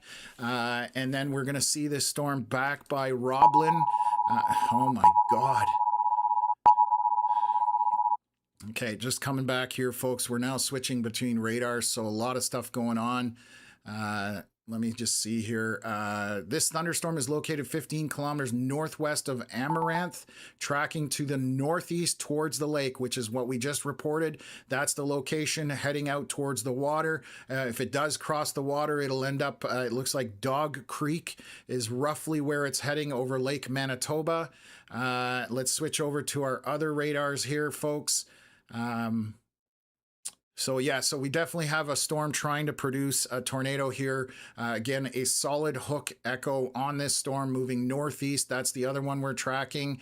Gonna take a look at our velocity scans in this storm by Strathclair. Broad rotation, but it definitely has a bit of a hook on it as well. It would be in this area, and that's why it's tornado warned. Again, kind of heading northeast at this point towards Strathclair area. And what's happening over here? Nothing. That's good. I'm glad to say there's nothing happening there. What else have we got here? We have tornado warnings all over the place. I believe that that Roblin storm is probably was in a cycle mode, and all those, that little cluster is likely going to conjoin into one storm here shortly. So that Roblin one, as I said, cycling, but in the future, maybe in the next 10 to 20 minutes, probably going to congeal into one bigger storm. Okay, so they've now extended the tornado warning for multiple tornadoes through Riding Mountain all the way to the east. And at this point, people in Country Fest, their phones are going to be going crazy. So if anybody is saying, as far as Country Fest is concerned, right now the tornado is, if there is a tornado on the ground here northeast of Rossburn, heading northeast towards Country Fest, it definitely is a situation that is picking up some intensity. It's still quite a ways out, but obviously people need to be weather aware at Country Fest. And then we have this storm south of 16 at Strathclair. What else is going on here? Can tornadoes pick up power once they hit water? Yes, they can absolutely feed on all that moisture that's there, and it can enhance them. So definitely one of those things going on. Fossil debris on one of the storm that just produced that tornado 20 minutes ago on CC drop. You're going to have to be, Rossburn. Okay, I was going to say, you guys got to be specific if you're looking at specific storms, just so that I know, because look at where I'm bouncing around, folks. We are definitely have our hands full here, trying to keep up with everything. So let's just take a look here. I'm going to take a look on CC drop. It's kind of well, possibly something in there, but it's not strong enough that I'm going to jump on that as far as a CC drop being obvious for me anyways. So we'll continue to monitor it, but that storm is indicative of storm heavily rotating and obviously trying to produce again. That is the one that had the very large tornado on the ground that we had from Shannon Bolesky earlier. So again, it is moving northeast. It is getting closer to Country Fest. Originally, it was moving mostly north, but once it got to Rossburn, it kind of turned northeast at that point. So it's definitely not a good afternoon for severe weather, both in Saskatchewan and in Manitoba at this time. We are 8:47 p.m. Manitoba time, and we are tracking multiple circulations. So we have this one that is moving northeast across the water near Alonza. That is where we had our velocity scans roughly back there. Moving northeast, that is a strong storm going over Lake Manitoba. We have another circulation. I got to switch radars again. Strathclair to the south, there's circulation moving northeast there. So tornado warned, you need to be in shelter if you are anywhere northeast of this into Strathclair or anywhere in between, and even north of there. And then we have our storm that is northeast of Rossburn, also heading northeast at this time. Please be in shelter on that one. What we're watching here is the Roblin storm right now getting interacted with a bunch of little storms. And if it ingests these and becomes the dominant updraft, that may take over and start producing as well. So lots to cover here, folks. Again, if you guys are, enjoying the coverage as what we're doing, please hit the like button, please subscribe, and share this with as many people as you can so the information can get out, especially since we're starting to get, a storm tracking close, not into, but close to Country Fest. There's going to be a lot of concerned people, especially with phones going off for tornado warnings. So we want to get that information out to folks. So please help us do that just by sharing the stream and liking it. And that is the biggest thing that you can do at this point to help us out. So again, dealing with a bunch of circulations. I'm waiting for the next scan off of our radar. 8:41 p.m. We should have one here any second if the radar is going to continue putting out information. So give me a sec here. Okay. So I'm just reading comments. I've got multiple chats going as well, just trying to keep up with everything. So this has definitely been one of the busiest streams that we've been on, other than we had Manitoba about 2 weeks ago where tornado warnings went through Winnipeg. That was definitely significant. We're a little late on our radar update here from Foxwarren. It's been 9 minutes. This is the worst time to have a delay on data coming from the radar sites themselves. Woodlands has updated, so that's closer to Winnipeg, but this storm right now is going over Lake Manitoba. So let me clear off my drawings here and then let's reassess. And so there is rotation here. It is broad. It does look like it's kind of tucked into this area here. That would be where that kind of quasi-hook echo is happening. There's quite a bit of hail to the north of this. This is moving essentially northeast at this point. So going out over the water, hopefully nobody's on the water with this kind of a thunderstorm there. Let's take a look at these other storms and see if Foxwarren has updated, and it has not. Please tell me Foxwarren has not gone down. That would be absolutely brutal. Atrocious. Yes, that would be atrocious. It's still showing black right now, which is good. We may just have a delayed scan here. It's the worst time to have a delayed scan, but we are seeing, that's the worst time to have anything like that happening. Give me a sec here. So, we definitely are dealing with everything on the northern side of Manitoba for these tornado watch. Again, this is all Riding Mountain National Park, Lake Manitoba, and then kind of northwest near Roblin. That's the main areas that we have these main circulations. These are all rotating. Some of them have produced tornadoes or are trying to produce tornadoes, folks. So we are sticking with that. The rest we are not covering because these are life safety situations. The rest, if it's not tornado warned and it's not showing circulation, it isn't as dangerous as this is by any stretch of the imagination right now. So we're doing our best to cover it, but we are literally bouncing around all over the place at this point. Unfortunately, Fox Warren is not updating right now. We are now where are we right now? We're 11 minutes into the 8-minute cycle, so we are way behind. So I can't update anybody at this point. So on those storms, again, take shelter out of an abundance of caution. If we cannot update you guys with data, it's definitely your best option.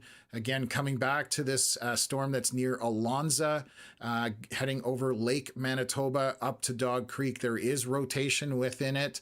It is tornado warned at this point. It's not very tight on this last scan, but again, we have to, take it cautiously because of the fact that we've had so many storms producing tornadoes or attempting to produce tornadoes. So you guys need to treat that seriously. So let me just take a look here. I'm just going to answer a question quickly. Cool. Yep. Stefan was asking, do these radars have later scans compared to US ones? Seems like the scans take much longer to update than 3 or 4 minutes. Yes, our scans in Canada are about 8 minutes, whereas the US are about 3 minutes. So that's why we have to wait a little bit longer for scans in Canada. Yeah, so it's the data. That's how long it takes. So the scans are about, I want to say 5 to 6 minutes in reality, maybe 6 or 7 actually. But for the data to get to us, it's kind of an 8-minute window roughly. We're rounding it off, but so it's double the time it is in the US. So yes, we sit here patiently. Sire, CASFW not transmitting data.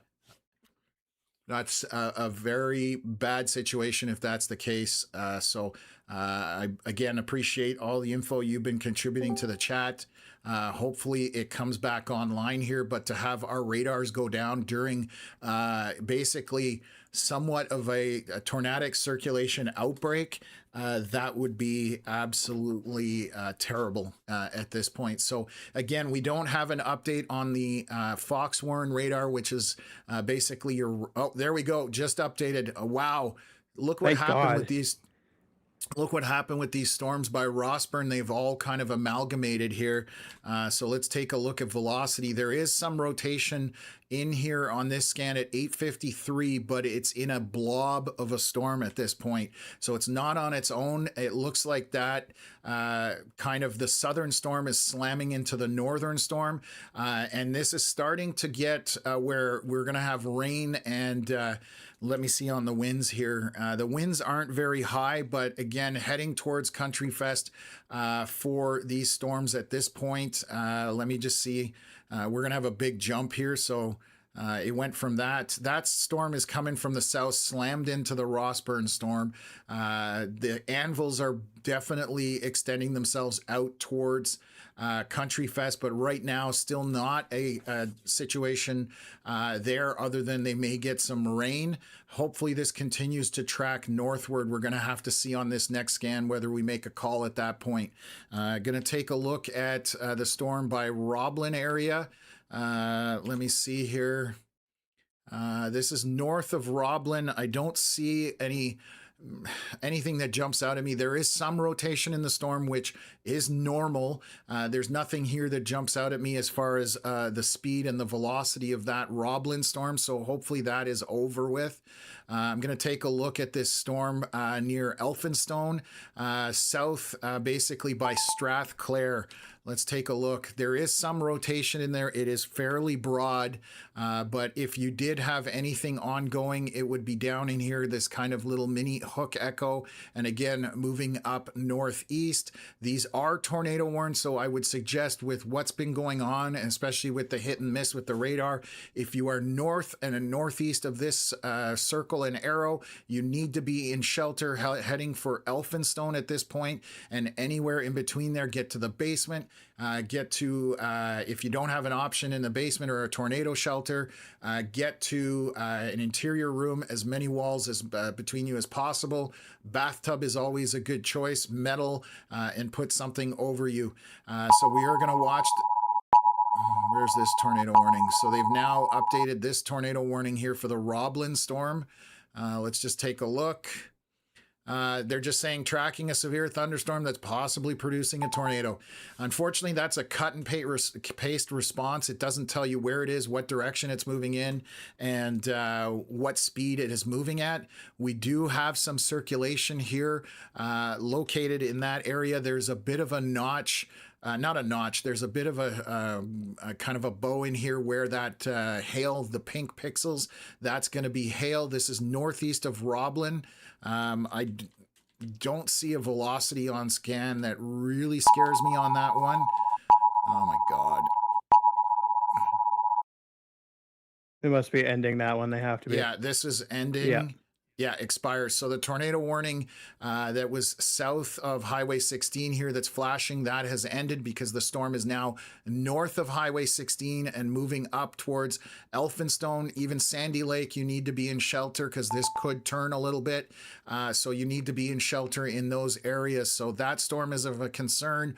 We are going to see what's happening with this storm over Riding Mountain and the storm that came northeast out of Rossburn. If it continues to move northeast towards Country Fest, we're going to have to obviously warn folks that they need to obviously start taking shelter at Country Fest, because getting 10,000 plus people out of there to shelter is not going to be fun. I don't envy that situation, but I would rather err on the side of caution.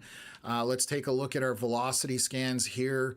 This is the Alonza one, Alonza, I should say, 8:58 p.m. We still have a circulation about to move over the water towards Dog Creek, but again, nothing really tight there. It is tornado warned, so and then a squall warning out on the water. So let's take a look here. 8:53. Hopefully we've got a new scan here in the next 2 minutes. Hopefully we don't have a data issue again. And we'll see how this expands closer towards Country Fest. So this is where things are going to get interesting, unfortunately. Shannon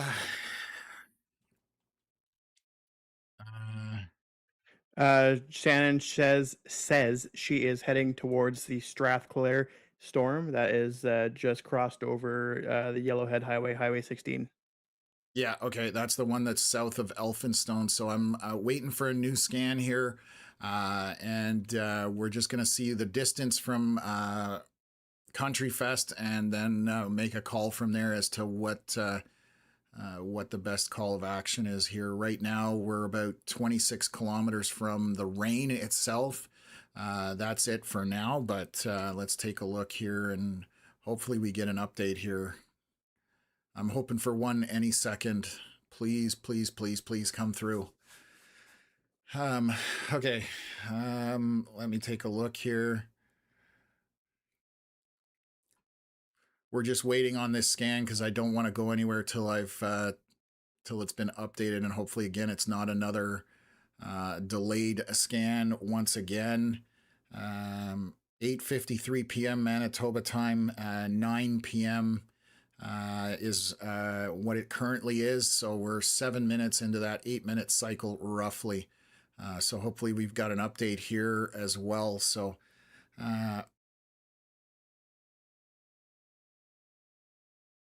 let's see what's happening. I hate this hurry up and wait. Again, we're taking forever to get our radar information, and that's the biggest problem right now.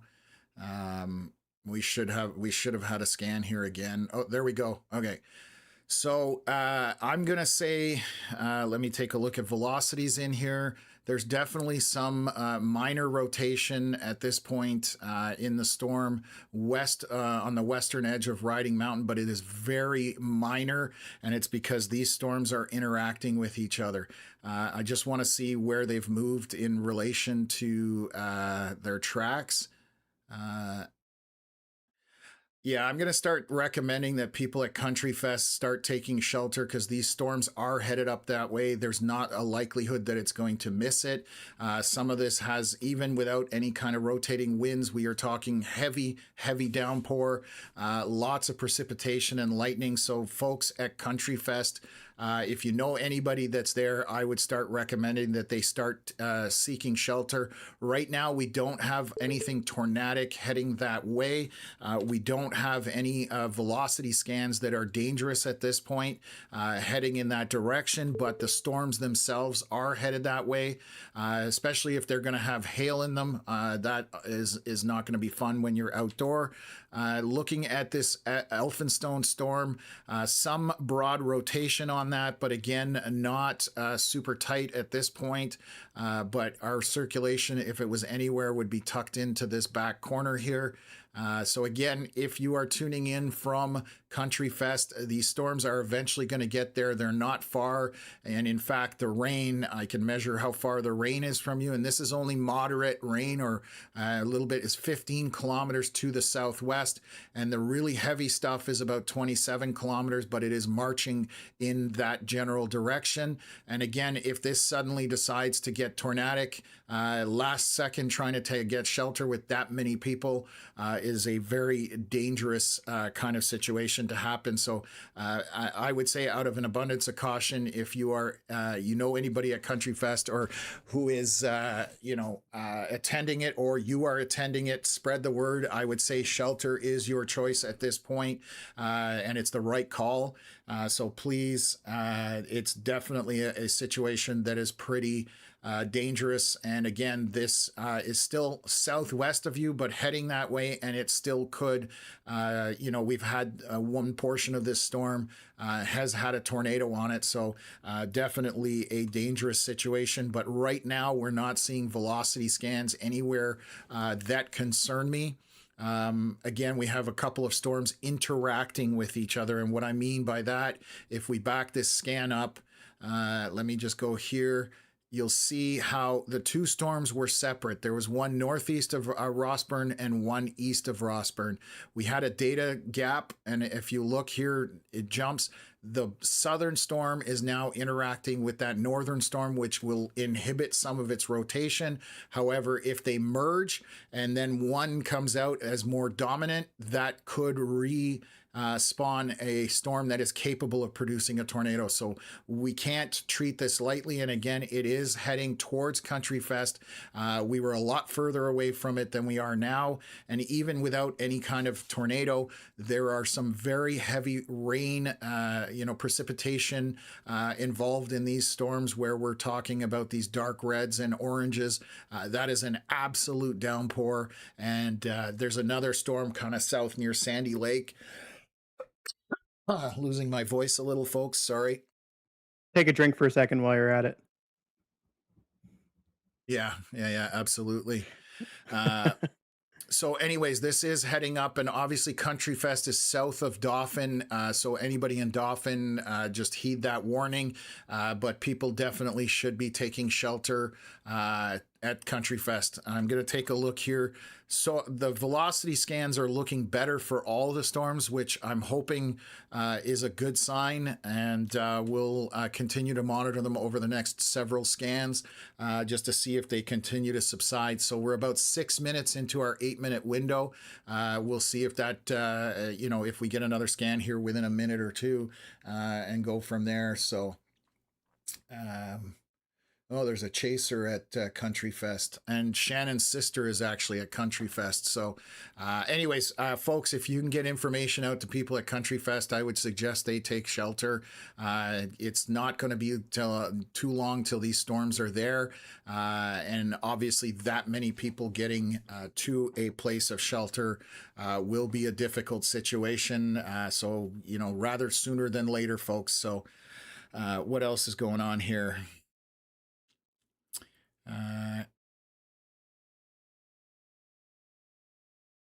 That one on Okay. further east is directly over top of Lake Manitoba now, Yeah, heading I should towards. update that. It's probably going to miss Dog Creek to the south, but it'll be a very close call. So if you're in Dog Creek, Manitoba, that's definitely one to heed the warning on and get to shelter as soon as you can. It is coming close to town, crossing Lake Manitoba right now towards Dog Creek, Manitoba. Yeah, the it looks like some of the rotation has broadened on that just on the last scan that literally just popped up, which is a good sign. So the rotation is much wider, which is a good sign when you're talking about rotation. But again, what Connor's talking about, an abundance of caution as it moves over water, we'll have to see. And again, it's 7 or 8 minutes before we get that next scan, and lots can happen in that time that we won't even see on radar. There is some tight rotation happening here south. Let me just take a look what's trying to happen right here, because there's a couplet showing there. It's in that, blob of a storm again where these two are interacting with each other. But this may be the storm, another, cycle or two, or a scan or two, I should say, maybe trying to do something here. So I'm just flipping through velocities here. Northeast of Rossburn. So I'm going to back that out. It is way kind of northeast of Rossburn.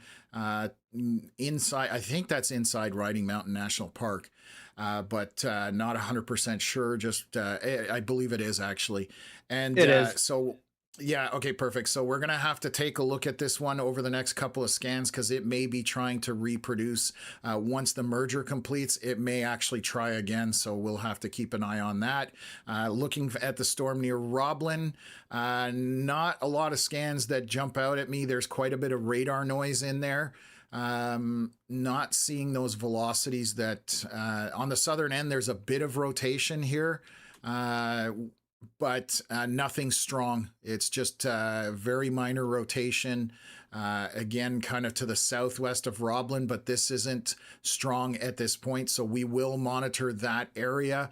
As you can see, we have tornado warnings all over the place. And we have 4 areas that we are monitoring. I'm going to take a look at that storm that's by Elphinstone. Let me see what the velocity looks like on that.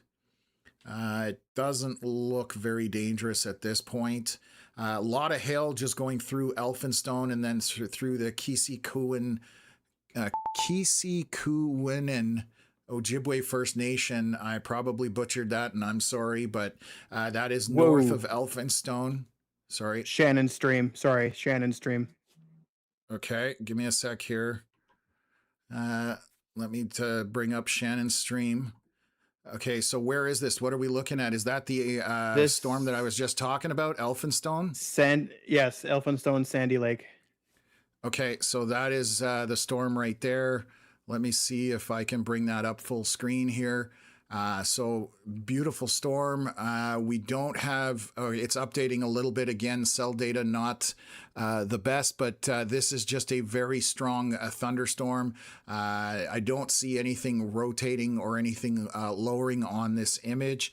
I can see Shannon's camera out front there, so she's probably doing a wicked time lapse of that. I'll leave it up on the screen there. You can see that she's out in front of that storm. So they are literally updating this gigantic tornado warning. So this is a massive tornado warning that they've now reissued. And again, let's read that to you folks. This is Parkland, Manitoba. They're saying Yellowhead, Onanoli, Rossburn, Wayway, Secapo Reserve, Riding Mountain Park, Dauphin, Grandview, Gilbert Plains, Basically, they're tracking a severe thunderstorm that is possibly producing a tornado. We have multiple storms that are in there that are possibly producing a tornado. Right now, we don't have one that we can confirm anything on. We've got the Sandy Lake or the Elphinstone storm is right on your screen at the center at the bottom there. Obviously, a large beaver tail leading into that storm and a strong storm at that. So you can see all the hail there. And then we're monitoring this storm to the southwest of Country Fest. We're going to see when the next scan comes in about 2 minutes. There was a bit of rotation on it, but nothing obvious at this point like we've been seeing over the last little while. But they have extended, the tornado warning up to Gilbert Plains, just because there has been a history of this particular storm on the west side producing a tornado, and a very strong tornado. So we're going to see what's going to happen here. I was just about to say that. They're extending the warning over by Dog Creek. Let's take a look at rotation on that. It even has a little bit of a notch in it. It is very broad rotation. It is out over the water, but again, this Tetris-looking tornado warning. It's funny, it's going through an area over the lake where there is no tornado warning. Like, it's going out of one area that's tornado warned into one that's not, and then back into another area that's tornado warned. So anyways, this is heading towards Dog Creek, heading up that way. If you are in Dog Creek, definitely take your shelter. This storm is packing quite a punch, even with just hail and straight line winds. Again, the velocity scans are very broad on this. However, with the ability of these storms to produce quickly, you need to take your shelter there. So again, that is for Dog Creek area and heading northeast across Lake Manitoba. So please take your shelter there. We're going to watch. We've got that Sandy Lake storm or Elphinstone storm right on the center of your screen there. You can see it's moving very slowly. I don't see anything rotating down that way, and I'm just going to make sure we're on Fox Warren. The hail has subsided in that storm a little bit, so we'll see if that continues to be the case. Luckily, I'm going to see what's going on here. The rotation is not picking up on this storm, and it looks like it may be losing energy. So that's the storm in the middle here to the west of Country Fest. It is moving mostly north at this point because of that storm that slammed into the Rossburn storm from the south, and it is moving north at this point, it looks like. So let me just confirm that here. So you can see that it is now just moving directly north. The question mark will come from this storm down by Sandy Lake. As it moves north, that will hit into Country Fest. There is a little bit of rain. And you just sent me some video, Connor. So can you kind of give me an update on that one? It's Shannon's from Rossburn earlier. But don't play it with sound. Okay, I don't even know how to mute it before I pull it up. Let's see here. Okay, there we go. I can mute it. I managed to do it. So let's pull it up here. Let's go full screen. Let's go full screen. So, wow, that was a strong tornado. Why won't it let me pause it? I can't do anything. I think my computer's deciding that it doesn't want to cooperate. Bear with me, folks, because wow, that's I literally. Okay, bear with me, folks. This is a problem. How do I get out of this? There. Okay. Let me. I've never had this problem. Okay. Kill that. There we go. Okay.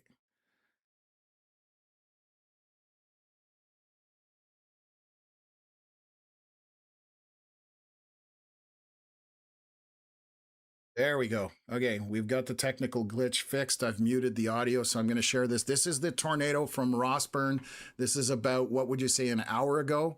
maybe a little bit longer. So this is from Shannon Bolesky as she was chasing this. We obviously had some data issues, but you're going to see how strong this tornado was earlier, and obviously causing all of that. So let me share this. Again, thank you to Shannon for sharing this with us, but you can see here, you know, that tornado is rotating and very strong, very dangerous multi-vortex tornado in there, I assure you. So there's going to be some serious damage in there.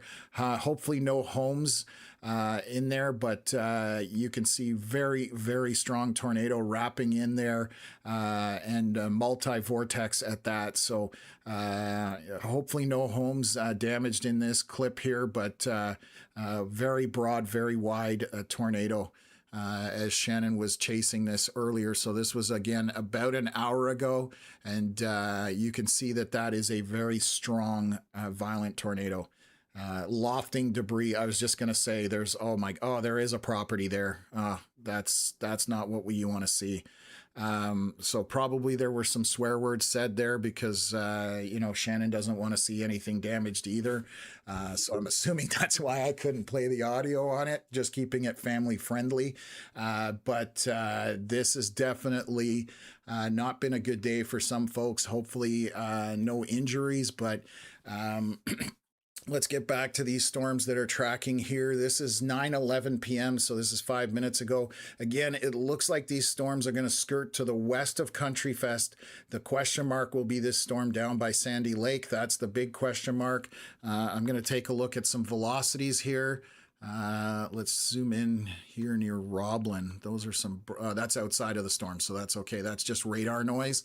And what I mean by outside of the storm, so I'm looking at these greens and reds that are next to each other. And if you switch over to reflectivity, there's no storm there. So you know that that's radar noise or polluted data. So corrupted data is another way of looking at it. So we always try and verify things to make sure before we, you know, commit to putting the information out.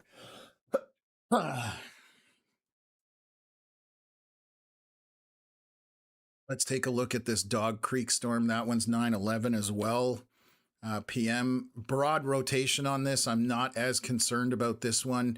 Still going to be windy and rainy and a lot of hail coming in with some of that portion of that storm near Dog Creek over Lake Manitoba area. Uh-oh. Voice might be going. It's been nonstop. So anyways,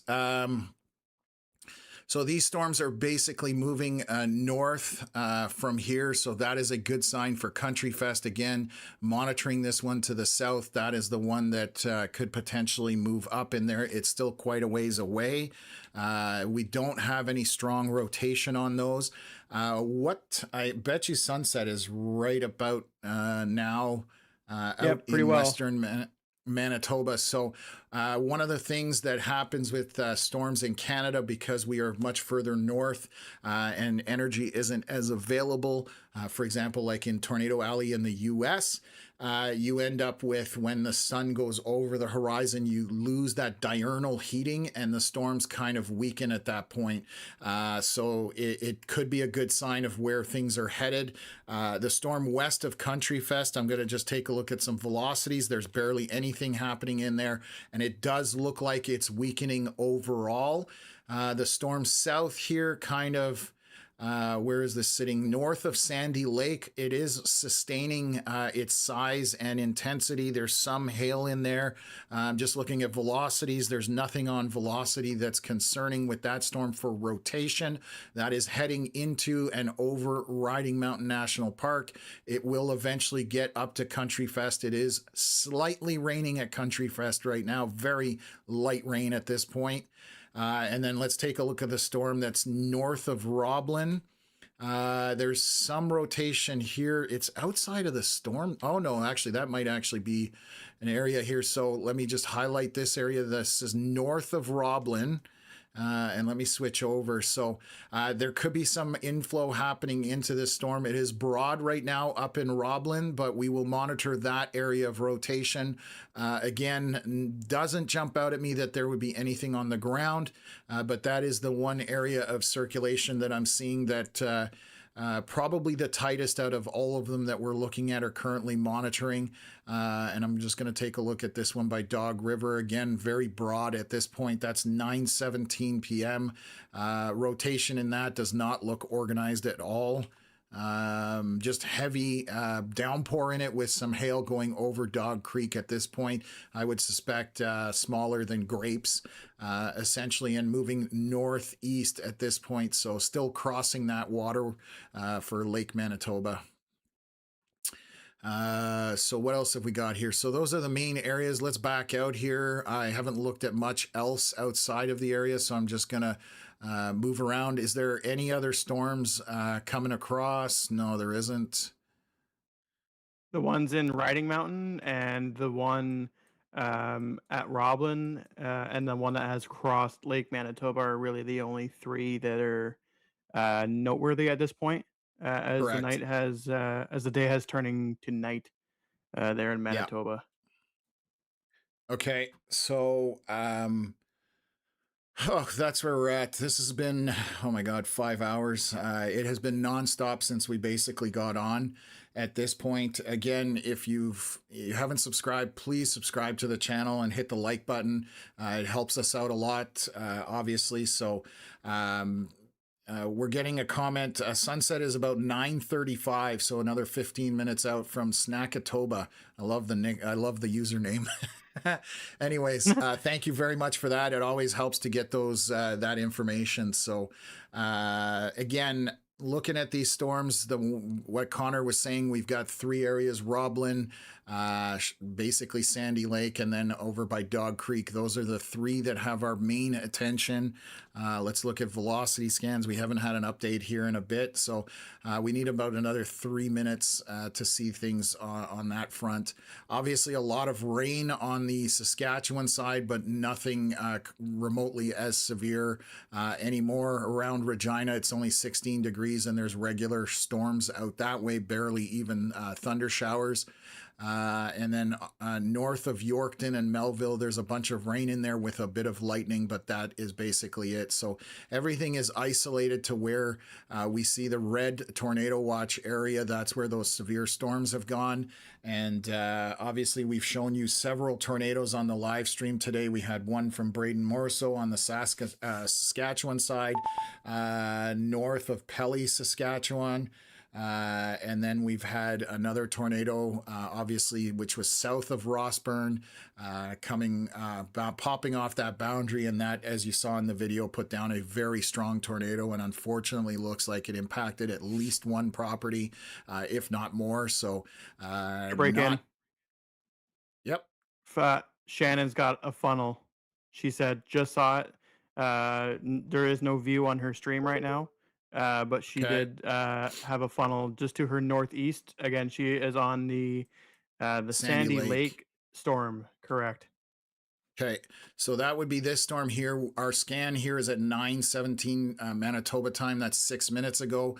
So we will take a look at it to see if this storm is trying to, get itself organized and put down another rotation. So that's basically where we're at right now. So we will wait for that scan to come out. We'll concentrate on this storm because we have a report from a storm chaser that there's a funnel, but a funnel doesn't mean that it's necessarily going to touch down. In the meantime, while we're waiting for that, again, if you want to follow us anywhere else, our email is on there, our Facebook page, Canadian Weather Live. You can get, we post all sorts of stuff on there outside of the live streams, Instagram, X, and then obviously we have a merch store as well. If you want to support us, folks, a lot of hard work goes into this. And, if you buy something from the merch store, we make a few bucks off of it and you get something nice out of it and you support the platform. We really appreciate when folks do that. So you can also subscribe to our channel as well. We have, okay, so I'm just looking at our latest scan. It just popped up, so I'm going to stop talking. Let's take a look here and look at our velocities.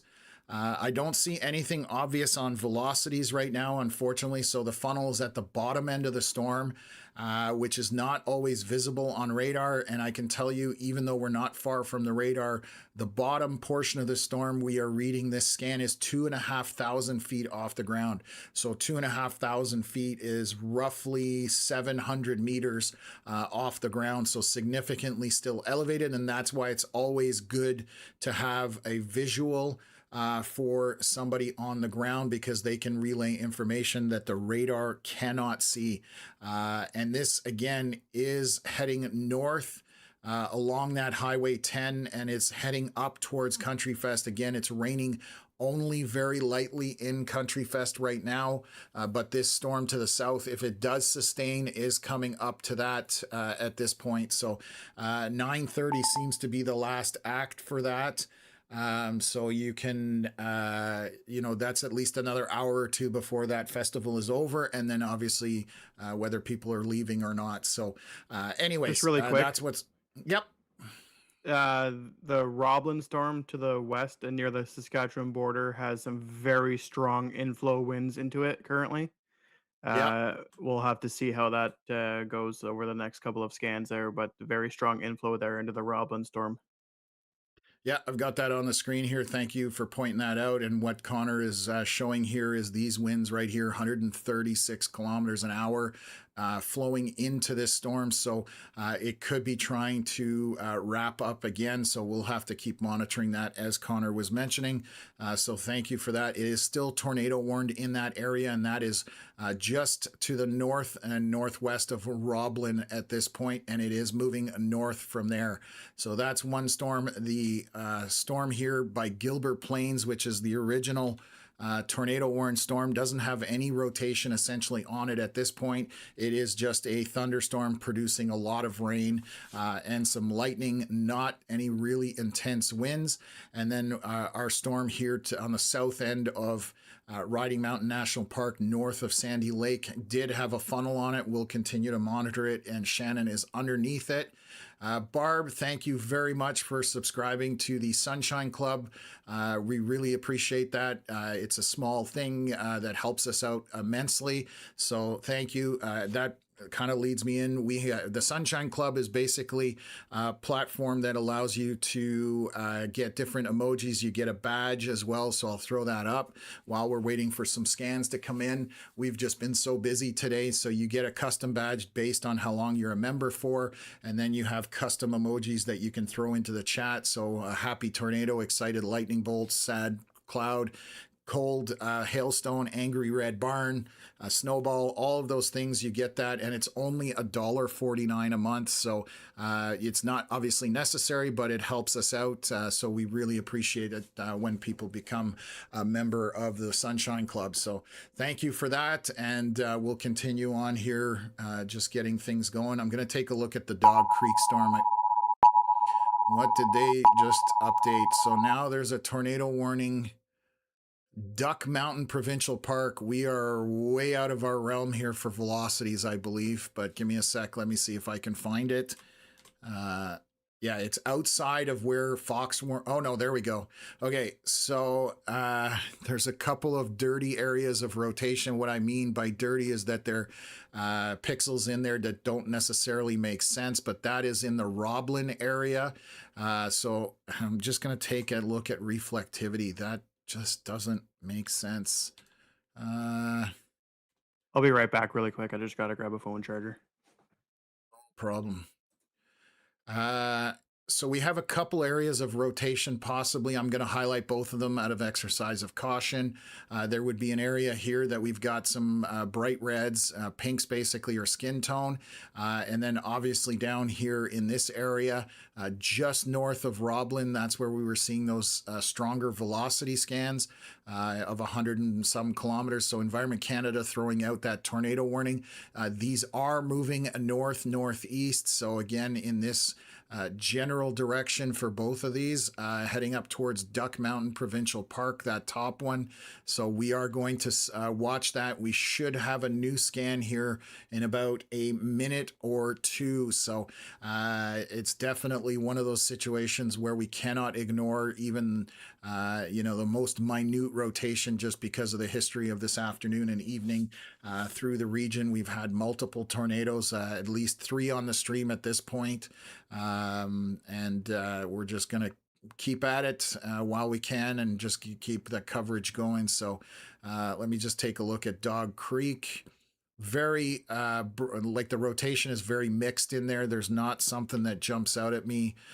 Still quite a bit of hail going over Dog Creek. I would say pea-sized hail, maybe up to grapes, falling in that area as it's still crossing over that waterway. And now they're updating the tornado warning through Riding Mountain National Park. So let's click on that. They're tracking basically a thunderstorm that is possibly producing a tornado. The line of thunderstorms is from Riding Mountain National Park south to Elphinstone, tracking northeast towards Strathclair, Menzie, Kisikuwinin and Sandy Lake, and they have a history of producing tornadoes. So that's for this whole entire giant area. Unfortunately, I'm just going to take a look if there's any rotation down here. There's a tornado warning that went all the way back. I'm just double checking if that just got issued or a short while ago, but the tornado warning that is down to Fox, Warren, Birtle, there's no storms down there at all that are of concern. Our storm here by Shoal Lake, we're going to keep an eye on that one as well. That's just initiating at this point. And then our Sandy Lake storm definitely looks like it's losing some of its impact here. So not as strong, but still heavy downpour in that, with lots of lightning heading north towards Country Fest. And there may be this portion of the storm to the west may have broken off and is kind of deviating northeast. So I'm just looking at that. We'll see if that kind of comes through Country Fest or not. I think it's going to skirt to the west, so it should be okay. But the storm south in Riding Mountain, heading up towards Country Fest, there's going to be some heavy rain in that. And then we're going to take a look at these velocities over here. This is 3 minutes ago. So again, we're still seeing quite a bit of rotation on these. So I'm going to delete that out. We've got rotation tucked in here.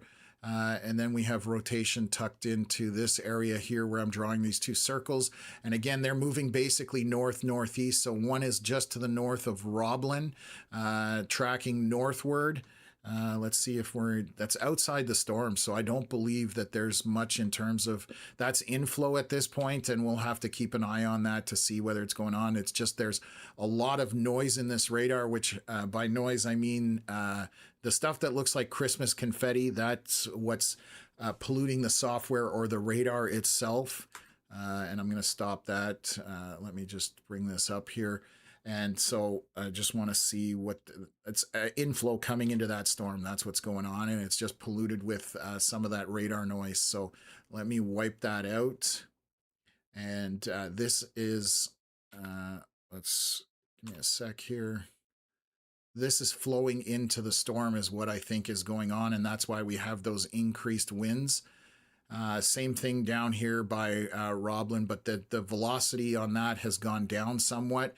But these are tornado warned, so they still need to be taken seriously in that regard. So, okay, let me switch back over to this scan. We have a line of storms kind of firing from Shoal Lake kind of to the south. Those are just thunderstorms with some hail embedded in them. Just checking to see if there's any kind of tight rotation. I don't see anything, but they are stretching between that 16 and all the way down to the Trans-Canada near Verdun and just a little bit south of there. So just heavy rain, lightning, and a bit of wind in that, and some small hail as well. The storm north of Shoal Lake does have some hail on it, tucked in between Shoal Lake and Oakburn. And then we're just watching the rest of the stuff over here. I don't think we have anything going on for Winnipeg right now. So Dog Creek, again, we're just seeing a lot of precipitation over there. This storm is not moving very quickly and staying over that water somewhat. It's almost like it's hugging that water, but we don't see, I'm just going to switch over to velocities. There may be a bit of rotation right here over the water. This is still out there. I'm just going to take a look where this is within the storm. So there could be some rotation right there over the water. It's not... it's tighter, and it's there's one side of it that is definitely picking up some velocity. We're talking 80-kilometer-hour winds, and this isn't super far off the ground, so there may be some rotation happening, and this is moving again northeast from this area, so kind of to the south of Dog Creek and northeastward is where this is heading at this point. So what have they got going on over here? Severe warning. They've severed on the Saskatchewan side. 7:49 p.m. Going back to the tornado warnings, folks. Sorry. I'll get to the severe stuff in a minute. Going to switch over to our proper radar for this one. Reflectivity, and let's just take a look at the warning. So they've just updated this warning, 9:34 p.m., tracking a severe thunderstorm that is possibly producing a tornado. Obviously damaging winds, large hail, and locally intense rainfall. In this, I do not see an area that is tightly rotating on this at this point. Shoal Lake storm has broad rotation on it, but nothing tight. I don't know where they would be warning for, Connor. You got any idea on that Riding Mountain National Park one? It's got to be the one just here. north of Sandy Lake. That's the only one that makes sense. I was gonna say it's outside of the storm, that velocity scan. So, okay, so they're throwing these warnings up here for Roblin and north of there. So let's take a look at that. And just tracking a severe thunderstorm producing a tornado. The thunderstorms are located from Boggy Creek south to Roblin, tracking north, which is essentially this area right here. So let me draw that out. That'll be these two storms essentially right in this area. They are tracking northward. It's like Oprah Winfrey giving out tornado warnings for everybody. So now they're updating the one by Dog Creek. So let's take a look at that one. Well, actually, before I do, I'll come back to this Roblin one. So this is moving north. Again, as per that, we have some stronger inflow into these storms. These are moving northward, and they're now re-warning the Riding Mountain storm, our Riding Mountain area. Okay, let's look at Dog Creek. Need to switch radars there. Bit of rotation picking up here, but again, that looks more like inflow just to the south of Dog Creek, so not as concerned about that one. It is moving. Why didn't that erase? Sorry. So our rotation would be in this area right here. It looks pretty one-sided at this point, so I'm not as concerned about that one. And let's take a look at what they're warning here on this giant warning that is near Country Fest. So everybody's phone at Country Fest going bonkers. Again, I don't see storm to the south, but again, the velocity scans are outside of where the storm would be. This is where our storm is. And our velocities are to the east here over Wasagaming or Wasagaming. That's the only area I see any kind of brighter colors for rotation. To the north here, the Country Fest kind of in a little pocket here, a little bit of rain coming down. Way to the west, there's a ton of rain. Not much for velocity there, but the storm from the south is going to come in and it's going to start raining. Let's take a look here from Country Fest to the storm to the south. The very edge of the precipitation is about 11 kilometers, the moderate rain about 17, and then the heavier rain, you're about 25 kilometers. So rain going to be in Country Fest, picking up significantly over the next 20 minutes to 45 minutes, maybe a little bit more than that. So again, Country Fest going to be getting some more rain. Not a lot of wind associated with this. I'm just flipping over here. There is some wind in this storm, but it's not, first of all, it's not rotating very tightly, and it's not showing any very high-end wind totals. So let me just take a look. 45 kilometers an hour, 30, 20. So, you know, we're not seeing much over 40 kilometers an hour, so it will pick up. The wind definitely will pick up for Country Fest. However, we are not rotating, and at that point, they're also going to get a big soaker as that comes through. But that's what's going on there. What is this storm doing over here north of, what area is this? Let's take a velocity scan there. Nothing there that jumps out at me. So just a big thunderstorm south of Valley River.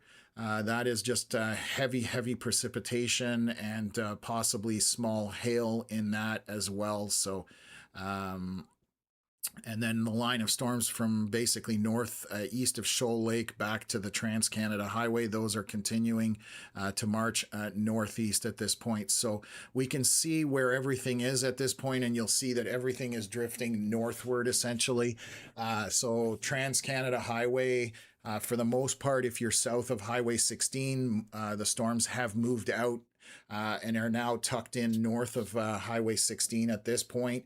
There's just that one line, as I was just pointing out, that stretches between 16 and Trans-Canada 1, but the rest of the storms are basically done there. So anyways, appreciate everybody staying with us today. And, you know, again, if you have subscribed today, thank you for joining the Canadian Weather Live family. This is day 2, basically, of our next 9 days. We are going to be covering Manitoba tomorrow and Northwest Ontario. So there's more severe weather in store tomorrow for the eastern portion of Manitoba and the northwest portion of Ontario. There is a tornado risk tomorrow as well. So we will be posting updates on our Facebook page for that. We did share our socials. So definitely follow us on our Facebook page, because we'll put forecasts out there and also put some of the warnings that go out. So again, I'm just going to share our stuff here so people can find us. Again, tomorrow, Manitoba eastern portion is going to have severe weather. And Northwest Ontario as well going to have severe weather. So you can find us on Facebook, Instagram, X, and YouTube, obviously, and then our merch store as well. So give those a check those out. And again, we will be updating tomorrow, but you can see all these warnings that have gone out today as we progress through the evening here. So just waiting for another scan while we wait here, 9:35 p.m. So 1 minute, we should have a new scan. Our biggest question mark is going to be the storm to the west of Country Fest, and then south of there, coming through Riding Mountain on that Highway 10 that leads basically straight up to Country Fest. So those are the 2 main areas I want to watch for that event. Interesting look to that storm. What the? Let me see here. Oh, that's kind of to the east of it. So it definitely looks like this storm is weakened, but let me just double check that. It's got a weird shape, and it's moving a little northeast at this point, which is good. It might just scoot just to the south of Country Fest at this point, just walking that out, but it almost has a look like it's trying to put out a little bit of a hook on this storm here. So I'll highlight that.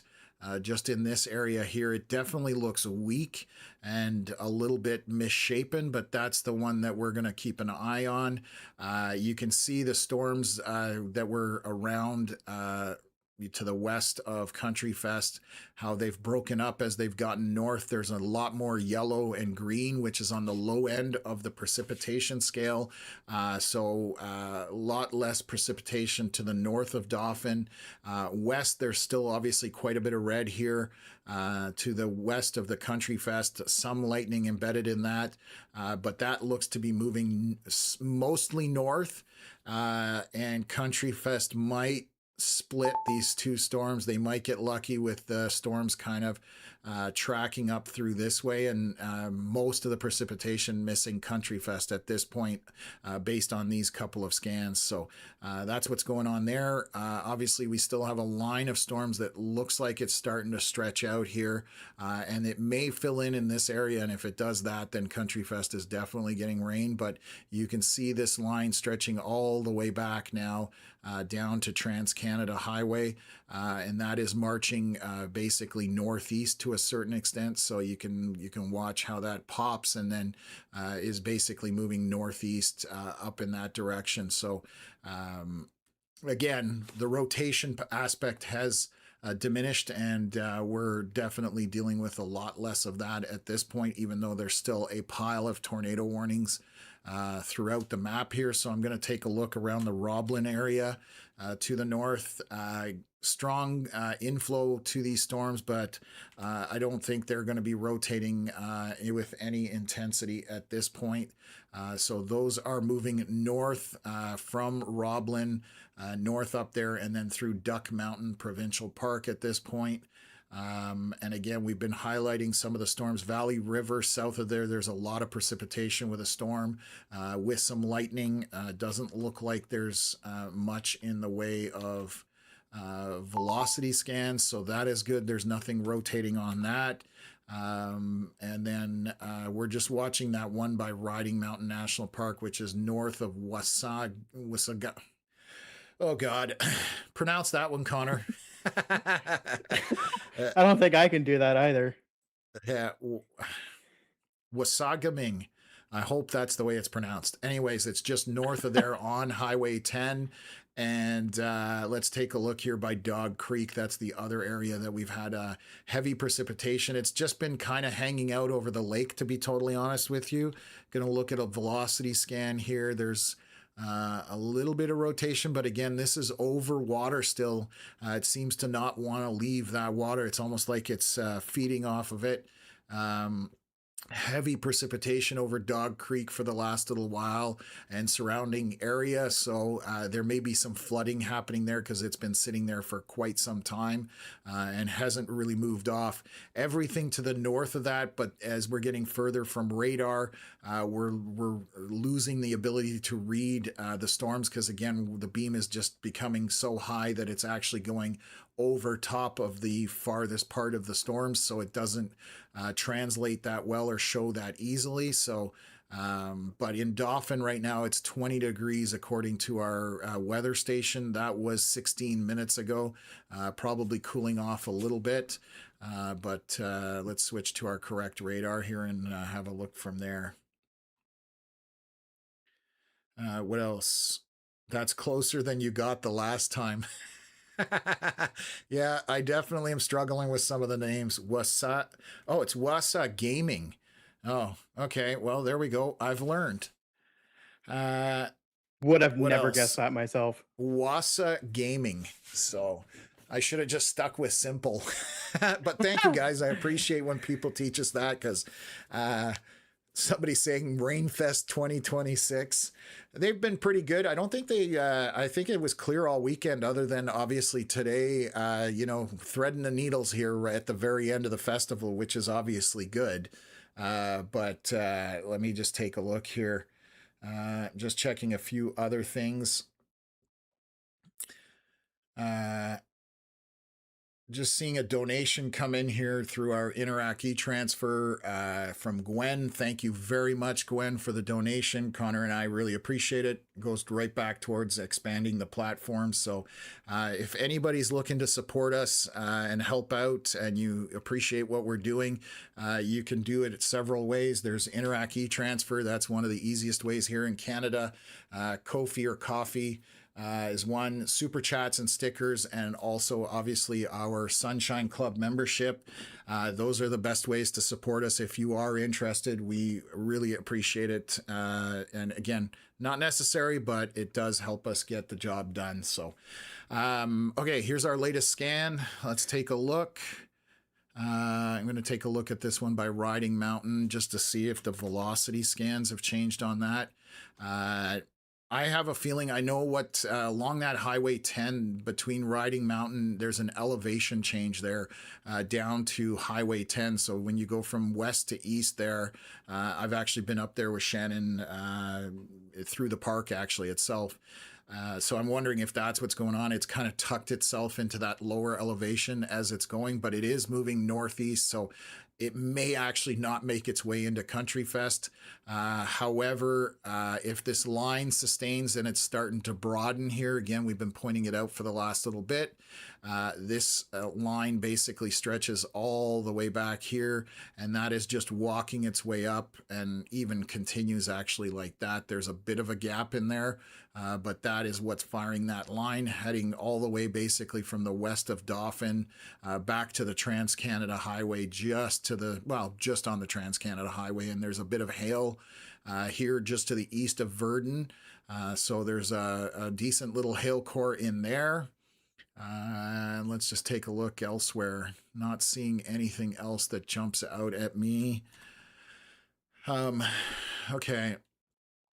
Now it looks like just storms are moving out of the area there. Again, where you see that red and orange, that's the areas of intense precipitation, and it also will be where you're going to see your lightning.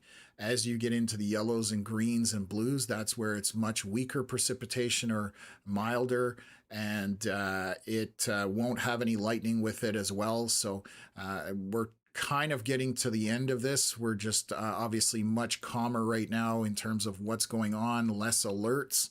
Let's take a look at Dog Creek, still hanging out over the water somewhat. It's almost parked itself there. I want to see what it's doing here. So it's basically been stretched across Lake Manitoba for quite some time, and it's been over Dog Creek for, well, how long has it been raining in Dog Creek? That's the first scan. That's 8:29 p.m. So an hour and 20 minutes it has been raining in Dog Creek. So in that surrounding area, obviously Dog Lake Wildlife Management area as well, but there's a lot of precipitation, so there's going to be some flooding over there. What have we got updated here? I have so many boxes crossed up, I don't even know what's what anymore. Let me see what the last one was here. That was tornado warnings, thunderstorm. Let me see if yeah, that's the one. So it's flashing it there. So let's take a look at this thunderstorm warning. So basically 9:49 p.m. 1 minute ago, Environment Canada tracking a severe thunderstorm capable of producing damaging wind gusts up to quarter-size hail and heavy rain. That would be for the storm south of Valley River, based on what I'm seeing here. That is my educated guess, I would say. And again, this is moving north, so this will be primarily for that heavy rain and heading north towards Highway 5 and then beyond there at this point. They tornado warned this from the south. Okay, interesting. Let's take a look at Okay. What? Why is That's that a tornado? bit, yeah, it's kind of strange. Unless they've heard from somebody. I don't. Okay, so this is along Highway 1, Verdun. The only storm that makes any sense in here for being tornado warned would be this one here. We are not seeing that on velocity scans. I don't know if they've seen something, somebody sending in a picture or anything like that, but the velocity scan at 9:47 p.m. 5 minutes ago does not show any real tight rotation down in here, but they have tornado warned it. That would be the area in question if I had to guess. And again, nothing obvious on this scan other than if it's maybe to the north. No, there's nothing that jumps out at me on this. There's a lot of noise. You can see these straight lines in here. That's not natural. That's software. That's data that's corrupted within the software and giving these reflective beams, and that's not indicative of anything that's real out there. You threw something out that there was a comment and I didn't see it because I just went to the tornado warning. Can you throw that back up just so we can address it? Yes, it was just their from Country Fest. They're saying main stage is now closed. For everyone's safety, please evacuate the Amphitheater. grounds. Yeah, the Yeah. grounds immediately and proceed. So, Country Fest has effectively ended, and they're Okay. moving to safety. Perfect. Thank you. I love turtles. Appreciate you throwing that into the chat. And they're telling people to proceed to one of the designated shelter locations. Updates will be shared through the Country Fest app and our social media channels as they become available. So good. They heeded the warnings, even though, again, uh, things are subsiding somewhat. They erred on the side of caution, which I appreciate when a festival of that size does, because that's a lot of people packed in there. So definitely the right call there, if you ask me. Especially it's at the end of the festival, so it sucks that the end of it is that way. But the weather is moving into the area for sure, even with that line of storms making its way here through Riding Mountain. So let's take a look at our next velocity scan. This is down by Verdun. So this was the latest tornado warning that went out. I don't see anything, Connor. I'm a little baffled by that one. I don't know about that. Northwest of Oak Lake, east of Verdun, we have lots of hail with all this pink in here. They have tornado warned this storm. We don't see it on the velocity scans. I can't tell you where that rotation would be. Basically, we're not. So what happens with this dirty radar velocity scans? This is what I call the Christmas sprinkles, or whatever you want to call it, confetti. That is just data that is corrupted inside the data stream that we get from radar, and it's very frustrating because it does make it hard for people to read radar, whether it's us, whether it's the people that are on the desk at Environment Canada. They're doing the best they can, and again, with the way the day has unfolded with multiple tornadoes, I mean, we have at least 3 confirmed on our stream that we showed. So that's quite a few tornadoes for Manitoba in one day. And, if they're going to do anything, they're going to, err on the side of caution. But right now, I just don't see the rotation in there. And this line is basically moving a northeast up again into Riding Mountain and then eventually up to Dauphin. But for the most part, this is just a very narrow band of heavy precipitation with some hail in it, and obviously lots of lightning. That's what we're seeing right now. The storm here to the west that was by Valley River, you can see that most of the red has disappeared out of that storm, which is your precipitation. So I'll back that up.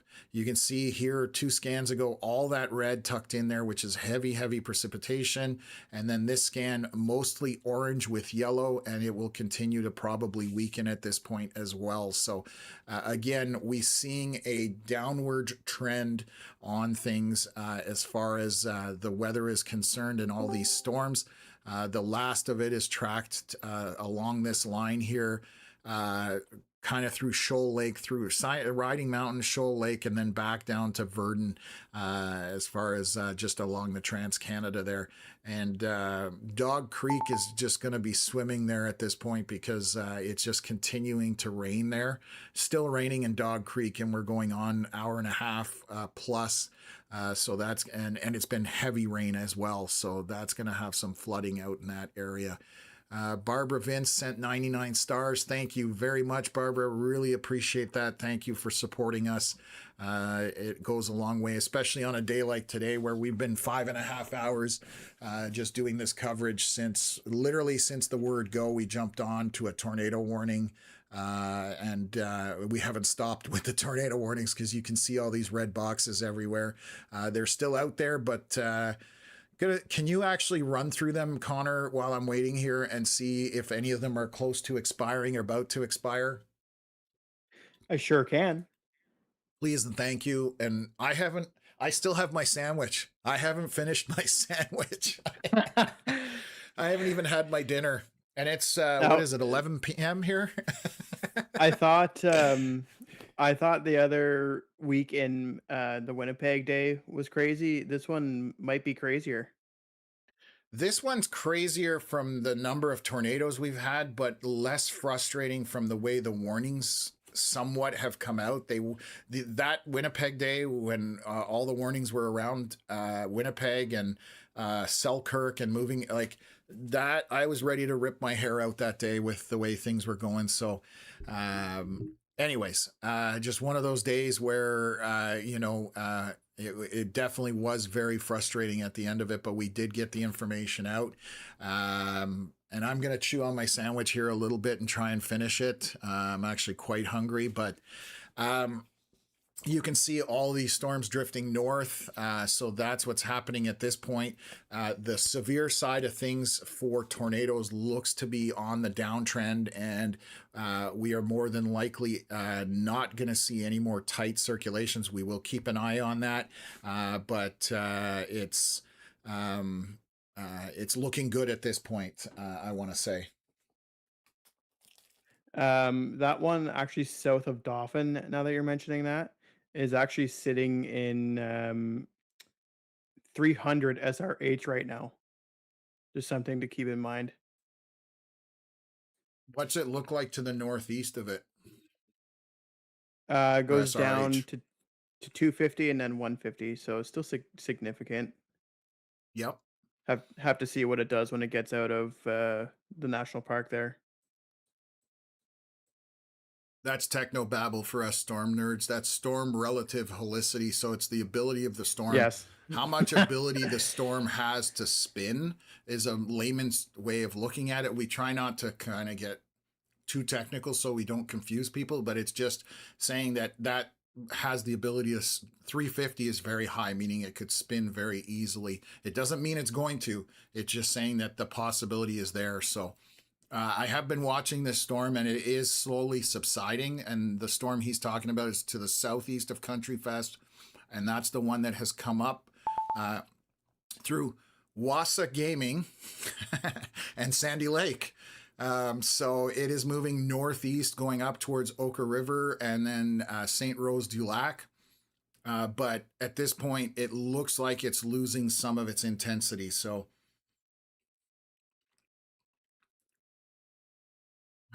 oh yeah, That's a much better Sorry. scan. Yes, it's weakening at this point. You can see that most of the red has disappeared out of it, so that's fantastic. What? Tell me that's dying. No, they're still warning this. What is going on over here? I mean, there's just a lot of confetti in there, and it's, none of it looks like it would even go tornado over there. Yeah, I guess the only place that would have a chance was like it's showing a little bit of a stronger inflow just north of Roblin there, but I don't see much else. You can tell there's a couple people on the desk because one person is putting in locations, the other person is not. So what we need to know when we are doing this job, or anybody gets a warning, you need to know where the storm in particular is, what direction it's heading in, and roughly how fast it's moving. Those three pieces of information you can get those, put those together, and figure out if you've got a problem and you're in the way, or you don't have a problem and you have nothing to worry about. But when they just put out a tornado warning that's 50 kilometers across, and they just say, we're tracking a storm and, that's possibly producing a tornado. Well, look at how many storms there are. That's where I get frustrated. And again, there needs to be a standard that when warnings go out, whether it's severe or whether it's tornado warned, you need to put where it is that what you're warning and why, and which direction it's headed in, what speed it's traveling at. It's the simplest of things, and some guys do it, some people do it at Environment Canada when they put it out, and others don't. I'm just gonna, this kind of Snackatoba put something in here saying Winnipeg AM radio was all over those warnings after the storms 2 weeks ago, and absolutely, it was nonstop.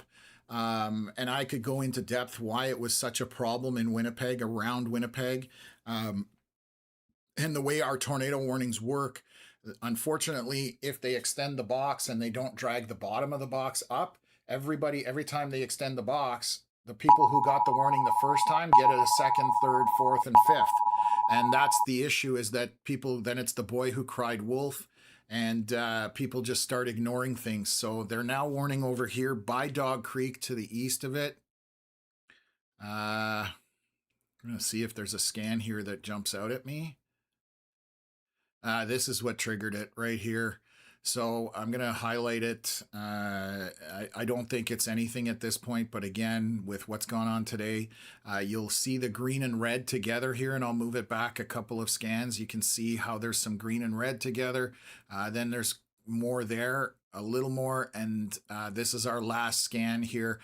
Does not look strong or tight, but again, they are warning that area for rotation. So, take it with, take it seriously. It's a tornado warning. But again, I don't see very high velocity in that. So not as concerned about that one as much. And again, it's near the water as well, just coming on shore. So that might affect it negatively too. So again, that is for Dog Creek area. Ericsdale is to the east, so you'll be getting some warnings there. But again, that is moving northeast, so not going to get into Ericsdale. Oak Lake just got a warning, so let me look up Oak Lake. I've seen so many names today. I'm starting to... oh yeah, that's okay. Yes, that's the storm that is northwest of you in Oak Lake. You have nothing. What else? At Oak Lake, you have nothing to worry about. This is to the north. It's just basically got some hail, but it is moving north and away from you. So in Oak Lake, nothing to be concerned about. Wasag Aming. Wasag Aming. There's so many. I'm being I taught was just how going to to say that. Yeah, there's like so many variations in the chat. It's hilarious. Wasag Gaming. And then the other one says Wasag Ming. Anyways, Yeah, awesome I would guys. Like I think said, I would think it's Wasagaming. well, we can think whatever we want, but we're not from there, so.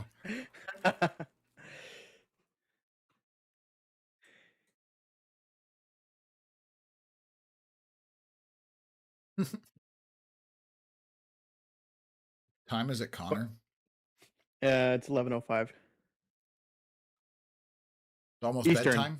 For those of you that don't know, we're broadcasting from Ontario, south of Ottawa. It's where we're based out of.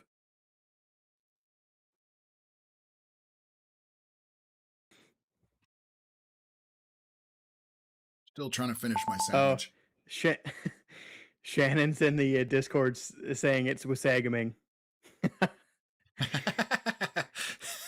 Anyways, we're having some fun with it now that the more serious stuff is done and over with. Again, we try to keep things light here when it comes to severe weather. Obviously, we understand a lot of people have anxiety with storms and severe weather. Today was during that whole time, I don't think there was one time that we really got too light with things. It was, focused on the data and the information. So, when we need to be serious, we are serious. But obviously, when things do slow down and the danger or threat level has gone down for life safety, we try and turn the volume down. We don't try to hype things up and scare people or fearmonger. There's plenty of platforms and channels that do that. You can find those down anywhere. So we are just not one of those channels. So. Okay, let's take a look at things here. So right now, the only areas that we have that are of any notice would be this Dog Creek storm. It looks like it's falling apart as well. I'm just going to take a look at the last few scans on that one. So yeah, you can see that it looks to be stretching out to the south here. There's almost like other storms firing to the south of it, southwest. Let's switch over to our velocities on that one. Nothing dangerous on that one at this point. Moving northeast, and there's quite a bit of rain packed into that, obviously with all those dark reds. So let's highlight the rest of the areas. We have this line stretching out from north of Oak Lake, moving up. There is some hail embedded in some of these areas, like to the southeast of Shoal Lake across 16. There is going to be some hail in that.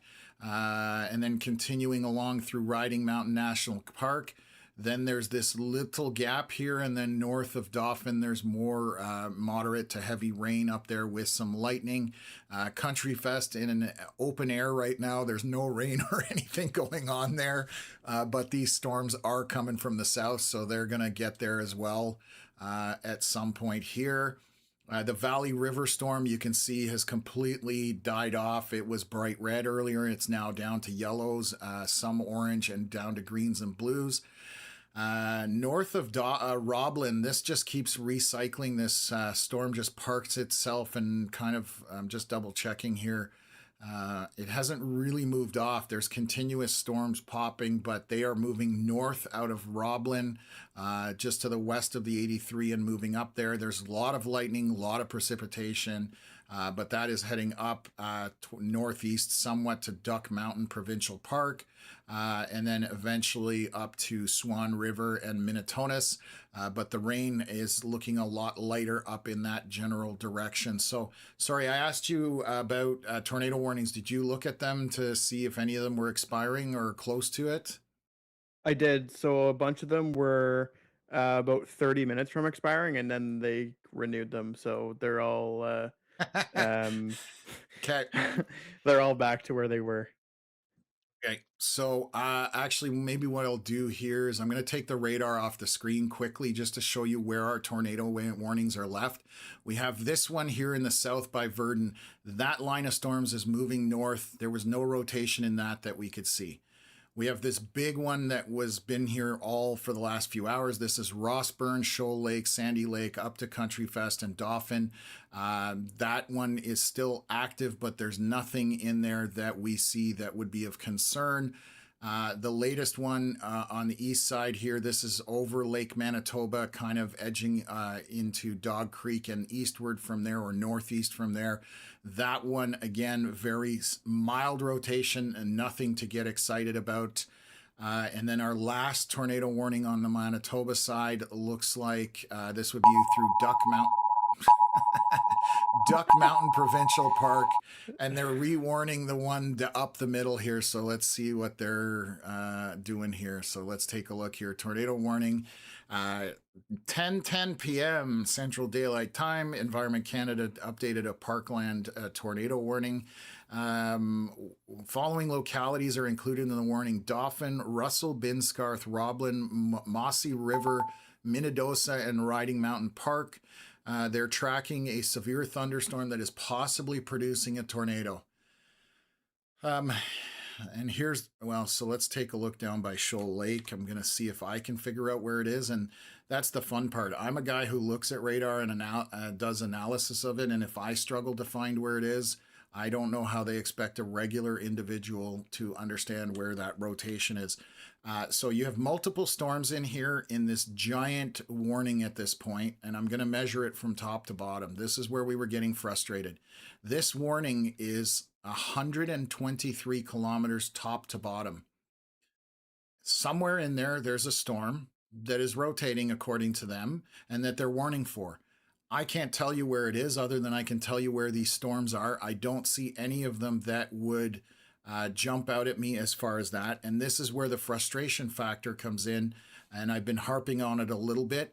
Again, where is the storm? What direction is it moving in? And how fast is it moving? From there, we can all extrapolate what we're dealing with. The reason I zoom in on this pink and purple, because that's where you see all the heavy precipitation with storms that rotate.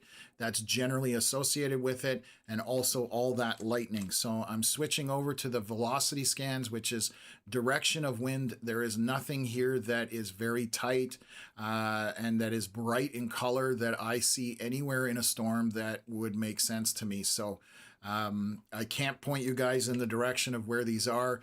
The storm by Dauphin is dying off. There's our latest scan, so let's take a look at that to see if there's anything that jumps out at me. Nothing there. The storm south by Ochre River and south from there is dying off as well. That has lost a lot of its intensity, and then we just have this line stretched out through Riding Mountain down to Elphinstone, through kind of sneaking between Shoal Lake and Strathclair, down to Hamiola, and then to what's down here, Kenton. Let's see if our velocities show anything here. Nothing jumps out at me on any of this line for rotation. There is some stronger winds right here, so let me take a look at that. So there is some stronger winds right in this pink or bright red area. They're 76 kilometers an hour, but I don't see anything in terms of any kind of circulation or anything where I would say, okay, we've got rotation happening.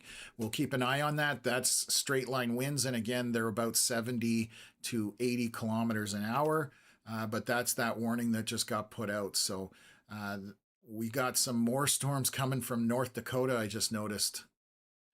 Oh boy. You're not allowed to go to bed. I was up till 2 a.m. last night. Somebody was in the chat asking about Brandon earlier, and I did mention those ones in North Dakota that whenever they make it up towards like the Brandon area in Manitoba inside the tornado watch region, that the severe component is likely going to be a lot less or even maybe gone by the time those storms make it up there. So while there are storms in North Dakota, again, these are going to be arriving into the extreme southern portion of Manitoba over the next hour or so, but towards more heavily populated areas like Brandon and stuff like that would be a couple, if not 3 hours from now. Couple areas of rotation down there. Just watching these, but they aren't. Okay, let me go back to Canada. So what are they doing here? They're re-warning this storm down to the south. Again, just updated just now, 10:13 p.m. Central Daylight Time, tracking a storm possibly producing a tornado. Let's see what they're saying here. I'm at a loss here, folks. I don't know where to point you to on this. There's nothing that jumps out at me that would think tornado on this. I'm obviously missing something, Connor. I don't know if you see anything. I don't. I'm definitely struggling to see what that would be warned for on the southern end. And it hasn't updated, like the velocity scan, we're 10:11 p.m. That hasn't updated. I was going to look at those storms. So anyways, that's been rewarned again. I cannot pinpoint where that rotation would be. So it's interesting. The storm north going through Minot is going to cross the border.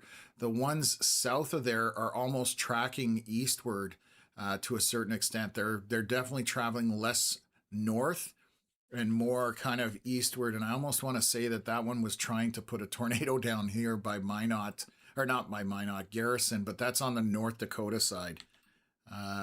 There's a couple of velocity scans that are that would have been. It's definitely trying to produce a tornado here in North Dakota. Is that tornado warned on that side? I have them shut off, but It's not. No. By Butte? It's not. No. No? Okay. Anyways, there's a circulation there for sure. I just haven't paid enough attention, but it does look like there's a circulation there. Anyways, let's continue to monitor Canada, but there are some storms coming up from down there, so we'll see if any of them go severe warned or not. Right now, most of our precipitation has moved off to the north.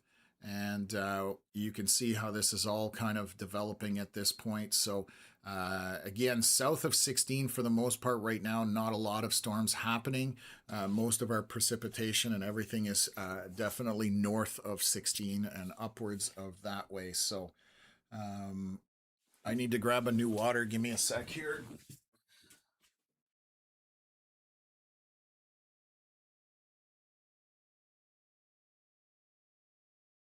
I can't even find anything about that Verdun storm that's tornado warned. I don't quite understand why it is, if I'm being honest. But Well, I hope you're honest. Crazier things have happened. You know what I'm saying? Yes, but I just honestly don't see it. But again, we're not the experts. We're not paid by the government. That's basically what it boils down to. So we're just a couple of storm chasers. It's an intense storm. There's a lot of precipitation in it and lightning, but I just don't see the rotation aspect of it. So, and again, there's a lot of this noise in the radar data, and that's pollutes things, and it makes it hard to read things sometimes. So, again, we still haven't had a new scan there. We should have one any minute. Where I was paying attention was north of Elphinstone. That area had some bright winds in it, but it looked like straight line winds at the time. So we'll see when the next scan comes in here. It should be literally, I think it just popped in there. So let's take a look at velocities. In the line, there's just straight line winds that are elevated, but they are, and what I mean by elevated, more intense, 66 kilometers, 73 kilometers. But these are straight line winds for the most part. Down to the south, I do not see anything rotating here that I would highlight or warn you folks on. So again, stretching from north of Oak Lake, what town is in there? There's Kenton. Heavy precipitation in there, no question, with lightning, maybe even a little bit of hail. We do have some hail showing up here through Riding Mountain. I don't know if that's in Riding Mountain, actually. That's just to the south of the park. It's just coming into it because I recognize the roads through Riding Mountain. Just heavy precipitation with a lot of lightning. What else have we got going on? North of Dauphin, there's just heavy rain, but it's making its way out of there. Let's look at some velocities. For the most part, looks pretty quiet on the velocity front. So I'm feeling a lot better about what's been going on. Let's take a look at Dog Creek. There's no rotation in Dog Creek. That has now moved off to the northeast. I'm just flipping around here to see what's happening. Again, heavy rain, but for the most part, not a problem at that time. So where we see things, the line moving kind of from Dauphin area. Oops, let me delete that. The line moving through like this right here, that is the last part of kind of intense precipitation moving out from the south. I'm going to switch over to Fox-Warren radar because it's a little more, it's a little closer. And then on the Saskatchewan border here, where are we? West of Valley River. This is right basically on the Manitoba side. Let's take a look at some velocities in there. Again, other than the radar noise, heavy precipitation in there. This is to the north of Roblin, continuing to rain, so there's going to be some flooding north of Roblin, is my guess, along that 83 corridor. As it jogs through here, there's definitely been a rain there for quite some time, so that will be a very saturated area with possibly some more rain still moving through later this evening. I'm going to take a look from Minot. This storm just in the center of our screen here, just on the other side of the North Dakota border. It's coming for Manitoba, but it's a heavy rainmaker right now. There was some hail in it, but that has gone down on the last few scans. And then we've got a few more storms down here by Garrison in North Dakota, but they have less of a northern trajectory on them and more northeast or east at this point. You can see how the storms were fairly close to each other, and now they're kind of moving away. The storm to the north has come close to the border, so we'll see if those get severe warned as they cross the border. It's kind of crazy, the contrast from yesterday to today. We were just talking severe warnings yesterday. No real, I don't even, was there a tornado warning yesterday? I can't even remember at this point. I've seen so much, but I was going to say, I don't think there was anything tornado warned yesterday. The potential was there, but that's always a good thing. That's what, why we monitor this live and we give you guys live data. So, asking me, this is a great question. Honestly, this one here, if I was putting another radar out Flin Flon north up here, because it would cover Saskatchewan and Manitoba, up towards that direction would be where I would put another radar, because right now, if I show you where those pills are, those are the radar. So west of Regina, Fox Warren, and then if we had one up in Flin Flon, that would fill a very large hole. You would get your money's worth out of that one. So that's probably where I would put the radar, somewhere to the north, because there's still quite a bit of population up there, and obviously storms affect life up there as well. So oh, I have BMAX saying the same thing. The pass and Flin Flon would be nice. So yeah, 100%. I agree with that. We could use several more, but the fact that we cut off the weather radio, which I think was a huge mistake, especially for areas that don't have cell phone coverage. That was a huge. I don't even understand the rationale behind that, because it doesn't cost much to run that system. It's extremely analog at the end of the day, and people, camping in parks and stuff like that, there's no cell service, even in Ontario. Like, there's lots of areas in Ontario, even southern Ontario, where there's no cell service. So we are a country that's spread pretty wide with population all over the place, and there's a lot of areas that do not have that data or cell service. What was Just that? so you know, they canceled the tornado warning over by Roblin. Yeah, that's okay. I'm just looking at that because it's flashing really weird here. I'm going to do a refresh just to see if that comes down. Okay, so the tornado warning by Roblin is down at this point. That's why it was flashing there. We still have the one to the south, which again, by Trans-Canada Highway, Verdun, Oak Lake, we cannot see any rotation down there. And it would be only on the east side of this. It's in the top corner here by Kenton, but we don't see... sorry, whoops, I hit the wrong button. We don't see anything on rotation here that would, catch our attention. And then we obviously have the line through the giant tornado warning up the middle. Again, nothing in there that jumps out at us. And then just to the northwest of Winnipeg, we have this one little storm left here, which is now severe warned. And they just pumped that out, I believe, just now. So let's take a look at that. 10:24 p.m. Environment Canada tracking a severe thunderstorm capable of producing damaging wind gusts, loony to ping pong ball sized hail and very heavy rain. So that extends all the way. Wow, that goes like way up there past Fairford. The storm is tucked in over here and it's moving northeast. So you are not going to get ping pong ball sized hail in Fairford. This is moving northeast, so it's going to track through what is over here towards Dallas, Red Rose area, up that 412, kind of in no man's land up there. So anyways, what else?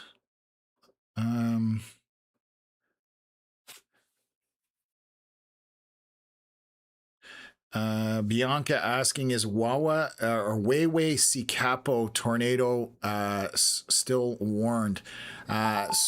So I'm assuming if it's tornado warned still, no, I mean, it's warned. There's a warning out there, but it's not, where are we? Wayway Sikapo is somewhere around here. Why? Oh, give me a sec. I'll search for, oh, there it is. I just saw it on the screen. So bear with me. There's the first near Rossburn. So they've dropped the tornado warning. Let me just see here. That's Rossburn. My apologies. So yes, it is still warned, but there is no storm that is, rotating or giving any kind of velocities that would be concerning. So I'm just switching to Fox Warren radar here, and it's still out, but let me see how long it's for. Still 42 minutes it expires, but there's nothing in there that I can see that would be rotating or draw my attention to it to warn you folks on that. So again, this line is just up the middle, and that's all that's left there. So hopefully that helps answer your question there, Bianca. Okay, and let's just take a look here. Just got another donation here from Gregory. Thank you very much. Really appreciate that.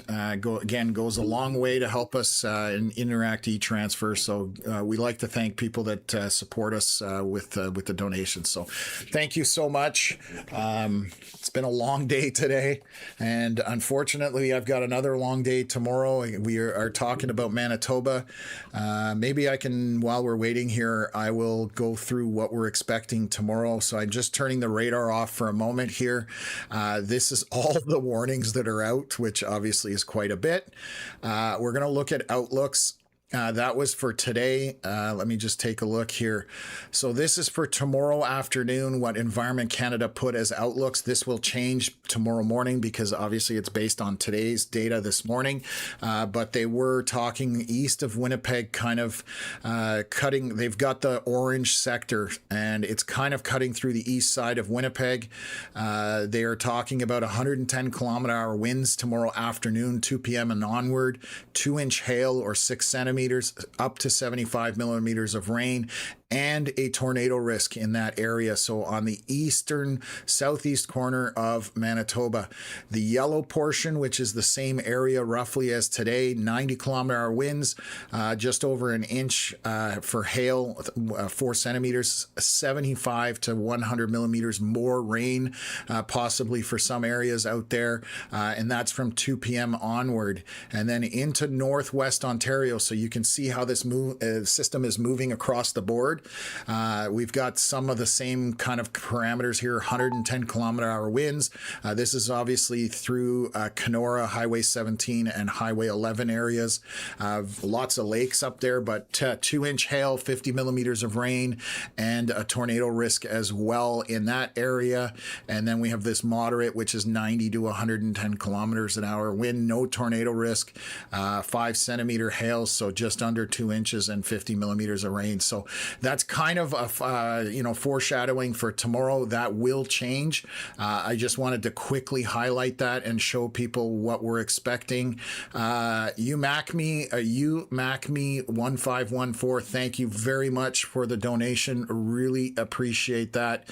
Again, huge shout out for that. It helps us a lot. So we have a lot of people helping us out, all our moderators in the chat. We've got 3 or 4 of them. We couldn't do it without them, so I have to thank them for their help. They spend a lot of time with us on this. And again, we've been here for, I'm trying to see how many hours that we've been here, but I've got too many alerts popping up on my screen. 6 hours. We just crossed the 6-hour mark. So again, thank you very much for anybody that's donated, anybody who's subscribed to the channel. Huge thank you for that. And if you've liked the stream, that's the easiest way to support us because it costs nothing and it takes, half a second to do so. Anyways, wanted to talk about what's coming tomorrow for parts of Manitoba. So obviously the eastern portion of Manitoba, we'll get into it. For the tornado risk. At this point, we will look at models and post our outlooks tomorrow morning for that on our Facebook page. And we will be streaming live again tomorrow if things start to go. And we'll be covering that eastern portion of Manitoba and northwest Ontario. And then for anybody watching from the Ontario area, we are looking, we are looking on Tuesday. There could be a pretty serious event through eastern Ontario, starting in northern Ontario as this moves through, and it could be significant. We'll see whether that unfolds. So that's what we're monitoring, and then we've got more storms happening. So again, we have another 7 days of this. It's going to be crazy. Like I said, I'll be happy if I'm talking at the end of it.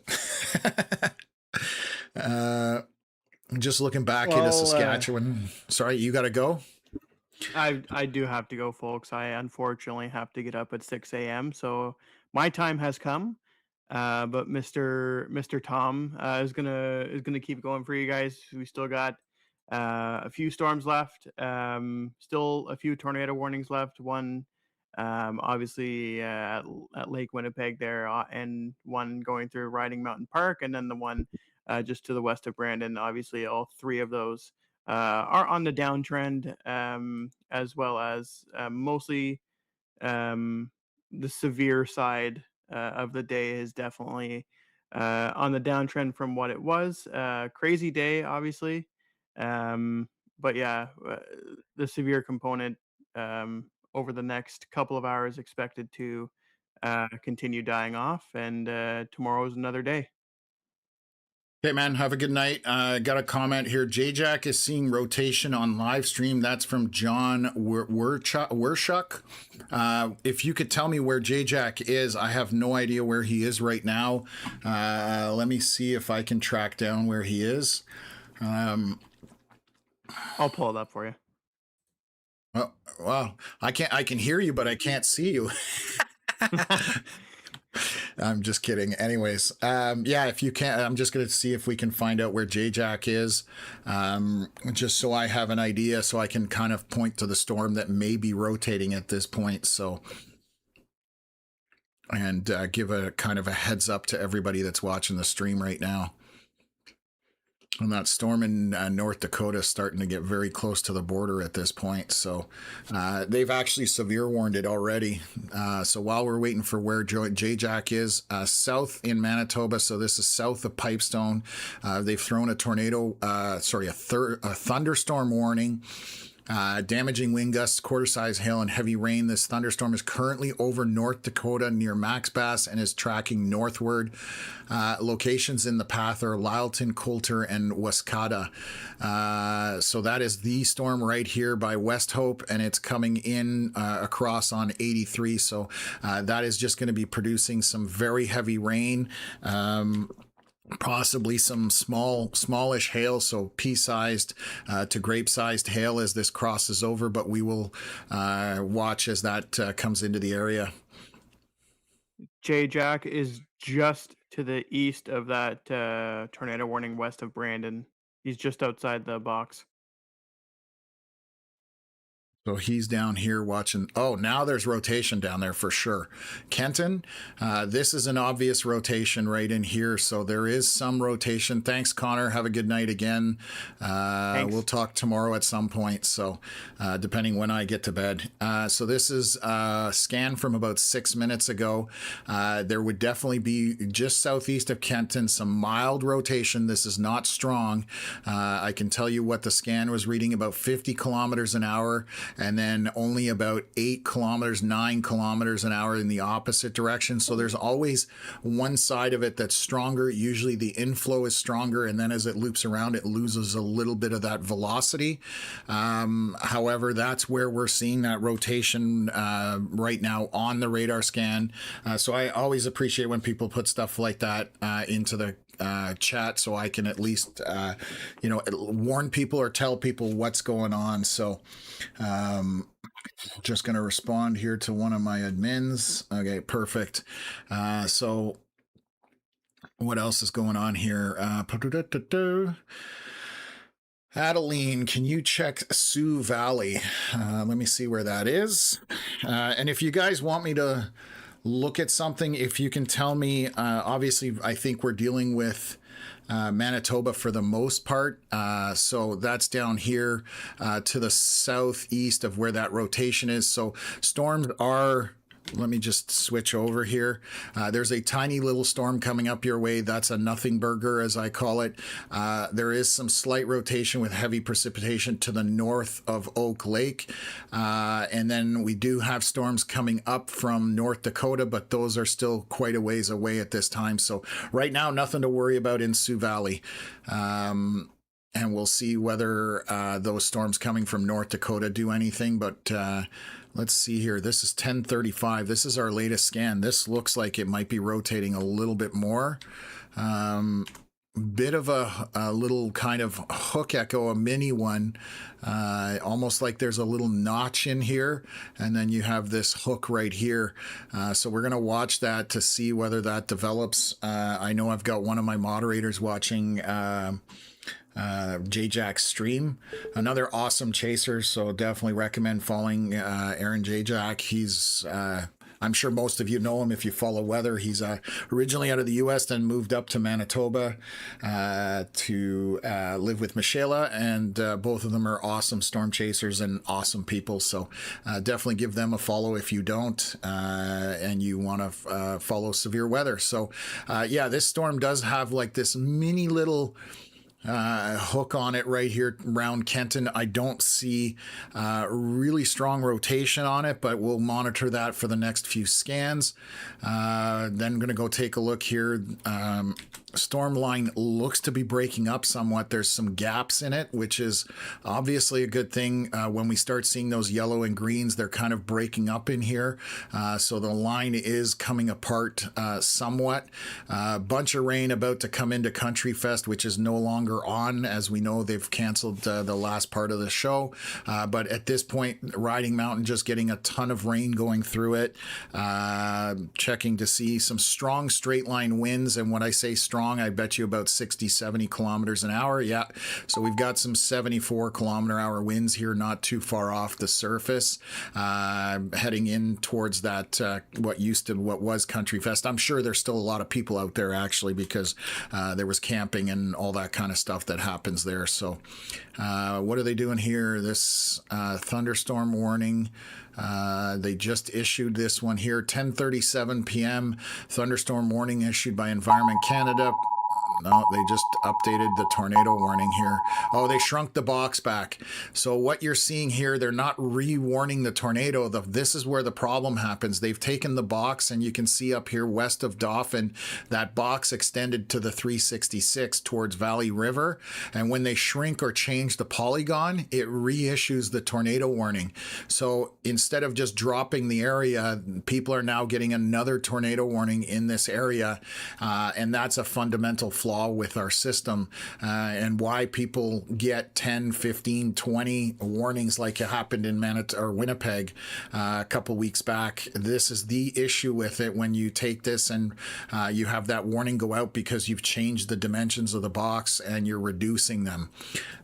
So let me just take a look at velocities to make sure I'm not misspeaking here, but it looks like we're good. Most of this stuff is dying off. So again, nothing on the map currently concerns me other than this area down here where we look to have a little bit of rotation by Kenton, just north of Highway 1 or the Trans-Canada, north of Oak Lake. We'll see and wait for another scan there. And then I'm just going to look here northwest of Winnipeg, and this storm is just slowly trucking along essentially, and just putting down a lot of precipitation, but it is also losing some of that intensity, again being that it's 10:40 p.m.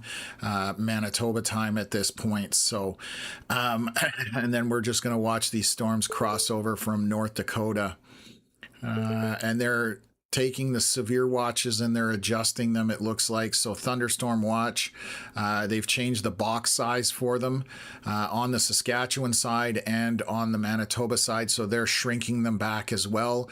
They're just pulling them back to where the weather is essentially at this point and minimizing them. So that's why they're flashing, and those thunderstorm watches will go out again as they change those boxes around. So okay, let's look at this storm about to cross into Canada. This is 10:40 p.m. the scan, so that's 1 minute ago. Crossing, it's got heavy rain, possibly some small hail in this for Coulter. What's going on here? So they've extended the warning here. So let's take a look. This is 10:35, 6 minutes ago. Sorry. So they've changed the box. What they did is they extended the box out here. You can see where it's flashing to the north and to the east towards Minnedosa. But our area of concern is this storm right here.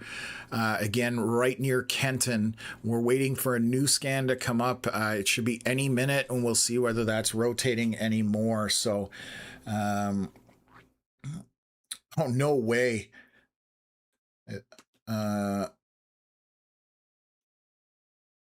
They've reopened the stage at Country Fest. I just saw that getting posted by one of my moderators. Why? there's rain heading that way in any moment. So I don't what time was that posted at? I'm trying to see here. That was 4 minutes ago. So Country Fest is trying to make an attempt at it again. Unfortunately, these storms to the southwest are going to, well, it's now raining in Country Fest on that last scan. So they're kind of in moderate rain, the orange and the red, and there's hail to the south of it. So hopefully they miss most of that, but I give them props for trying to get it done. Let's take a look here at the storm that was tornado warned at Kenton. Not seeing, how far is this from radar? So give me a sec here. I want to see how far. We're only at 2,000 feet off the ground, so not seeing any strong velocity signatures in here. I guess we're seeing, I'm just still got one of my moderators watching Aaron Jajak's stream just to see if anything's happening on it. Obviously, if something does, we will warn you guys, but the tornado warning down here is for this storm northeast of Kenton. It's looking a little anemic would be the word I would use for this, but you never know as storms are dying. They can do some weird things, but you can see the whole line is starting to break up here. And that's the issue there. So Country Fest going again, getting a little bit of rain, but not the end of the world. We were looking at this storm south by the border, so let me get back down here. There is some small hail to the southwest of Coulter. This is along 83 that crosses into North Dakota, I believe. And there's probably pea-sized hail, maybe a little bit more, but that's basically all that's coming across. We'll take a look at not strong winds, but heavy precipitation and lightning. And this is moving northeast as well. So we'll continue to watch that as it progresses and unfolds. This storm over here, again, Kenton, that's the one that they tornado warned. It does look like it's falling apart, and it is weakening at this point. So we'll see whether we've got another scan in about 5 minutes or so. So we'll watch that one. But again, I'm not super concerned with it at this point. It does not draw my attention. So... Yeah, Carter McKenzie saying, I think they opened it like 20 minutes ago. So yeah, I don't know how, again, I mean, we're just getting it. Obviously, I'm not getting it instantly and I'm paying attention to other stuff, but I appreciate that we kind of have a bit of a timeline on it. So they probably got a little bit of music in there, but the next scan, they're going to be getting a soaker because this is moving up towards there. And I've got a camera just south of there in this rain. So let me see if that... no, that is an old picture. That picture is 3 hours old, hasn't been updated. So, actually, what's the date on that? Let me see here. Let's see if it'll refresh. No, now it's just going to tell me there's no camera. I'm trying to see the date in the top corner. It's today's date. We're the 28th, yeah. But that's 8 p.m. So that's, again, almost 3 hours ago. So not reflective of what's going on that highway. I don't have another camera I can look at. So we're still waiting for a few things to happen here. But...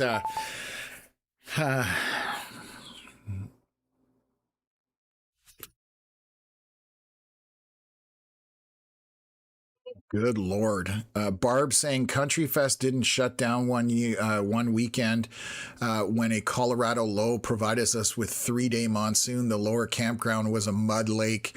I can only imagine what that would have been like. So that would have been an adventure and a half.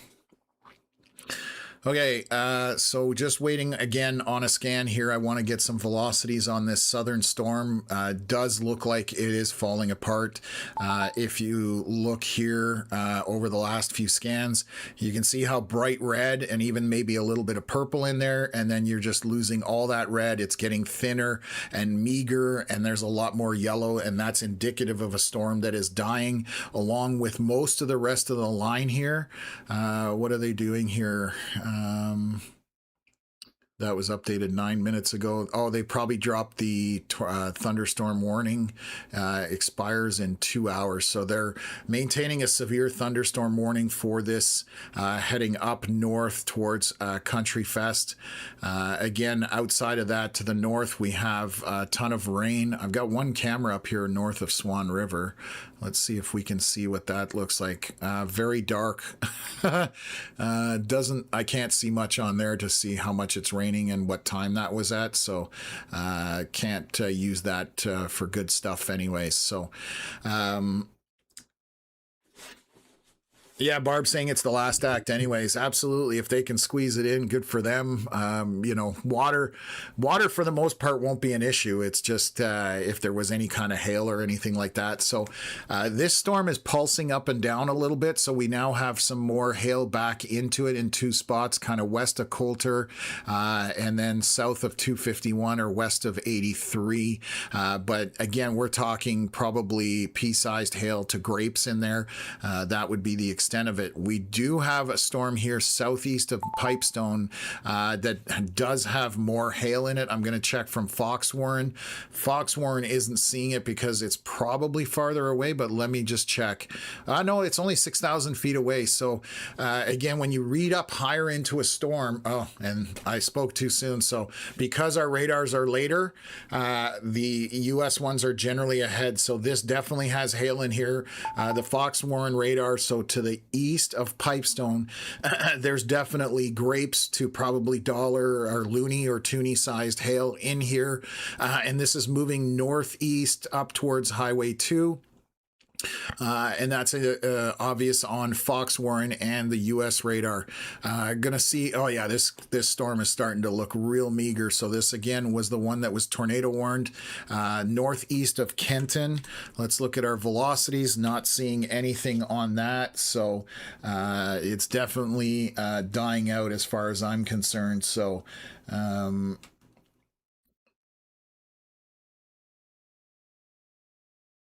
okay. Yeah. Just getting comments. I guess people are complaining that they reopened the stage because of all the lightning that's around. But anyways, I mean, if you want to take shelter, you take shelter. That's... At the end of the day, that's a personal choice, I think. But anyways, this storm near Kenton is definitely dying off. Nothing to be concerned about anymore. The storm east of Shoal Lake or south of Elphinstone. Let me take a look here. Just some heavy precipitation with possibly some small hail on it on 354. That's all that's going on in there. Quite a bit of hail on Highway 10, just where that camera is unfortunately not working. Country Fest now getting into that moderate to heavy rain, so with lots of lightning packed in here for sure. There's lightning is the one thing that scares me about storm chasing because it's so unpredictable. You can have lightning bolts 10 kilometers, 20, 30 kilometers outside from a storm. You cannot predict it, and if it's going to hit, you never know. So that is the one thing about storm chasing that I definitely take more seriously is the lightning.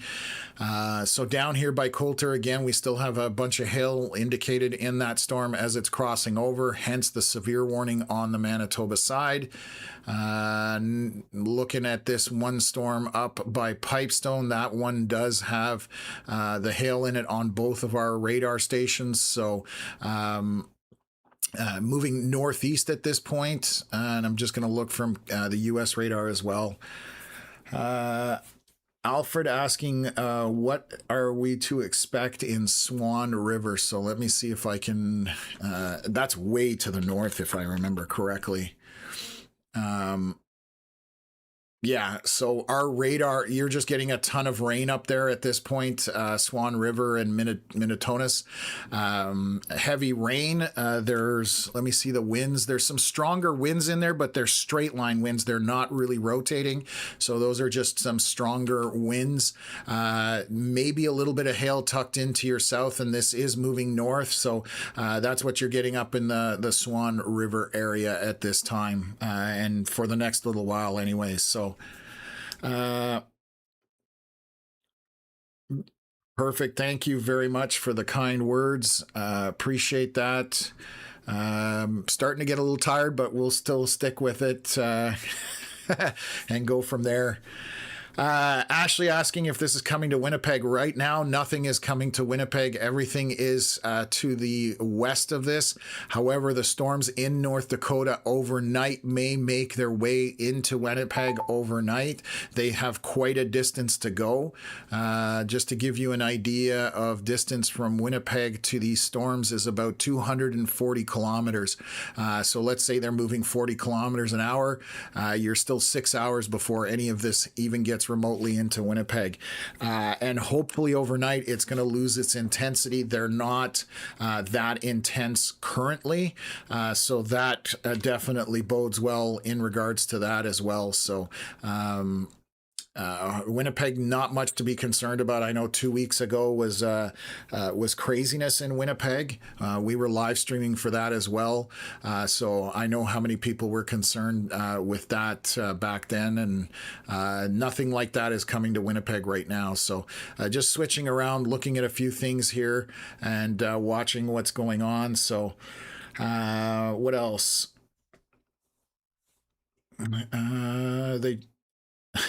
They just shut down Country Fest again. Didn't even finish the last performer. Listen, they're just trying to get it in. I understand it, but with lightning, you're kind of playing with fire. We had a festival here in Ottawa where they didn't heed the severe stuff. There was a storm that came in and blew half. It was Blues Fest Blue. The stage collapsed, and I believe it ended up killing somebody. So it's. I mean, listen, I get the fun time part, but is it worth losing your life over? I don't think so. So anyways, okay, Rick updating me here that the Storm Prediction Center out of the U.S. Talking about these storms on the U.S. side in North Dakota, saying that they are expecting them to lose any severe potential by midnight. So that's within the next hour that these are going to lose their oomph, as they say. And hopefully that's a good sign for anything that drifts over into Manitoba as the evening progresses. Again, we're about almost 11 p.m. Manitoba time, 12 p.m. or midnight here in Eastern Ontario. So let's take a look. Here's our latest scan. So just east of Pipestone, there's still quite a bit of hail in there. So I would say grapes to maybe loony-sized hail in there, approaching that Highway 2. Another storm back here to the south, crossing the border by Coulter. I'm going to just see which is the closest. The U.S. radar's closer, showing a little bit of hail in there as well. I would say maybe pea-sized hail, maybe slightly bigger than that in this storm as it moves northeast. And then let's take a look at our warnings here up here for the storm. This has gotten very elongated, the storm in the center of the screen. This is again northeast of Kenton. I'm going to just take a look at velocities. There is nothing on that storm that is of any concern at this point. Just a heavy rainmaker with some lightning. This is to the southeast of Hamiola at this point. We'll continue marching north from there through Riding Mountain National Park. You can see the storm as it came off the hill. I know that Highway 10 kind of is in a bit of a valley or a lower point compared to where Riding Mountain is, National Park. And so there's some heavy precipitation, and it does look like there's hail just to the southeast of Country Fest at this point, probably pea-sized to grape-sized hail in there, moving northeast towards Oka River, going to skirt just south of Dauphin, and then further northeast from there. But that's the highest end stuff that we're looking at right now. I'm amazed this tornado warning is still here. How is this? It expires in 6 minutes. So let me just do a refresh to see if any of these disappear. It's gone. So the only tornado warning left, I'm just double checking, is down here for this storm. That is the only tornado warning left for the storm that is near Hamiola, and that storm is not going to produce anything at this point point, it is dying off. So the tornado warnings for today, right now, as it sits, are basically all over at this point, and we're only left with some severe warnings remaining for some of these storms, because obviously when we're getting into that hail, the larger hail does trigger our severe components in Canada. So 3 centimeter hail is considered severe. 90-kilometer-hour wind gusts also. And 50 millimeters of rain or more within that storm is also a severe component. We actually should have flash flood warnings for that, but any combination of those three, one or all of them, will trigger a severe warning. So that's kind of how things work with severe warnings in Canada.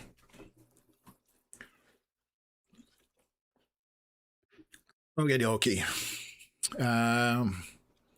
Amber asking if there's any rotation for the storm hitting Country Fest often. No, there's nothing going on. There's just straight, what I call straight line winds for that. There's nothing of any. They're going to have problems with wind, straight line winds. They're not having rotation issues, but watch what happened with this storm. So over the last 3 scans, you can see how bright those colors are getting. Country Fest is about to see some seriously strong wind blowing in there, because these storms are dying.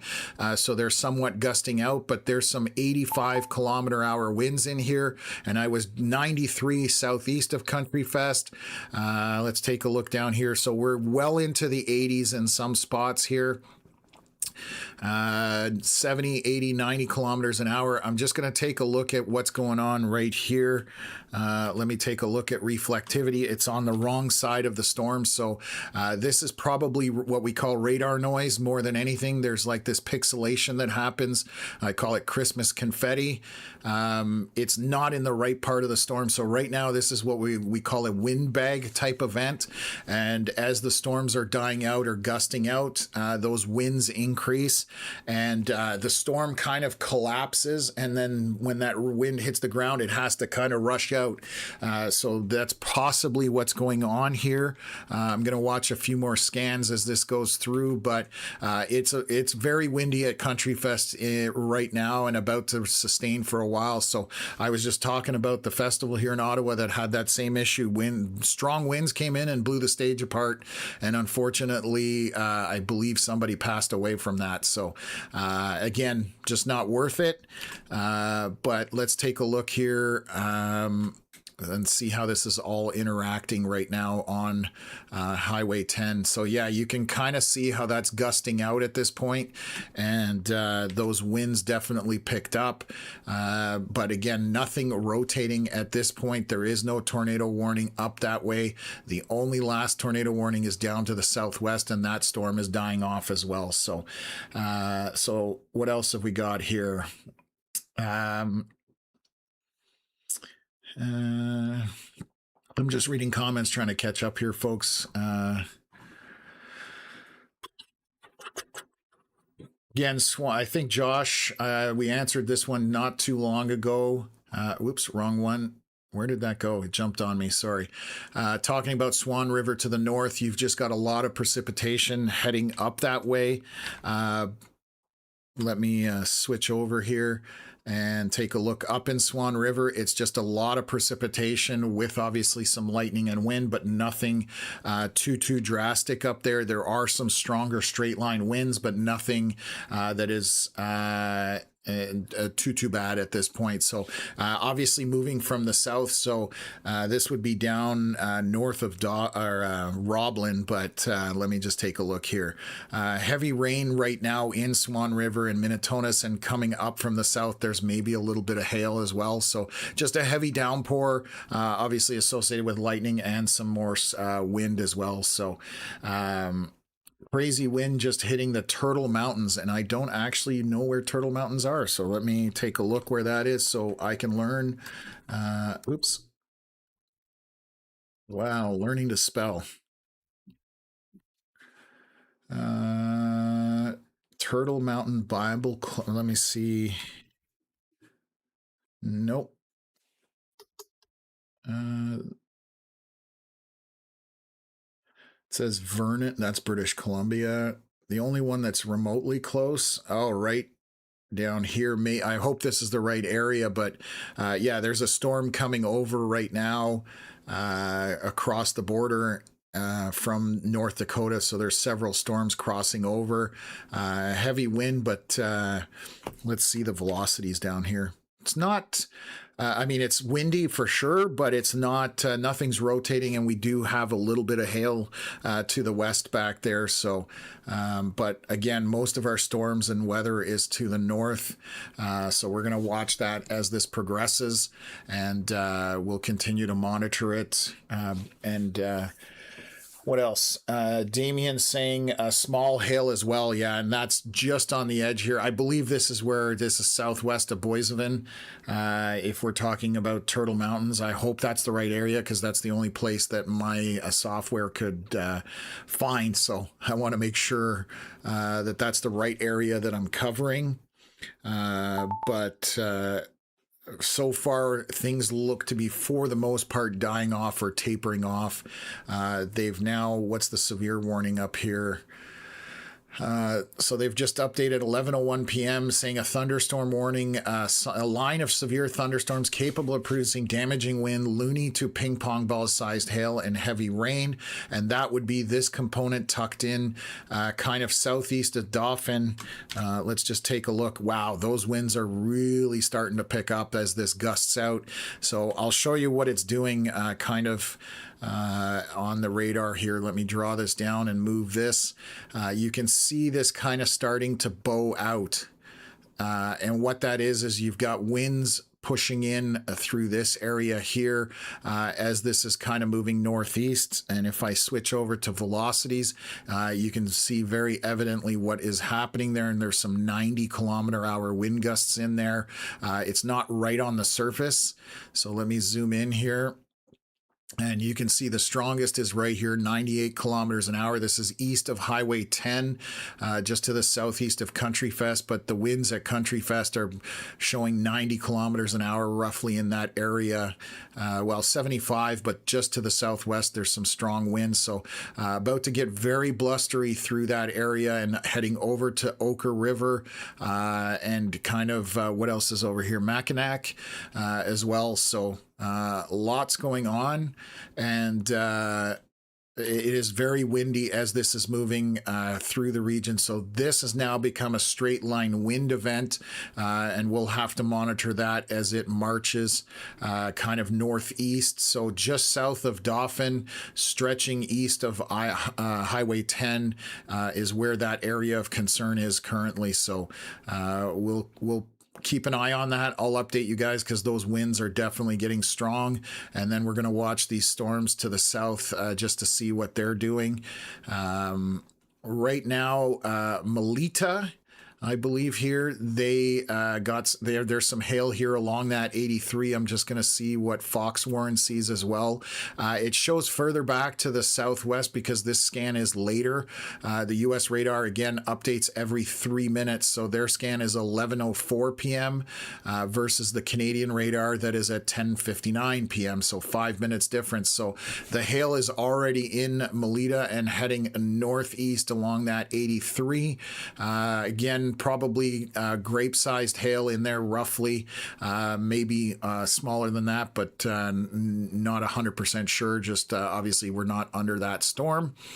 Looking here at some storms coming again through Oxbow.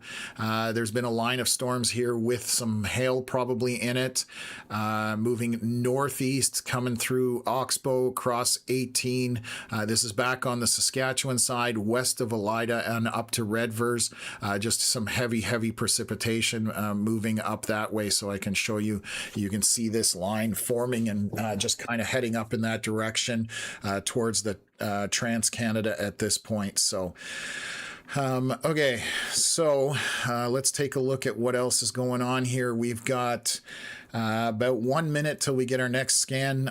This is the area I'm going to concentrate on because this again is turning into a straight line wind event, which can cause damage as well. So this is our latest scan. Let me take a look, and you can see that those winds are packing in right behind that line of precipitation or those storms as this is bowing out. Again, the same concept as before. We switch over to our velocities and take a look at winds here through Highway 10. We've got some 100-kilometer-hour winds. This is 3,000 feet off the ground, but obviously I would expect 80 to 90-kilometer-hour winds on the surface, roughly directly south of Country Fest. Up by Country Fest, they're reading about 82 kilometers an hour. So again, very windy as this system is moving through and pushing east and northeast at this point. So lots of wind packed in there, and it's very easy to see where those winds are just when you scan out. You can see those bright pinks. Those are the ones that are obviously concerning and associated with heavy precipitation on the leading edge of that. Ashley saying, is this coming to Winnipeg? This is not coming to Winnipeg at this time. Again, we do have storms to the southwest of Winnipeg. But they are 200 plus kilometers away. And if the storms are moving 40 kilometers an hour, you're still 5 or 6 hours before that gets to Winnipeg. So there may be some rain and storms overnight, but they will lose their intensity the later it is into the evening and into the overnight hours. We're now 11 p.m. or just after 11 p.m. Manitoba time.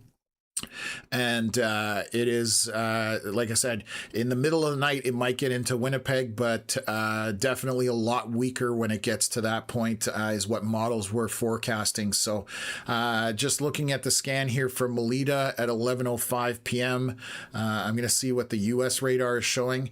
Lots of hail moving through this region. Again, just north of there, we're talking probably grapes to loony-sized hail, maybe slightly bigger. There's a fairly large cluster of it moving northeast with this.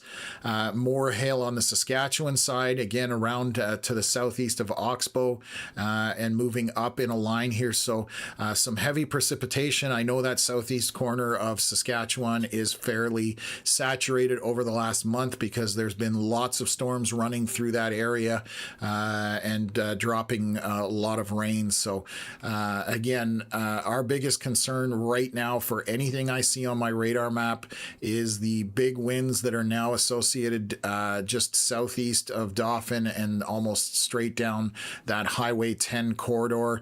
Where does this come into? This is in that this is the Wasagaming or gaming or gamming, or I've heard the different ways and I'm butchering it again. Anyways, heading down to that area where Highway 10 kind of turns eastward and heads around that area there. So this area right in the center of the screen with all this red and purple, heavy winds in behind that. And again, we're waiting for another 4 or 5 minutes before we get our next scan on this, but that is the area of concern as far as weather is concerned right now, because 100-kilometer-hour winds are still going to do damage, blowing in a straight line. So that's what we're worried about. Louise saying thank you for your awesome storm coverage. You're welcome. I'm glad you guys are enjoying it, and it's helping people understand what's coming at them, and that is half the battle. I always say in terms of understanding or having storm anxiety, knowing whether you have to worry or whether you don't have to worry makes all the difference in the world. So Kale Sinclair asking, is there going to be tornadoes in Fairford, Manitoba? Right now, there's no tornadoes anywhere in Manitoba at all. And we, in fact, only have one tornado warning left for this storm to the south. And the storm is Hamiola area, just southeast of there. I'm just going to look at our velocities. Nothing rotating very tightly there. This warning expires in 29 minutes. And again, there's only one storm in it. So this is to the northwest of Brandon. Our tornado watch expires in 2 hours roughly. So no, there are no tornadoes at this point. And it's not anything we need to be concerned about. For the tornado side of things, we did definitely through the 6 o'clock, 7 o'clock, we had some very strong tornadoes travel through the area. We did live stream several of them, and we did see that they impacted some properties, unfortunately. Hopefully no injuries, but we can't confirm one way or the other. I've been obviously on the live stream, so I haven't been able to keep up with that. So Keegan asking about how is Neelan, Manitoba. So let's take a look and I'll see what they're updating there. Neelan, Manitoba. Okay, so you're down here in the corner, little Highway 5 northeast of Killarney. So you do have some storms coming up that way. They don't look too severe at this point, crossing from North Dakota. Let's just make sure we're on the right radar out of the U.S., and I'll show you how these are moving northward. But as they're spreading out, you can see that the intensity is, obviously there's lightning, there's some wind and pockets of heavy rain, but they aren't really sustaining super strong components to them, so it should be okay. What else? Yeah, so this is what's marching through from the North Dakota side. And again, Storm Prediction Center in the U.S. was saying the storms in North Dakota would lose most of their severe component by midnight. So in about 45 minutes or 48 minutes to be very exact. So these ones here, they're not even severe warned on the Manitoba side. So going through Boissevain, just moderate to moderate heavy rain with lightning and not, I'm going to say I don't think they're too windy, but let me just stop that and take a look here and look at velocities. No, the winds are not that strong in this, so we're good, but we do have quite a bit of hail.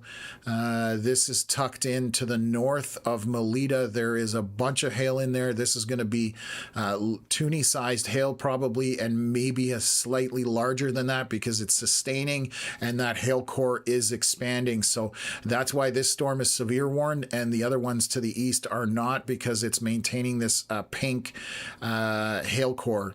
Also, just between Glen Ewan and Oxbow, around 18 and 603, there's a bunch of hail there.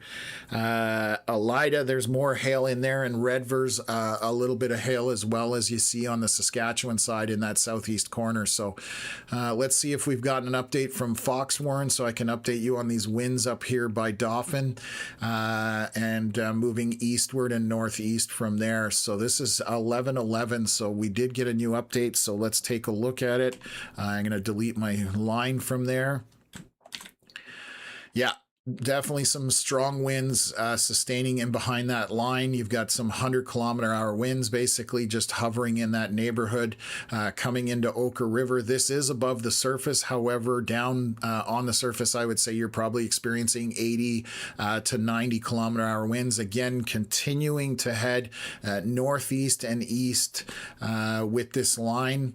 And let's highlight that. And you can see, again, that bowing effect as the winds are pushing out of this, and they're kind of backed in here, coming through and just pushing that, and that's what's causing those big winds. We do have a bit of hail here with that pink and purple on the bottom corner here, but that would be, you know, again, maybe grapes or smaller roughly, but it is heading towards Laurier, going through Ochre River right now, very windy there, and then St. Rose du Lac. What else? Going over Dauphin Lake, possibly just on the very northern edge of that, and marching kind of eastward, and you can see that on the radar, very obvious at this point. What's this tornado warning doing down here? Still 24 minutes till it expires. And again, we're looking at this storm near Hamiola, but it isn't moving very far at this point. It's kind of just stationary. It's very slow moving. Lots of rain in there, so there may be some flooding involved with that, but no rotation that's scary or would have me jumping up and down in any way. So we're now gone down with that tornado threat, and we're now looking at severe areas, meaning straight line winds on on that storm near Dauphin. And then obviously to the south here, we have a few hail cores crossing over from North Dakota. So Louise asking, do the storms lose power as temp drops or sun goes down? As sun goes down, and 100%. So in Canada, it definitely is even more impactful, just because we're so much further away from those storm-rich environments like Tornado Alley in the U.S. So as we lose that sunlight, diurnal heating is what it's called. And so when that does go over horizon, it does take away a percentage of what energy is available to storms. So unless it's a crazy strong storm that's already ongoing and it can sustain on its own, a lot of times you'll see those storms weaken, and overnight they just lose that potential energy that's available to them. And again, we're looking at temperatures here. So in Brandon, I think it hit about 27 today. We're now down to 20. So again, we've dropped the temperature. There's no sun available. So that does weaken storms where they just don't have as high a severe potential. Basically, you're kind of limiting them to a certain extent. So what else is going on here? Josh saying the lightning in Swan River is getting loud. That would be up in this area here. So we've got some storms happening up this way. Lots of rain, lots of probably a little bit of hail between Swan River and Minnetonus. Let's just take a look at velocities. There's some straight line winds in there that are decent, so going to be windy up that way. But it's almost over. That is all moving out of the area and continuing northward. So we're getting close to the end of all of the areas that have warnings. Again, we're just working our way down to just regular rain and storms, and hopefully not much more coming from the North Dakota side. It's now, what time is it here? We're almost 12:20 a.m. for myself, 11:20 for people in Manitoba. So it's definitely cooler in Yorkton. It's 13 degrees in Yorkton, so you can see the temperature has drastically dropped out of Yorkton with all those storms moving through.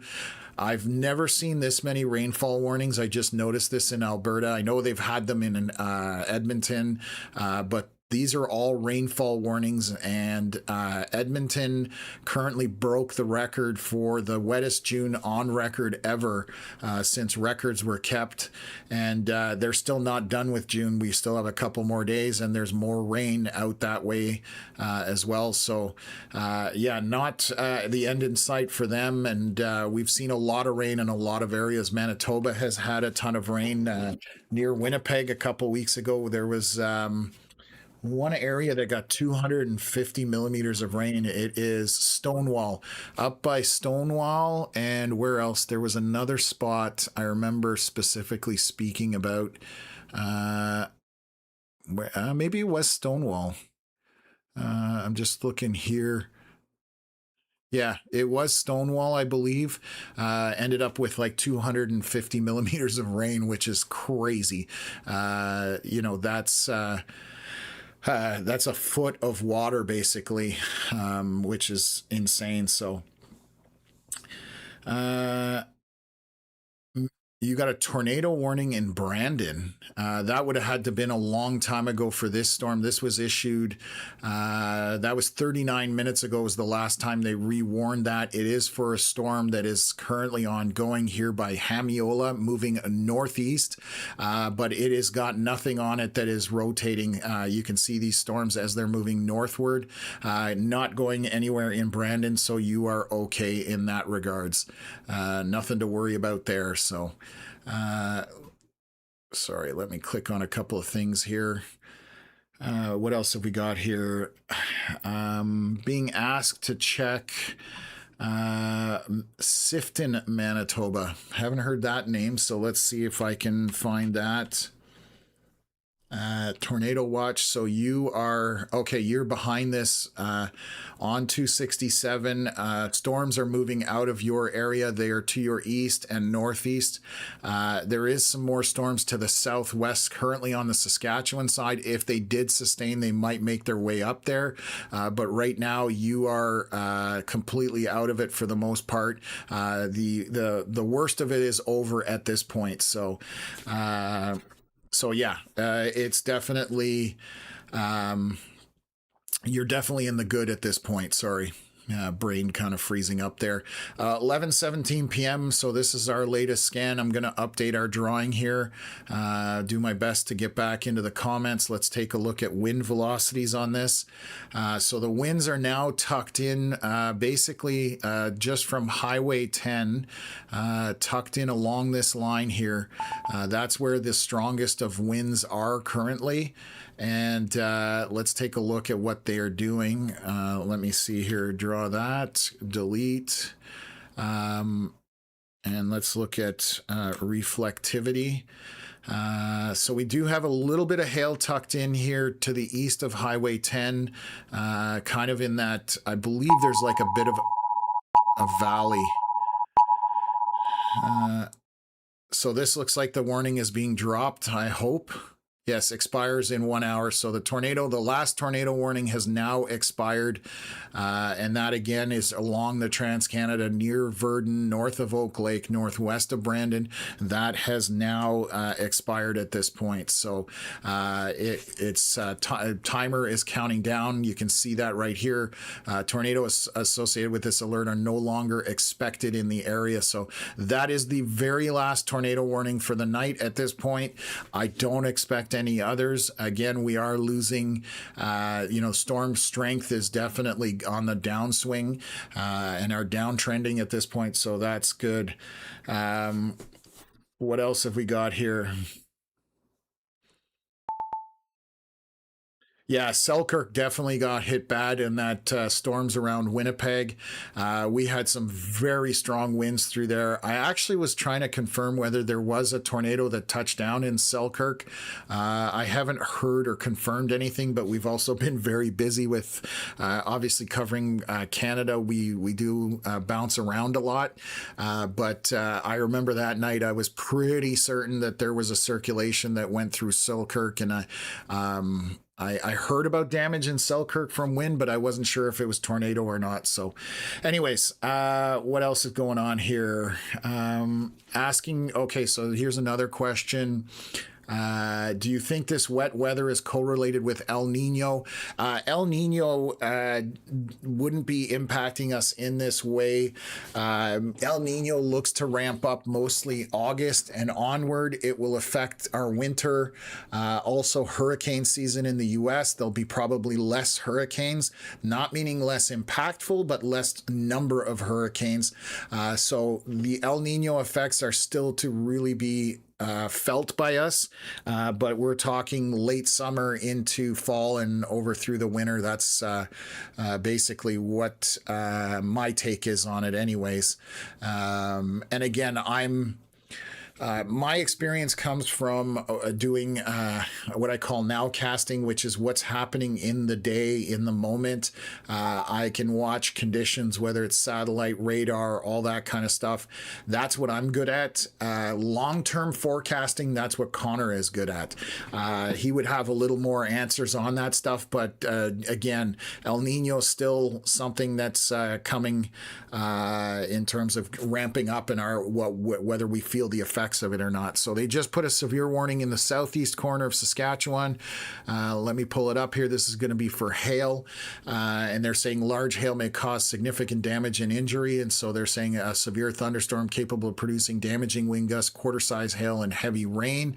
I'm going to see which Foxwarren looks to be the closest one, but I'm going to check from the U.S. radar. Wait, I'm keep clicking on the same thing.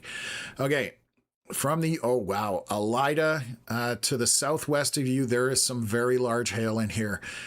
This purple stuff, that's when you get into really big hail.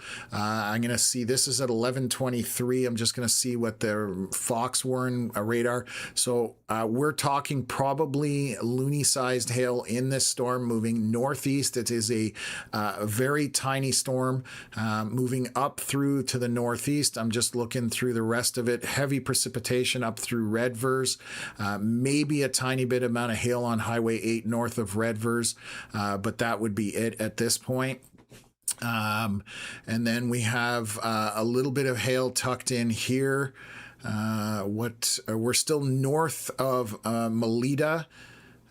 Just north of there or northeast of there, we have some hail here along 83 and 345. Kind of south of Pipestone, again, we had a couple of storms move through there, and they've died off as they've gotten a little further as far as that hail component is concerned. This is just rain showers out by Boissevain, Killarney. You've got lots of lightning and isolated pockets of heavy rain where you're seeing those dark oranges and dark reds. So they're updating the severe warning on the Saskatchewan again, thunderstorms. So here we've got some more details. So they're saying that the thunderstorm location is Redvers to Glen Ewan. Moving northeast at 40 kilometers an hour. They are warning it for up to 110 kilometer-hour winds, 4.5 centimeter hail, which is about 1.5 inches, and 100 millimeters of rain, possibly 50 to 100. Glen Ewan, Bellegarde, Antler, Carnduff, Storthoaks, Cromer, Sinclair, Kerryvale, Tilston, and Gainsborough are the locations in the path of these storms. So again, that is the southeast corner of Saskatchewan, heading towards that Manitoba border and heading towards the Trans-Canada at this point. So some more storms coming in from the North Dakota side. So I just want to look at what's happening out of North Dakota. I'm going to watch this loop here and just see they are marching north, but they look like they are losing a little bit of intensity again. We're expecting them to lose intensity in the next half an hour. So most of those will continue, but not be as strong in about the next half an hour or so.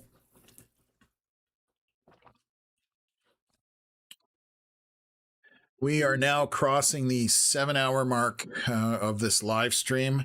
It's been a long day. It's been crazy at times. We're definitely quieting down at this point, so I'm able to answer some questions. Chris McDonald from upstate New York. Always good to see you in the stream. You missed some excitement today. I don't know if you were in here earlier, but we had several tornadoes live streamed on the stream here. So definitely a busy day in Manitoba. I think we had 3 or 4 on the live stream throughout today from several different chasers. Braden Morrisseau also had Shannon Bolesky had a really strong tornado as well. So did Braden, actually, up in the Saskatchewan side.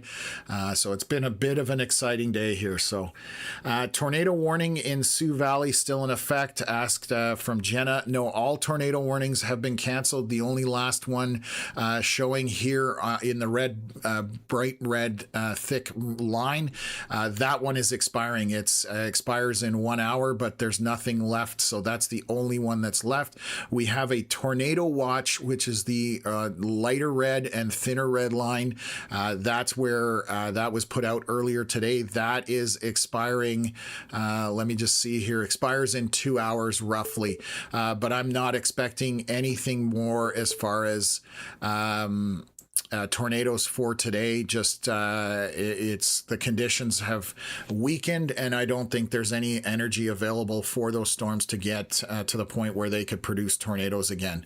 So I think we're pretty good on that front, and they're updating the severe thunderstorm watch for another 4 hours. So let me just read through that. Conditions are favorable for development of severe thunderstorms, obviously that are capable of producing strong wind, large hail, and heavy rain.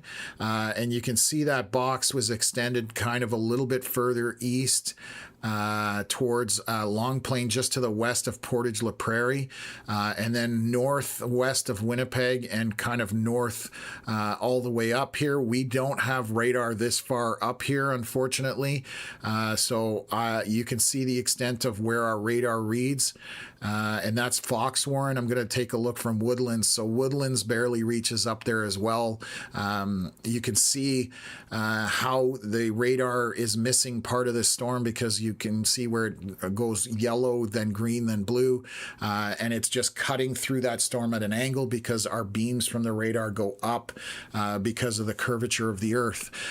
So again, not very accurate, much further than where these storms are right now. Okay, let's see what's going on here. Thanks, Chris. Appreciate the kind words. Makes it all worth it. I was up till 2 a.m. last night, Eastern time, covering Saskatchewan and Manitoba. We had some strong winds move through the area late in the evening. And again, we'll be covering Manitoba again tomorrow, southeast corner and northwest Ontario. So, yeah, definitely a lot of action ahead, and I'm going to have to get my rest and hopefully get at least 6 hours of sleep, and then start prepping for the stream tomorrow as well. So thanks, Hyacinth. Appreciate that as well. I've definitely been struggling on some of the town names, especially in Manitoba, but what else is going on here? What does the purple line mean on your radar? That's going to be for a squall warning for water. That's a waterway up there. So if I kill off the radar, that's over water. So this is a squall warning saying squalls with wind gusts up to 35 knots are expected or occurring in the area. So that's just for that northern storm, cluster of storms here, basically up by Swan River, Minnetonka, and Duck Bay, all heading north. So that is just basically a squall warning for anything to do with water. They had one over Lake Manitoba earlier. So that's just what that is. So just making sure I'm trying to keep up with the comments as best as possible. Okay. I think we're mostly caught up. If I missed comments or questions today, folks, obviously it's not intentional. It's just, it's been a very busy day and we've been trying to keep up with things. So definitely, try to answer as many questions as I can. But when it comes to tornadoes and when we have active tornadoes on the ground, that is the only thing I'm focusing on. And the rest of, even severe storms, that kind of stuff, we just need to focus on life safety. And so obviously things do get missed that aren't as important as that current situation that's ongoing. So what else here? Getting a scratchy throat from talking for 7 hours, sorry. Got an email here. This is a little while ago.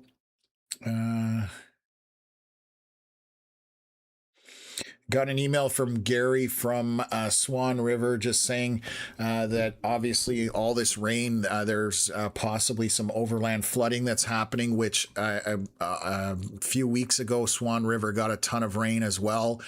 So again, a lot of areas are very saturated over the last month and won't have the ability to handle all this rain.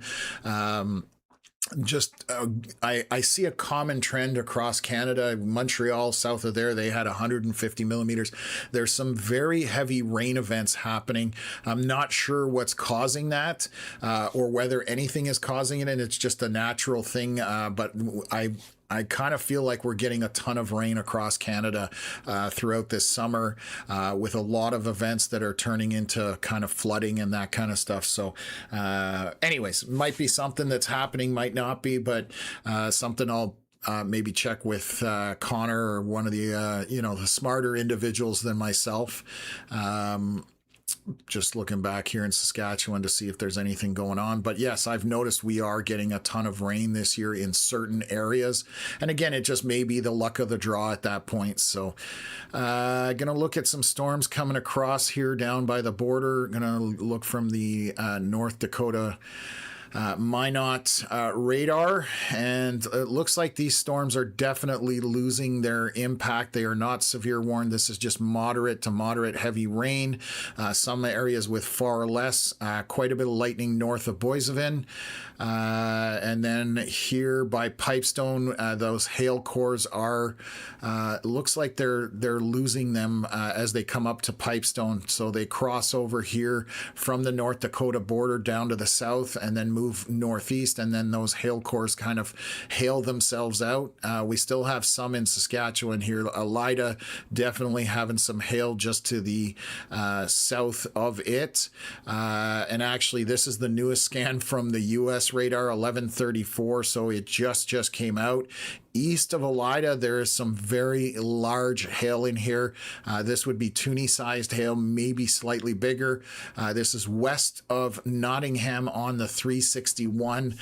You can see that cluster of pink. That is a lot of hail in there. Let me move this down. I don't know why it keeps doing that. And you've got a bunch of hail tucked in here, and it is moving northeast at this point. So same thing with Redvers. There's some hail to your southwest, so that'll be on the doorstep of Redvers here any moment. Less a sizable cluster, but I would say grapes to loony sized hail in there. And then just heavy rain kind of moving northeast from there up towards the Manitoba border. And that's why you're seeing this severe thunderstorm warning box in that corner. It's for these two hailers or storms that are hailing themselves out here. So while they continue, that severe warning will remain there. And then what else have we got here? Let's look at Fox Warren. Some hail pockets in here, so let's take a look at what's happening with the winds in here. I know we had some strong ones packed in, so they're still continuing up by Dauphin Lake. So it's back to the southwest of Rorketon. You've got some strong straight line winds here. These are just shy of 100 kilometers an hour, roughly in that neighborhood. This is a little higher off the surface, but at the surface I would expect about 80 kilometers an hour, so still going to be windy and gusty. Manitoba knows how to deal with wind. It's a common thing that happens out there. And obviously those big open areas, there's a lot less to stop that wind from happening. So what have we got going here? So they've put up a severe thunderstorm warning to the north here, just put out. Environment Canada tracking a severe thunderstorm capable of producing damaging wind gusts, quarter-size hail, and heavy rain. And that's all this stuff to the north of Swan River and Minnetonus. And this little purple and, this pink area is more than likely what triggered that. There's probably some decent hail in here. Grapes or smaller would be my guess on that. And again, it is moving northward at this point. I'm going to see if this camera in Bozeman is showing anything. It is dark, so sometimes these cameras don't have the best views at night, depending if there's any kind of lighting up there. Or if it'll even load. Oh, that'll tell you there's nothing to see because that camera doesn't see in the dark. So unfortunately, I can't update you guys as to what's happening on that traffic camera. It is not good at night.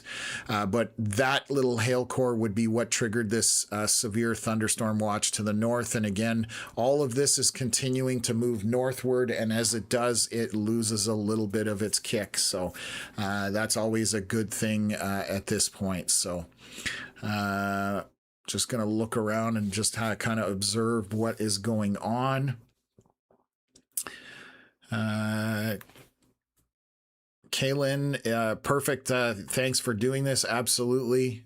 This is what we do now. This is kind of my new chapter in life. I've been a storm chaser for 12 plus years, and I used to do it like that was my hobby. That's what I did, and chase tornadoes in the US, and now I'm doing severe weather coverage in Canada for Canadians. So that's what we do now.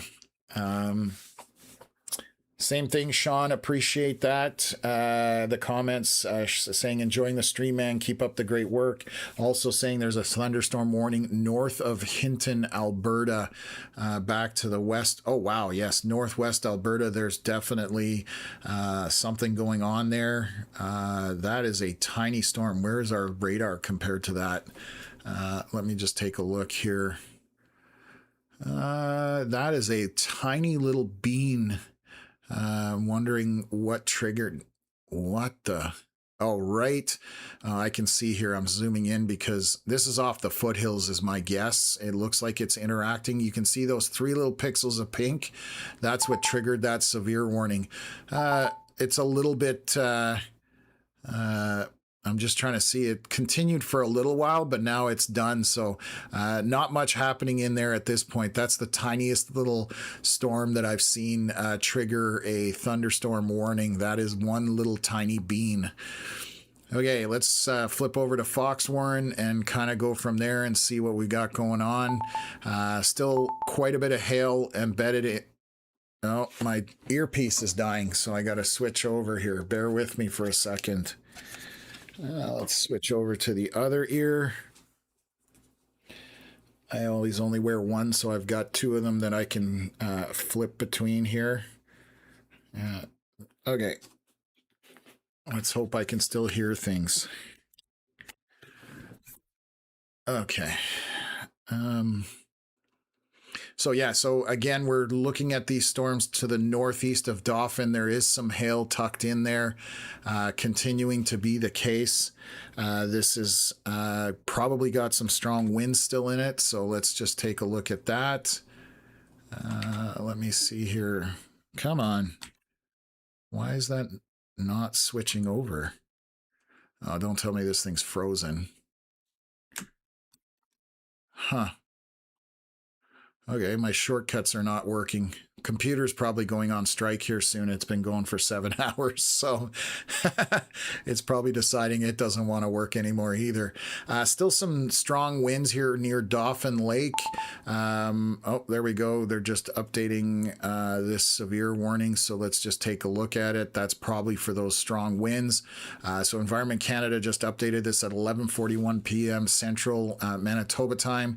Line of severe thunderstorms capable of producing damaging wind, loony to ping pong ball sized hail and heavy rain. So we have both of those involved in there. So we've got some hail and we have, oh wow, that just cranked up in that one little spot, all 111 kilometers an hour. This is 1 mile above the surface because again, we are far from the radar. So we're reading much further up into the storm, but 111 up there is probably about 80 or 90 on the surface. And this is to the north of Dauphin Lake, kind of back to the west or southwest of Rorketon. And let's just switch over here. Yeah, my keyboard shortcuts are not working anymore. Hopefully my keyboard's working. So we're just going to go back old school here. So we can see that the winds are an issue, and then you have these pockets of hail up here. So obviously a storm that still needs to be paid attention to. There aren't any rotating winds on this. I want to be clear that this is just straight line winds. They are strong and they can cause damage. So that's why we need to pay attention. But this is moving northeast from Dauphin essentially at this point.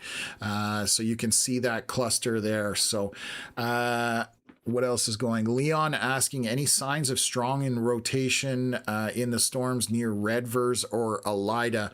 Let me just double check here. I don't think there's anything that's rotating, folks. I believe everything is done at this point. So that's just hail at this point, but let me see here. I'll double check to be sure. And I keep going back to my keyboard shortcuts that are not working.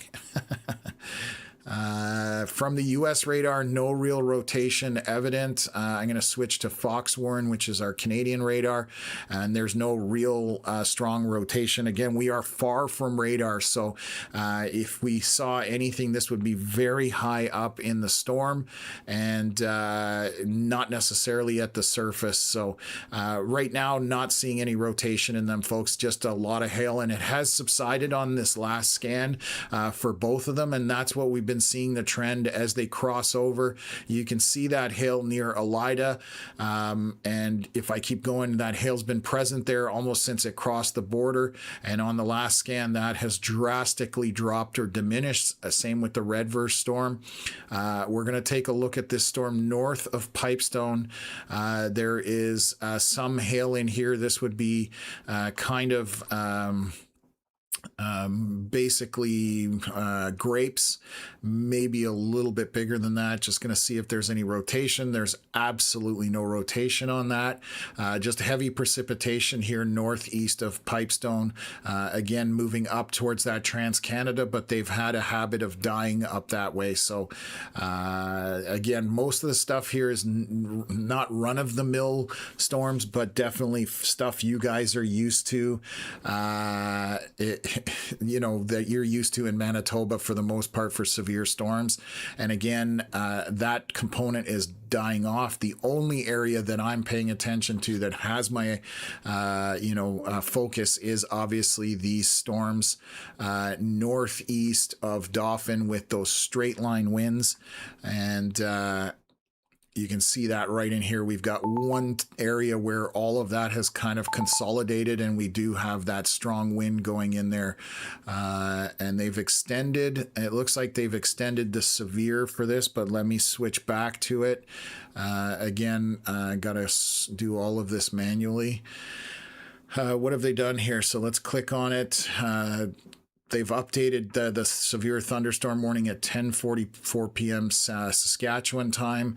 Thunderstorm capable of producing damaging wind gusts up to quarter-size hail and heavy rain. They did extend it, and they've warned also on the Pipestone side here as well on the Manitoba side.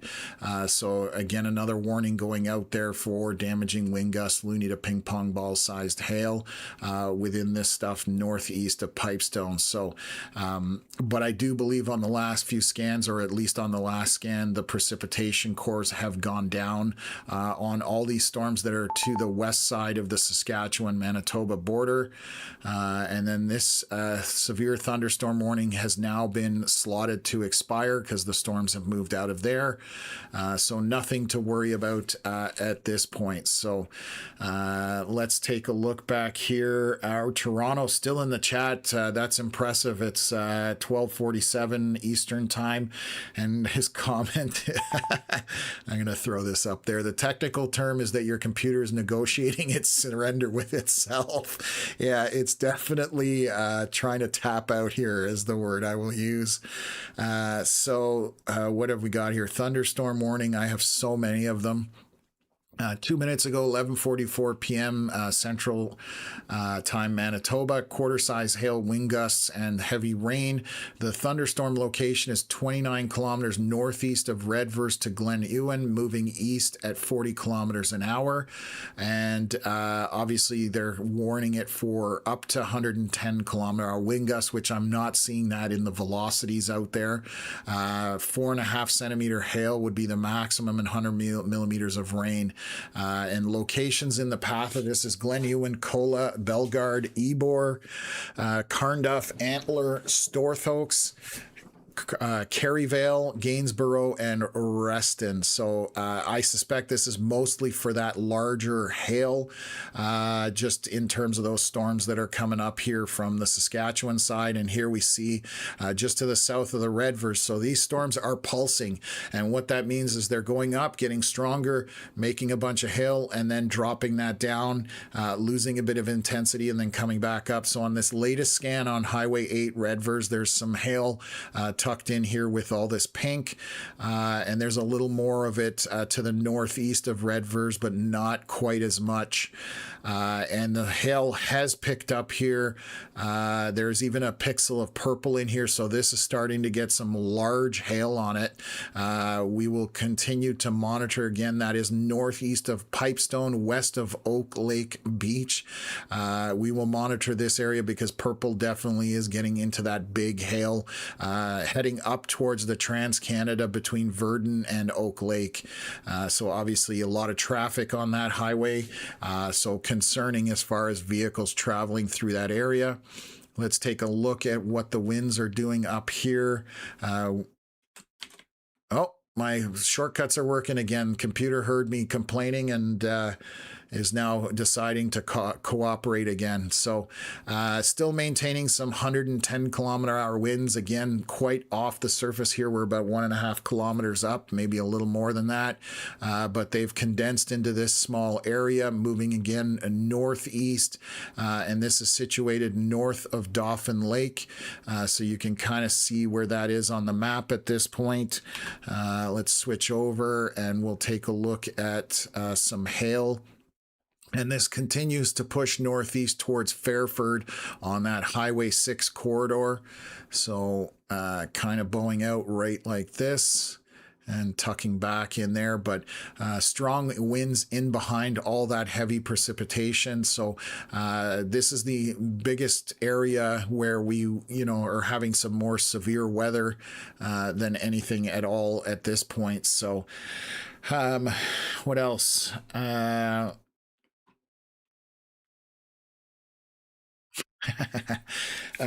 Anything for Winnipeg area coming from Nev Miller. And again, overnight, there may be some minor storms that make it up from North Dakota, but they are dying quicker than, not quicker than expected.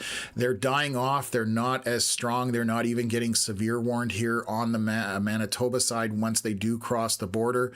So some rain and lightning may make it into Winnipeg, but it's still probably 4 to 5 hours from making it into that area, and that's if they even make it.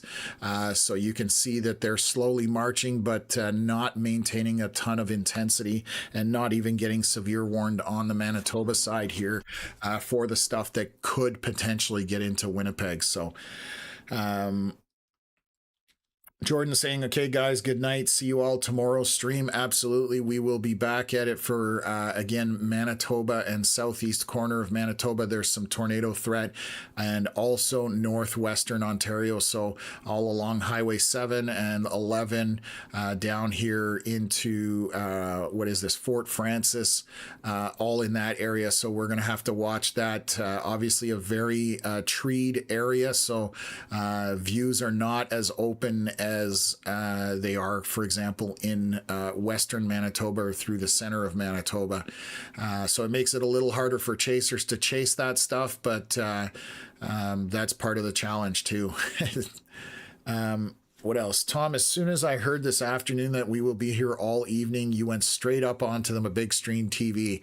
That's awesome. Love it. I, again, appreciate the support.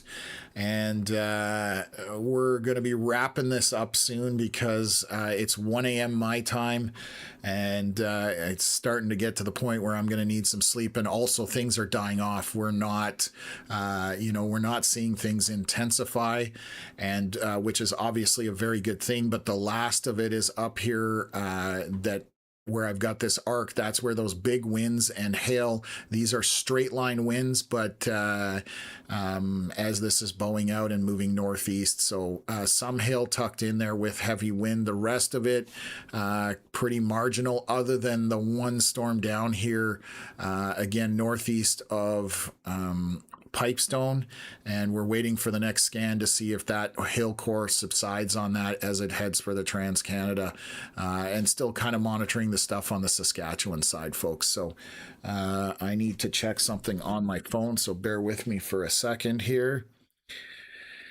and we'll get right back to it. Okay, they just updated this severe warning again, so while I'm trying to figure that out, they've done both the Manitoba side and the Saskatchewan side, and they're just calling for large hail may cause significant damage and injury, and that's all they've re-updated there. And it's the same thing for these storms on the Saskatchewan side, I suspect. Again, large hail may cause significant damage and injury, and they're updating that at 10:52 p.m. for these storms back to the eastern portion, southeast portion of Saskatchewan. So bear with me for a second, just looking up some stuff here.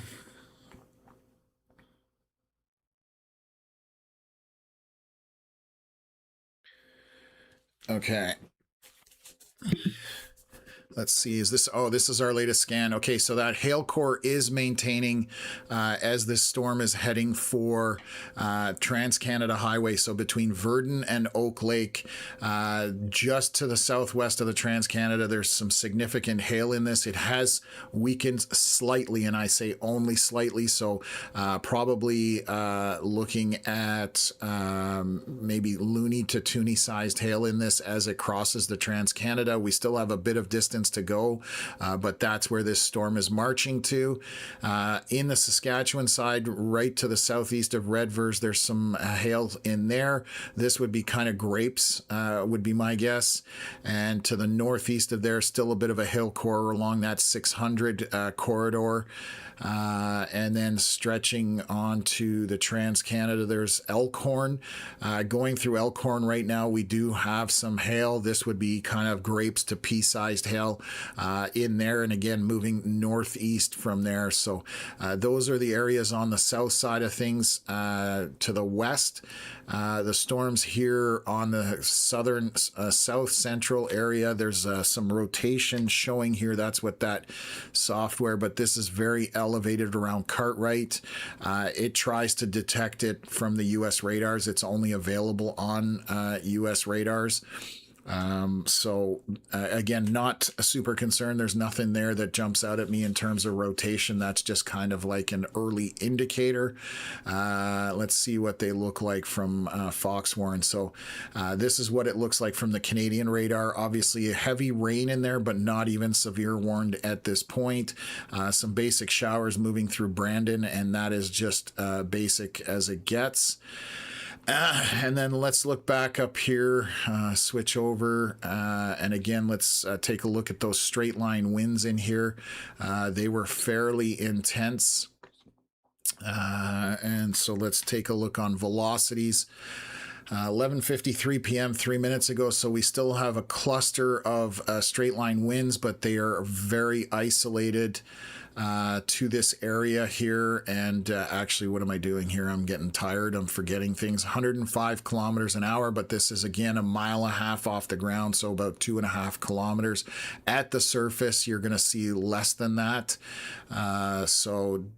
Definitely improving in that regards, but still going to be windy and very, a lot of precipitation when I switch over.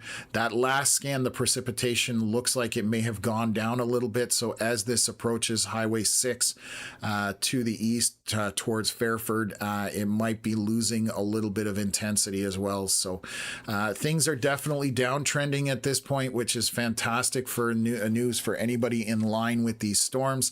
I'm going to look at those North Dakota storms again just to get an idea of what's happening here, and I suspect that for the most part I'm just zooming in to watch what they're doing, and the intensity of the precipitation is slowly diminishing here. So again, that is fantastic news. Karen saying, thank you for all you're doing, driving from Saskatchewan through to Brandon, and was able to navigate all around all these warnings safely. Keep up the great work. You have a new subscriber in us. Awesome. That makes my day. Honestly, that's the kind of stuff I love hearing. That's why I'm here. So I'm really glad to hear that. So we helped you walk through the day that was today anyways. Glad the travel was safe, and enjoy the rest of your evening as well. Getting another question. Anything for the Grand Beach area coming from Andrea? Andrea, I'm just going to see if I can find it, but if you guys just let me know. I'm assuming we're talking about Manitoba, but it just helps me narrow it down because obviously there's a lot of areas. Oh yeah, there's Grand Beach. You are out of everything at this point. You're even further northeast of Selkirk right now. Maybe late, like early morning, being like 7-8 o'clock, there may be some showers in there, but nothing severe headed your way. These storms are still a couple 100 kilometers from Winnipeg even. We can take a look at that. Let me take a look from Woodlands radar. And yeah, I'm definitely starting to have to think about things a little more than I usually do. But these storms, the edge of them are still 150 kilometers away from Winnipeg. And then obviously you're significantly further than that. These, by the time they get anywhere towards Winnipeg, these are going to be mild storms. Maybe still going to have some lightning in them, but they're going to be non-severe would be my guess. So what else? Was pretty rough earlier near Rossburn coming from CGens. Yes, we live stream a tornado just to the south of Rossburn. Shannon Bolesky actually was live streaming that. I know Aaron Jajak was on that as well. And we were trying to get that information out. So it was heading up due north from the south of Rossburn, which I believe is right here, along that 264, basically is where that tornado popped just across that Highway 16 and went due north, essentially. So hopefully everybody's okay up there. I know it did hit some properties, and hopefully no injuries or life kind of impacts there, but I did see some video where it was doing some stuff there. So not a lot of fun for a lot of people in Manitoba. So thoughts going out for those impacted by this severe weather, and hopefully we got as much information out as possible so that people could heed the warnings and at least get to shelter and stuff like that. So Janet asking about Newdale, Manitoba. Let me see if I can track that down. Still in the tornado watch. Yeah, so there's right now it's just very heavy precipitation. This is that line kind of making its way up from back to the southwest. So this is it right here in the center. Newdale right on that 16. You've got some small hail in that, very heavy precipitation and a lot of lightning. Not a ton of wind in that. Nothing rotating that would be of concern. And, I haven't talked about it too much today, but rotation is normal in thunderstorms. It's when it gets really tight and really strong that we have to pay attention to it. So there's a lot of platforms that will say, hey, rotation has been detected in this storm, and they put out these watches or warnings. Again, rotation is normal to a certain extent. It's when you get that tightness and higher winds. That's when you have to pay attention to it. And we were on top of most of the tornado warnings either before they were happening or just as they were happening. So what have they done here? They've changed. Wow, they've changed the box here. Whew. Okay, they extended a severe thunderstorm watch for all the way through Winnipeg now and all the way to the Ontario border for possibly overnight storms. So let's read that. It says 3 hours, so that's till about 3 a.m. Manitoba time. So they're just saying conditions are favorable for the development of severe thunderstorms that may be capable of producing strong wind gusts, large hail, and heavy rain. They've just pushed that severe thunderstorm warning box all the way to the border, which is kind of interesting. I'm not sure.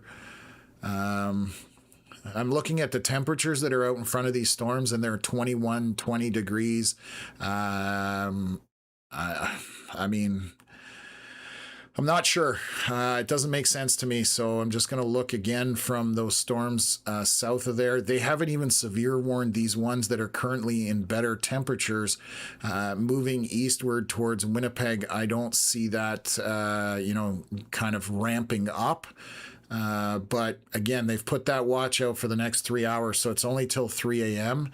And you can see how these storms are marching from the North Dakota side, but I do see them weakening. I'm just looking at them, watching what's happening, and a lot of the red disappears, and I'll show you what I mean by that. These are the storms that are coming over. So this one has some red and a lot of orange in it, but if I back it up a few frames, you're going to see that there's a far more red in it right now, and definitely some dark reds. So that is the level of precipitation in it. So if you go red, orange, yellow, green, blue, that's the scale kind of down to the lower end. And I'm just seeing that the red is disappearing out of it, and we're only dealing with orange for the most part. Maybe there's some isolated severe thunderstorms that may happen in this region. I unfortunately cannot stay up for the next 3 hours. It's already 1 a.m. at in Eastern Ontario, and we've been going 7.5 hours, almost 8 hours now, and I have another day tomorrow to cover all of this. So I do need to get some rest, unfortunately, but we'll continue with this for a bit longer. I'll probably go here till another 25 minutes or so, and then probably pull the plug at that point. I appreciate everybody who's stuck with us tonight, and I'm noticing I'm getting tired and I'm starting to have to think about things a little too much. So they're updating all these severe thunderstorm warnings. So let me just take a look here. 11:41 p.m. That one was updated, so that's 21 minutes ago. So how many do I have here? There's 2 boxes on top of each other, so there's actually 3. Which one is this? This one was updated 24 minutes ago. This one was updated. Well, wait a minute. There's no differentiations. Oh, there we go. Updated just now. 12:03 a.m. Central Manitoba time. Environment Canada meteorologists are tracking a severe thunderstorm capable of producing damaging wind, quarter-size hail, and heavy rain. That is going to be here to the southwest of Sandy Lake. This is Newdale. This is what we were just talking about along that 16 corridor, and the reason it's getting the warning is these pink pixels indicate small hail. So obviously heavy precipitation in there and pea-sized to grape-sized hail moving northeast. That's why that was updated. And then I'm just looking to the north here. Let's just see which. Foxwarren's still the right radar, but we have a cluster of hail in here. This is going to be grapes to probably loony sized hail. This is coming to the 481 just north east of Magnet, and this is where those. Oh, there's the latest scan on that as well. So the core has shrunk a little bit, but we've even got some purple in there. So the hail has probably gone up at this point. Let me look at some wind velocities. Starting to see those winds subside a little bit, but we do have a pocket up here. I'm just going to take a look. 90 kilometers an hour, almost 100, but this is 8,000 feet off the ground. This is right to the southeast of Winnipegosis, and at the surface I would expect probably 80 kilometers an hour, roughly in that range. So what else have we got going on? So they've put a squall watch out for up here, Lake Winnipeg all the way down. So let's take a look at that. They've put a squall warning. 35 knots are expected or occurring in the area, and that is for the next that was for an hour. So they just threw that up. That's what the purple box is anytime around water. And let's just take a look here. Which radar are we on? Woodlands. So we can't see the radar that we have access to can no longer go like to the very tip of where this squall watch is all the way up, past or near Grand Rapids on that Highway 6. We can only see down here. The radar starts to get inaccurate past that point. So, again, Environment Canada putting out a severe thunderstorm watch, pushing it much further east through Portage la Prairie, Winnipeg, Selkirk, all the way to the Ontario border. For some reason, they left this little corner out. Must not like that corner by Sprague. I'm just kidding. Anyways, that's the only area that's not expecting severe thunderstorms there overnight. And again, they've pushed it for the last 3 hours. They must think that these storms coming from North Dakota are going to pick up a little bit of intensity. What I'm seeing here right now, I don't see that. However, again, I'm not going to be up for the next 3 hours to be able to walk you guys through that. So what else is going on here?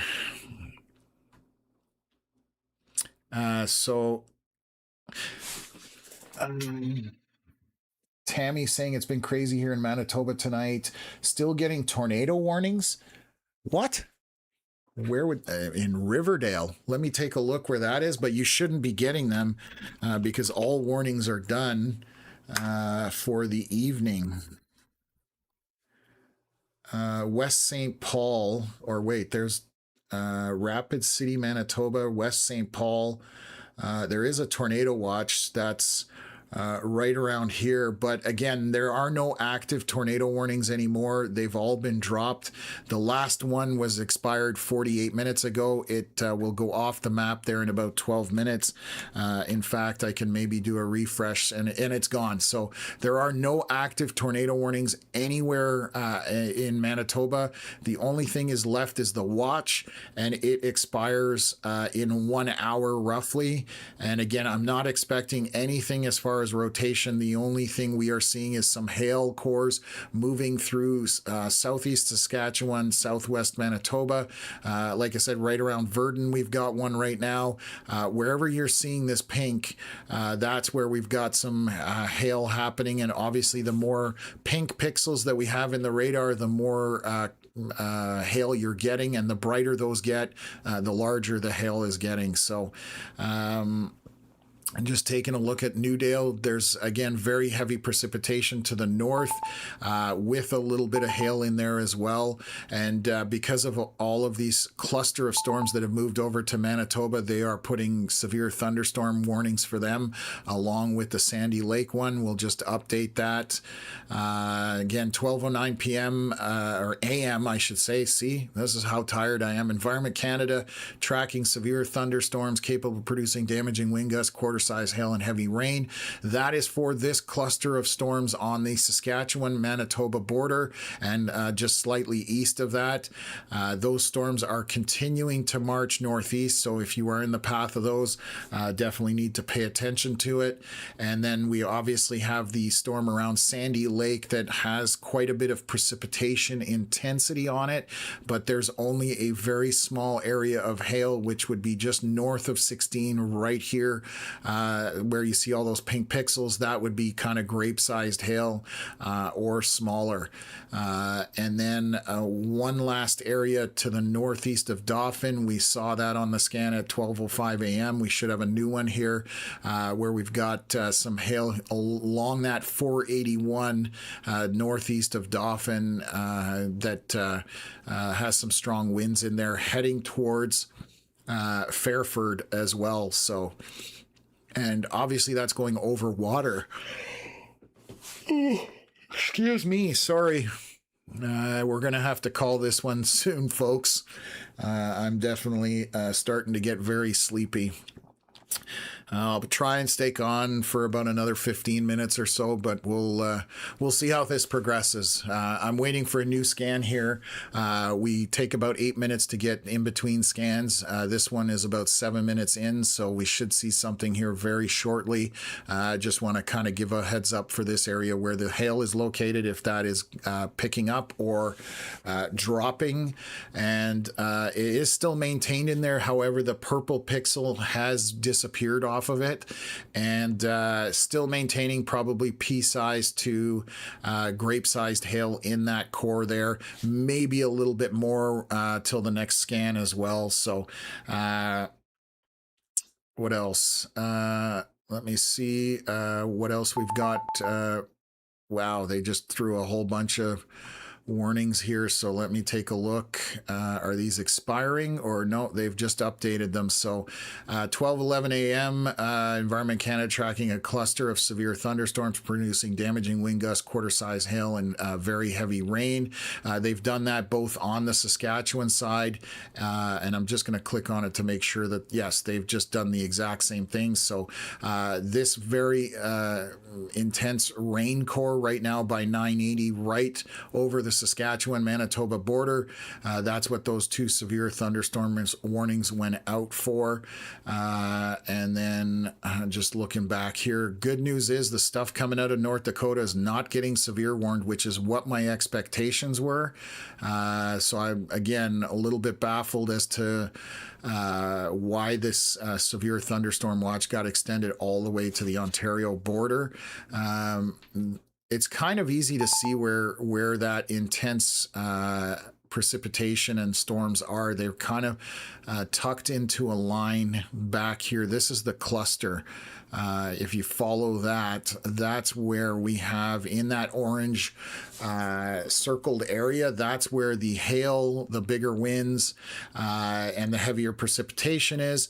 Anything east of there doesn't really have any intensity to it. And again, coming out of North Dakota, I'm just not seeing those storms, picking up intensity as they march along. But again, I won't be here. So heed those warnings if you're going to bed. Again, biggest expectation overnight is severe thunderstorm warnings, no tornado warnings. Again, the watch is expiring here in 45 minutes. So all you're expecting overnight is those severe thunderstorm warnings if they do happen here further east towards Winnipeg as these storms approach that area.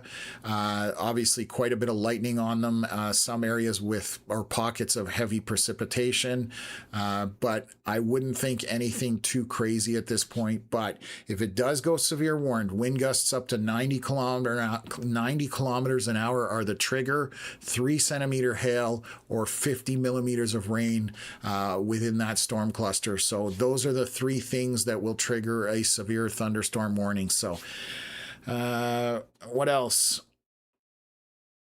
Tammy asking, thank you, Tom, for explaining. I've been watching those North Dakota storms. I'm happy to help. And again, love being able to show people and make them understand what's going on as far as weather that's heading towards them. What else? Question here. Sorry, I am burning out. Was keeping an eye on the weather for my parents. Can I rest now? Location is Laurier, Manitoba. Let me get to that for you for a second. Laurier, Manitoba, right there. So that's a catch-22 right now. There are definitely some stronger storms back to the southwest. These have very heavy precipitation in them.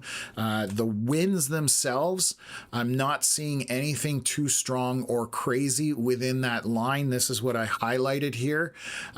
Being in that Laurier area, there are some small hail cores, so it's going to just be very rainy, lots of lightning still on these storms as they are marching northeast.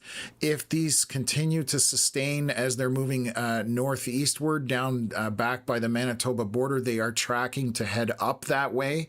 They have a lot of precipitation in them, including hail. So that's what the biggest threat is overnight at this point, is those heavy precipitations with some wind gusts and possibly hail.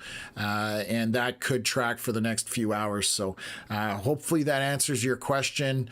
Not necessarily maybe what you want to hear, but I think, again, for overnight, the rotating winds are done with. The tornadoes are done with. That was the biggest threat today. So again, just heavy rain, some hail, and obviously some lightning associated with that. Yeah, tomorrow definitely is a repeat of this, except it's further to the east. So again, we are looking at southeast corner of Manitoba. I can turn off the radar and show you guys the outlook for tomorrow. This is it right here. Obviously, the orange is more concerning. There's a tornado risk in there, both on the Ontario side and on the Manitoba side. But there's still severe storms, obviously, to the west of Winnipeg. Strong winds, hail, and 50 millimeters of rain or more. So that's what's going on as far as for tomorrow's concerned. But the tornado risk for the most part is east of Manitoba into northern Ontario. So that is what we will be covering tomorrow. Just wanted to show that in case anybody's wondering. So again, that's 2 o'clock in the afternoon and onward. So it's another afternoon, evening type event. So we will be here to cover that. And just looking, there's definitely some good hail in some of these storms along that Saskatchewan-Manitoba border. I guess to the northwest of Pipestone, or to the west of Pipestone, we've got some solid hail in there, probably grapes to maybe a loony-sized hail in there. Heavy precipitation across the Trans-Canada, just a lot of rain with small hail in there. And again, this is moving northeast. That's Sandy Lake storm, definitely picking up a little more hail where you see all this pink to the southeast of Sandy Lake, and that is kind of going up and down. So just very heavy precipitation in this line as it continues to move northeast. Looking all the way back up here, there's a little bit of hail still persisting over the water here and heading towards Fairford. So again, grape-sized hail to maybe slightly larger than that at this point. So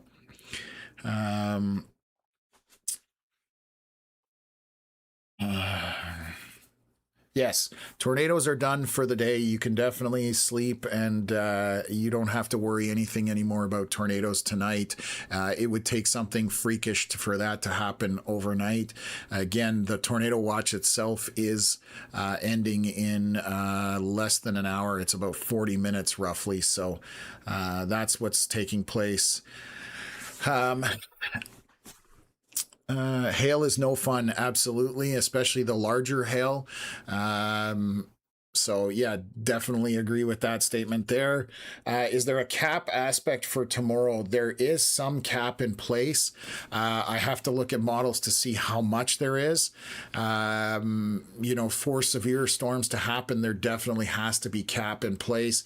Otherwise, storms just go up and there's no pressure build up, so they don't get to that severe component. So anyways, Sean asking, what's the tomorrow's outlook looking like for the prairies? So I did cover that Manitoba side of things. I can look back into Saskatchewan. Let me kill off the radar here, and this is for tomorrow afternoon.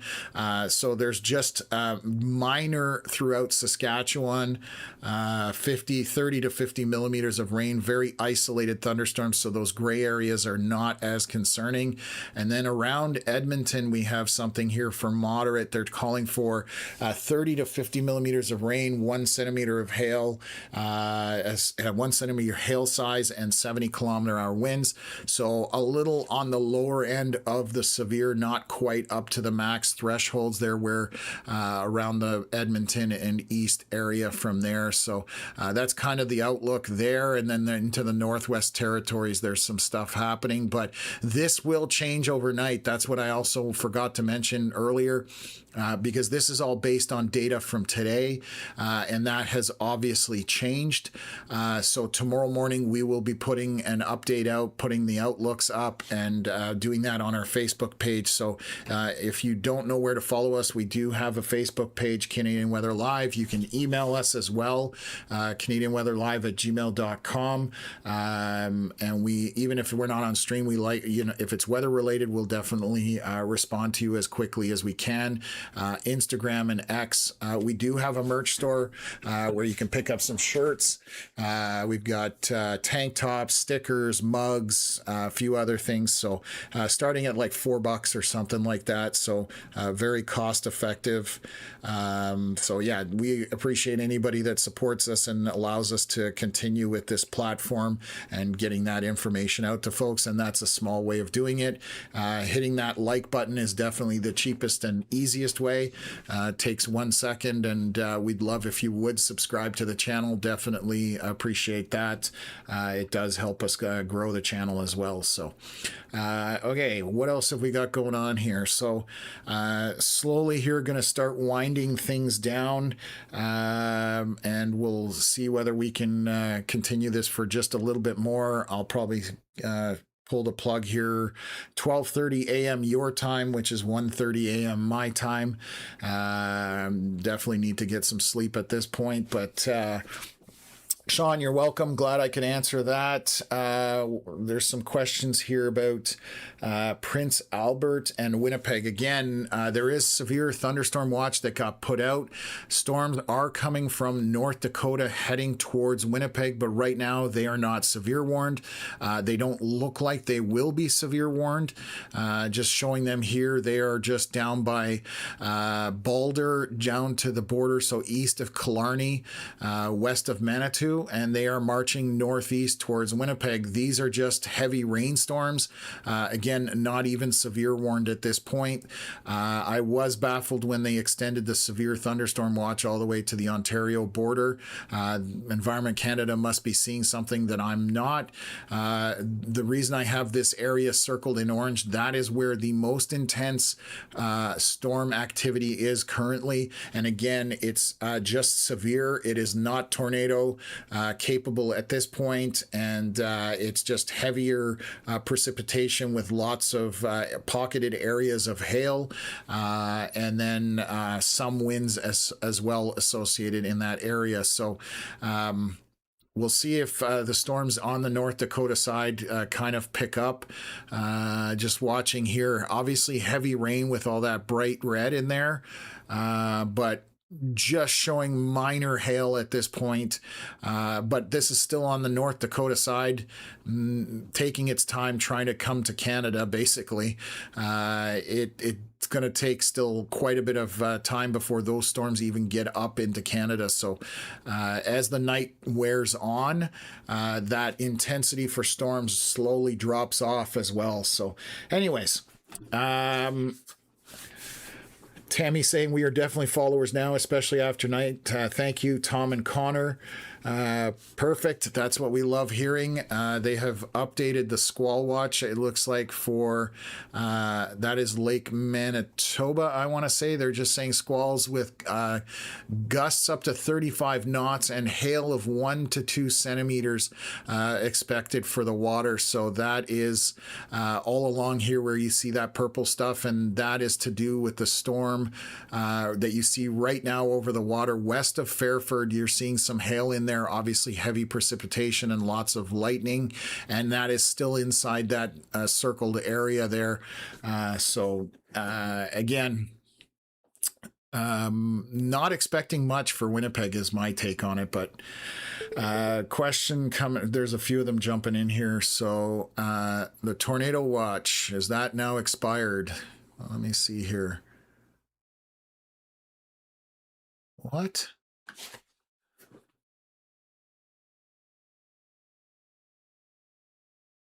Okay, now I'm a little confused, folks. They just extended the tornado watch for 3 hours. I'm really unsure about that. Just reading this here. Bear with me for a second, because this doesn't really make sense to me. What are they seeing? Give me a sec here. I'll jump back in the chat in a second. I'm just baffled by why they extended this tornado watch till 3:30 a.m. and even to the back into Saskatchewan. I'm really confused by that. Like, there's 14 degrees back here. There's no way a tornado is happening in 14-degree temperatures. So something about tornadoes, you have to understand that there's certain parameters that, it would be a, what do they call it? Mesoscale accident, but 14-degree temperatures are not going to spawn tornadoes overnight. Dauphin is at 16 degrees. Again, not going to spawn a tornado. I'm trying to see if I've got any more temperatures. Brandon is at 22 degrees. So you can make an argument there, a little more plausible, but I'm still skeptical. Down in the southwest corner of by Estevan, it's 15 degrees. What are the temperatures? I don't have much more in terms of temperatures in that. Yorkton, 14 degrees on the edge of that tornado watch. So what I'm going to say here, I don't understand why that it was extended. It does not make sense to me, but if you do go to bed, make sure you've got a way to get your warnings. Obviously, if your phone is there, if you do get a tornado warning overnight, take it seriously. We unfortunately won't be here, but it definitely does not make sense to me as far as extending that tornado watch. I'm just looking into this cluster right here, whether they're concerned about that. Sandy Lake storm. Let's take a look at you. There's a little inflow into that storm right now for Sandy Lake, so I'll stick with that for a little bit just to see what's going to happen there. But again, I'm a little confused as to what they're doing here because Saskatchewan side, definitely no tornado chance back there. Western edge of Manitoba, again, I don't think there's any chance of tornadoes happening there. Just going to take a look. I have a tool for checking some more weather stations, so bear with me for a second. Let's zoom in here. Manitoba, not a lot of them around, but let's take a look here. Okay, so these are reporting, yeah, Brandon's around 21 degrees. It's 16 degrees in, what is this? Melita. Again, too cold for any kind of tornado to happen. 16 degrees in Shoal Lake. And I'm just looking, and that's dropping, like it's not warming up or anything. I'm definitely baffled by this. I don't understand it. Okay, anyways, so right now I'm going to monitor this line. I will focus on that. I'm going to see if I can get some more questions answered. And again, I do not see much happening around Winnipeg and east to the border overnight. The stuff coming out of North Dakota, temperatures again in the high teens, low 20s down there, and then moving into Manitoba, we're around 21 degrees. So let me look at some models. Let me just kill this off. Bear with me for a second, folks, and I'm just going to try and make a heads or tails of what's going on. Obviously, I haven't been able to look at model data. There's been several runs that have happened since I've been on stream here for just over 8 hours. So let's take a look at one of the model runs and I'll see what it's thinking. So let's look at this one, the HER, which is a high resolution rapid refresh is what that stands for. So let's just take a look at this and see what it's thinking. So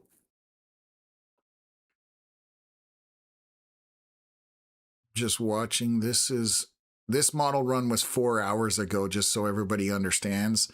And it picking up on some storms going near Winnipeg, and then some more storms here around 3 a.m. Running through Winnipeg, then going into northern Ontario. That is tomorrow morning.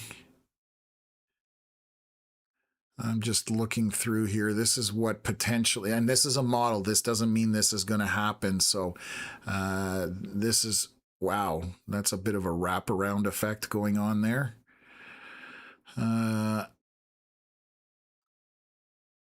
Yeah, I'm not going to look at that one. This is too old. So let's see what it's updated here. The latest run. Let's take a look here. Is this 4Z? It's complete. Okay, perfect. I'm just going to look at this one here. So this is showing a few storms making it into Winnipeg. But by 5 a.m., this is kind of all weakened.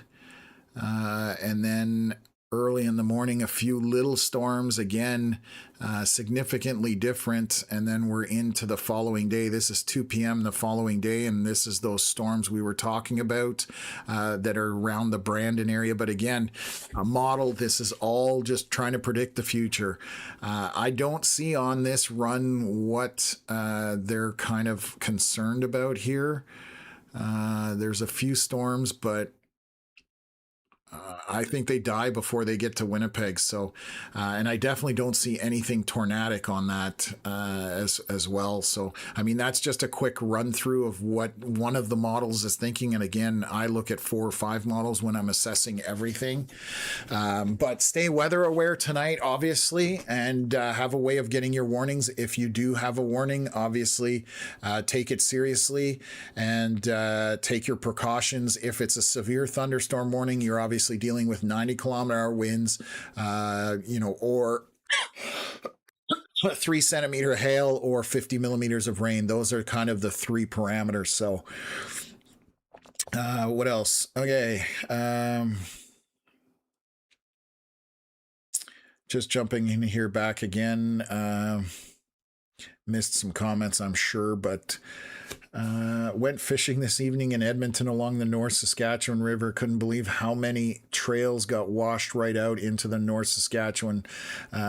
Crazy, incredible to see how the tons of erosion out there. So yeah, I mean, there's been tons of precipitation in Edmonton area and Alberta all over. So Damien asking if there's rotation north of Verdun, and again, there are storms that normal for storms to rotate.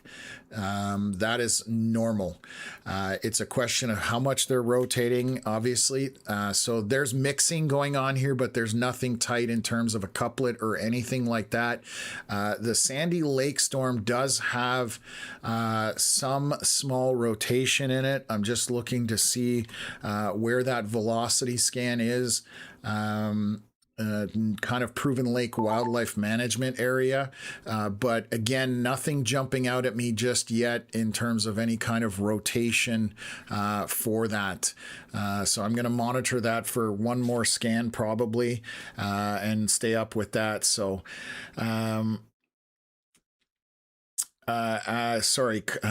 question down here. Is the storm over Harrison Park the concern? So let me see where Harrison Park is.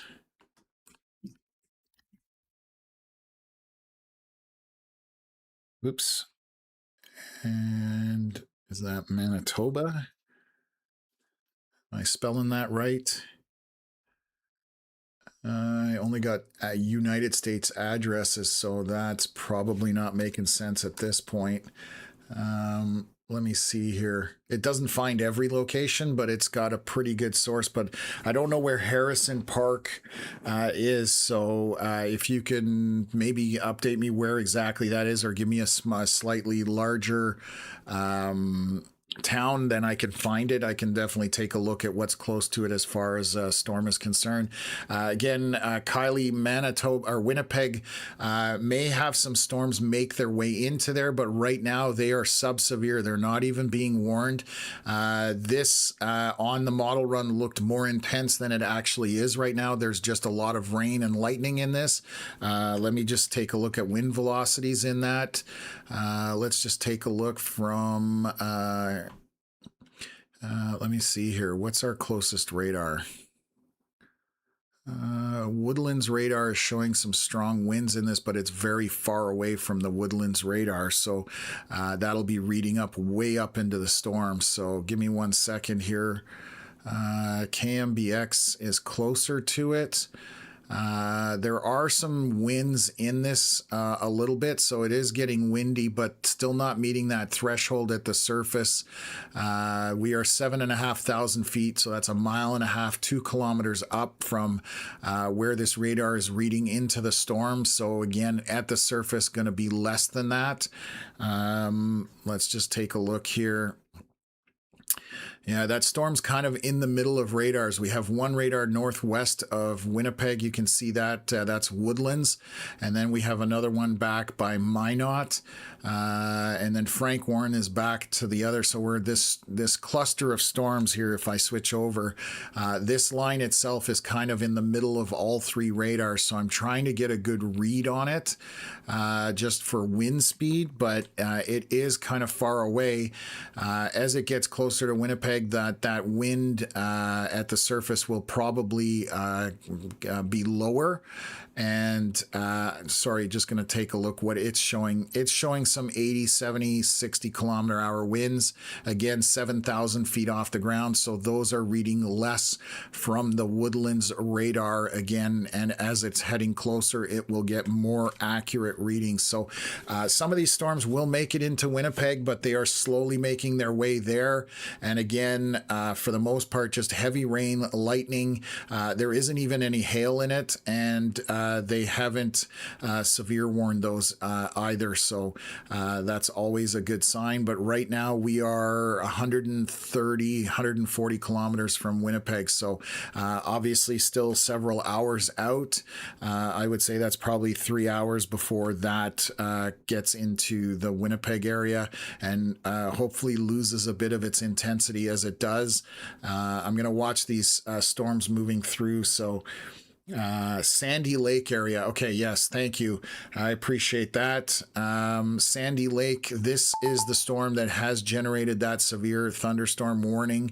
I'm just getting beeps here, so they're warning. They just severe warned that storm down by the border, so I'll go look at that. So this is for hail up here. I'm going to just take a look at velocities.